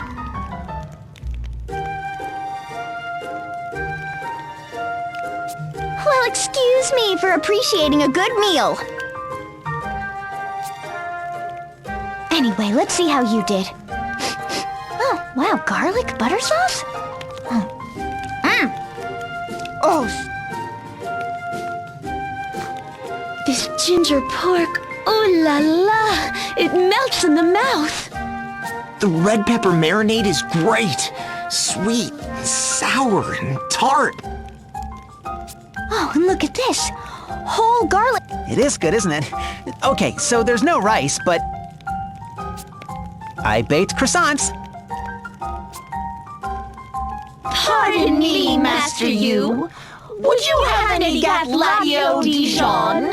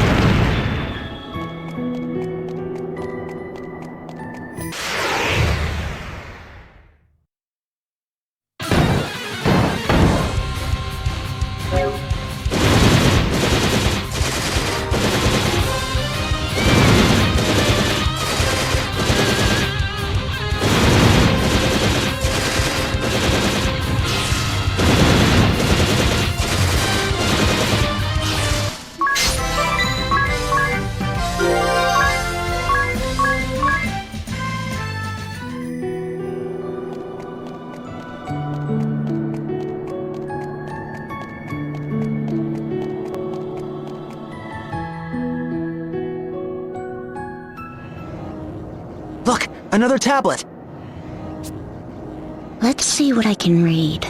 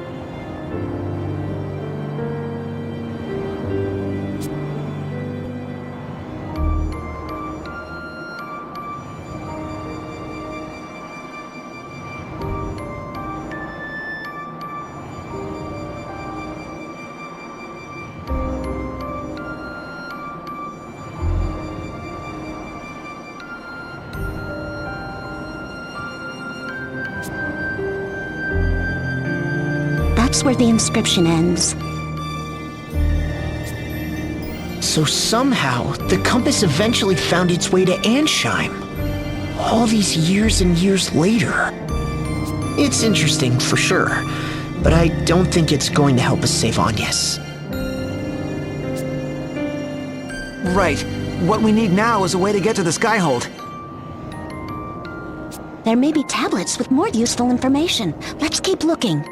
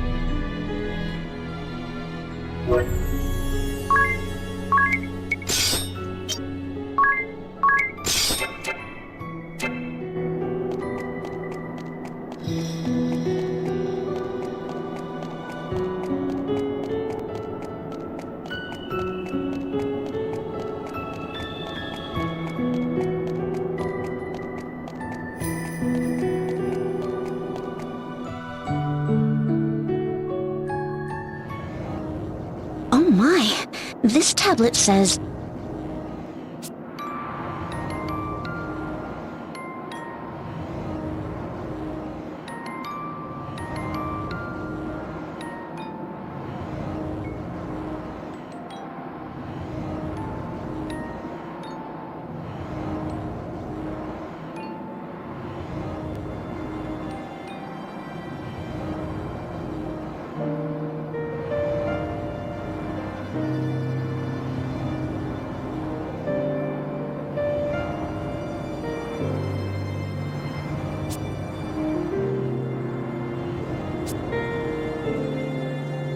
He was still so young. And yet, this isn't gonna help us fly to the Skyhold either. Hold it together, you. Nobody likes a whiner. Yes, ma'am. The Buster ship? Could that be? We're moving on, Magnolia. Coming!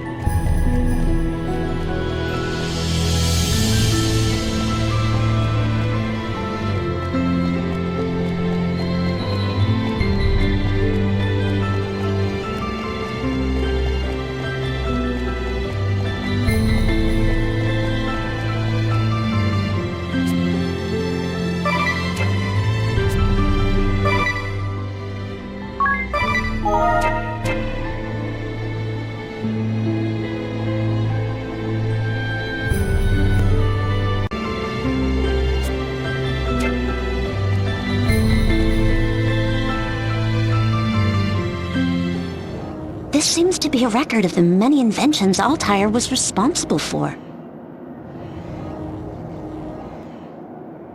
This whole list? This Altair guy must have been a real genius. What do you think, Magnolia? Is there anything useful here? Well, let me see. Soft-boiled egg cooker, pressure cooker, sewing machine, safety razor. I suppose this section is all household goods?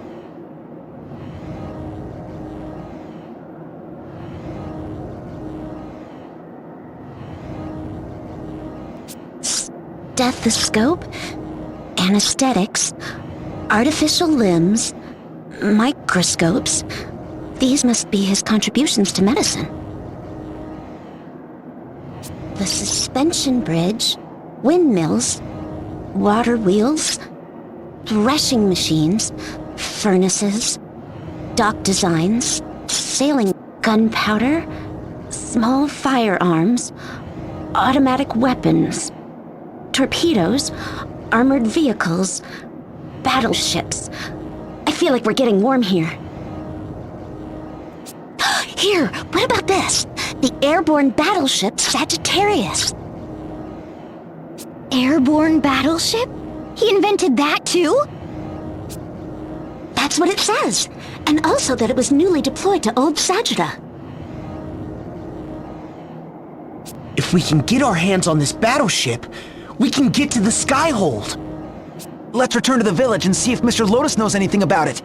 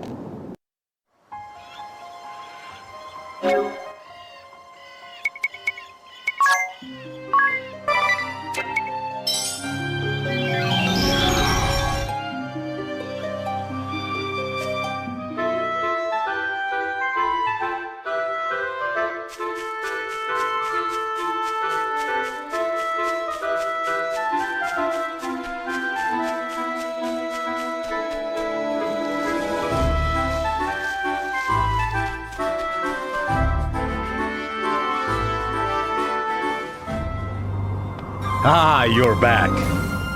Mr. Lotus, the SP cannon hasn't... Don't worry. The sky hole is still hiding, and the cannon remains unused. Thank goodness. And how was your expedition? Did you find anything of use? One of the tablets deep in the ruins spoke of an airborne battleship. We think it might be able to help us get to the Skyhold. Do you know anything about it? An airborne battleship? Of course I know it. You do? Is it here in the village? You're looking right at it. The SP cannon there is one part of it. The SP cannon is... Wait, one part of it? Yes, it's all that remains of the once great battleship Sagittarius. Legend has it that the SP cannon served as its main battery.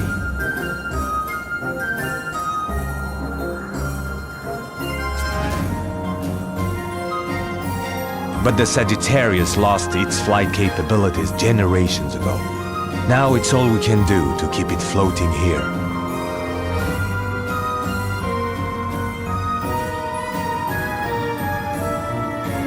I see.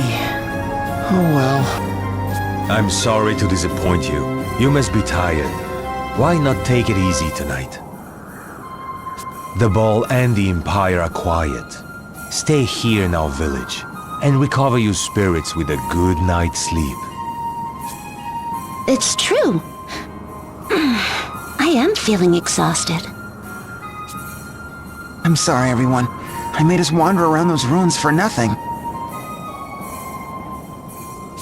You? No, I didn't mean... Don't sweat it, you. We'll think of another way tomorrow.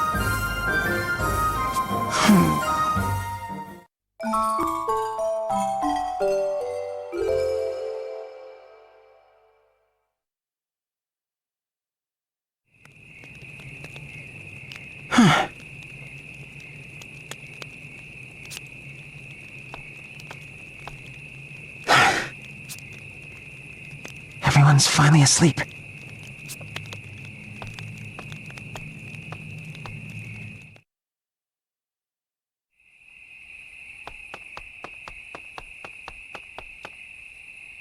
Now's my chance. Going somewhere, you? What?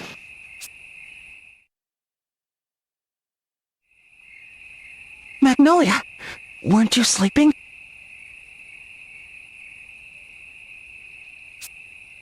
Isn't the better question what you're doing? Sneaking about alone like this?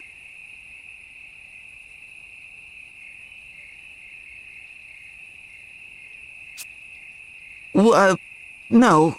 I just... Well, there's something I had to check. This passageway is the only part of the village that we haven't explored. That's true. But why now? It's the middle of the night. Because it's the middle of the night. I don't want anyone to ward us off. You're hopeless. Which means I'll just have to help you along. You will? Of course! Every good spy needs some backup. I can't just let you go wandering into danger on your own, can I? And I didn't want to put you in danger. Well? Never mind. I'm glad you're here. I was just thinking how nice it is to always have some help.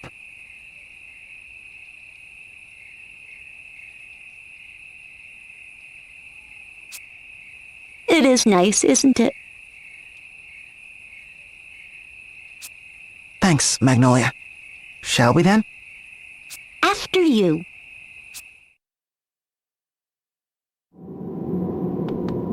I've been thinking, we've been desperate to find a way to fly, yet I can't help but feel like the answer's been staring us in the face all this time. Go on. Remember what Tiz said when we first got here? The village itself... It's floating. Exactly. Something is keeping this village afloat.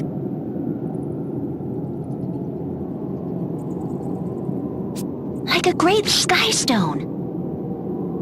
Or some massive perpetual motion machine. Whatever it is, this is the only part of the village they haven't shown us. Right. It has to be here.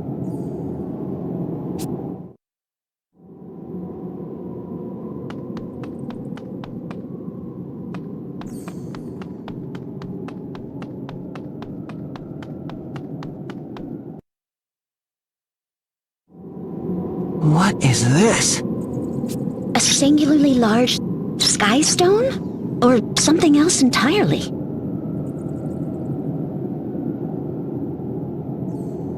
I'm not sure either, but it looks important. It must have something to do with keeping this village afloat. Let's take a closer look. First, we'll need to get it down from this pedestal. Wait! If this sphere really is keeping the village afloat... Whoops, you're right. We could send the whole place crashing to the ground. I'll lift it just a bit. If anything goes wrong, we'll put it right back.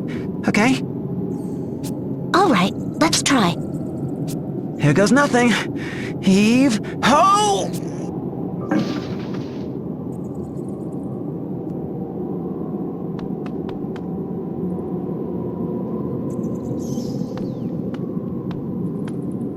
How does it look? We seem to be safe. Great. And this sphere? Any markings or anything? Nothing. It's smooth as an egg.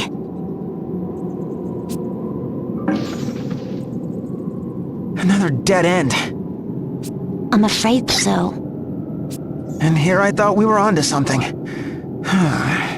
Don't sound so down. We just got here. You're right. Let's keep looking.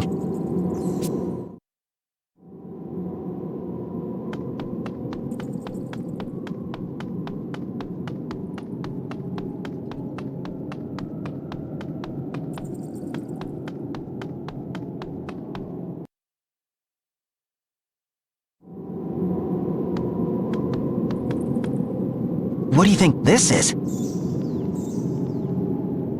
Some kind of machine? I think it may be broken. It's not doing anything. Whoa! It's glowing!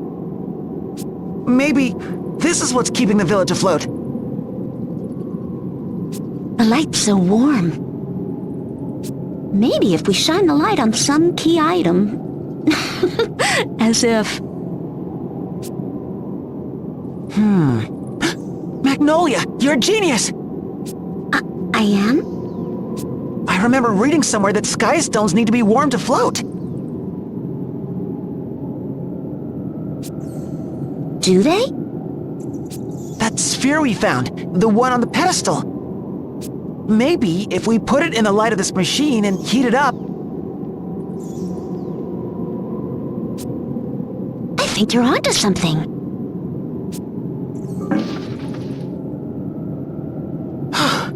How does it look? It's getting warmer. Look, a message is appearing. Can you read it? Let's see. SP Distributor Performance Normal. No anomalies detected. SP Distributor? You, over there. Look at all of them. Wait, there's something written on the shelf. Hang on. Make sure distributors have been inspected properly before connection to SP tank cables.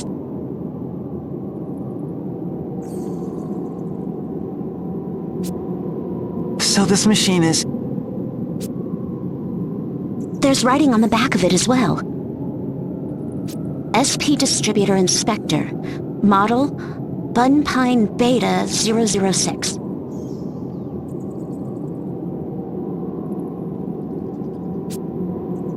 So these spheres are just for the cables attached to those beds? Not again. I'm sorry for getting your hopes up like that. I'll just keep my mouth shut. Oh, don't say that, Magnolia. Thanks to you, we now know the spheres aren't what we need. No effort is wasted effort. Let's keep at it. You! Follow me. Right behind you.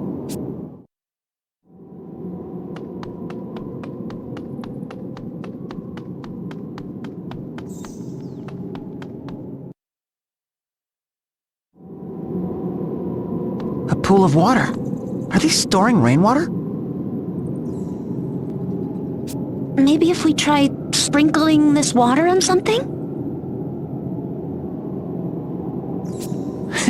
I was thinking the exact same thing. Well then. But if all it took was water, rainy days would make for some high-flying adventures.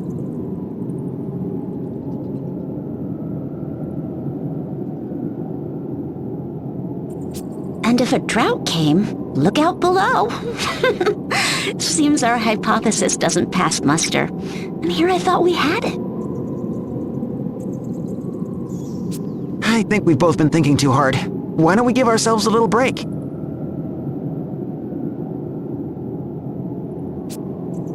Yes, let's.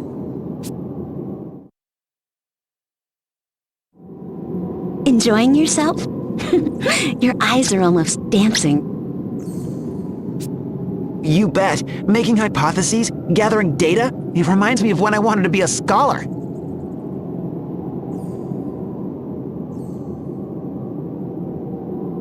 Though, I gave up on that a long time ago. After what happened to your brother? Yeah. I don't regret becoming a knight, of course. Saving Her Holiness means everything. I truly believe in this mission. I believe in you. You're always so earnest. And your optimism is so encouraging to me. This whole time, ever since we first met. Do you remember when you gave me this flower? Of course. When you started crying like that, boy, was I surprised. You see, on the moon, when a man gives a woman a flower, it comes with the promise, I will protect you for as long as we both live. Over time, it came to be taken as a marriage proposal. Really? So that's why...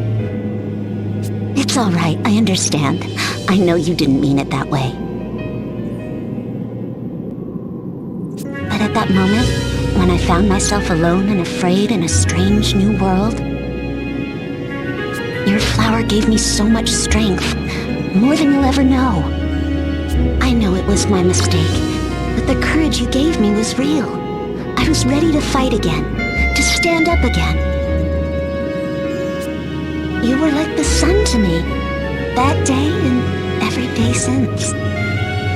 Magnolia, me too. Having you here has meant so much to me. You've also given me courage. Who knows where I'd be without you?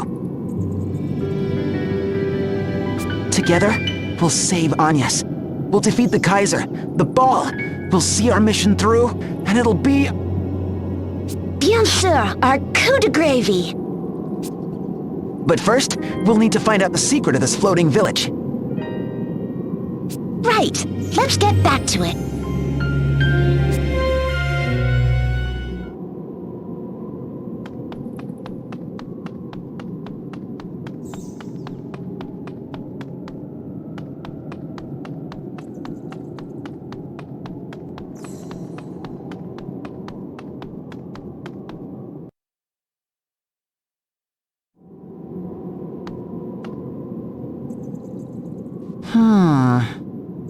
You're looking at the wall. I am. No way! I don't know, but at this point, we can't leave any stone unturned.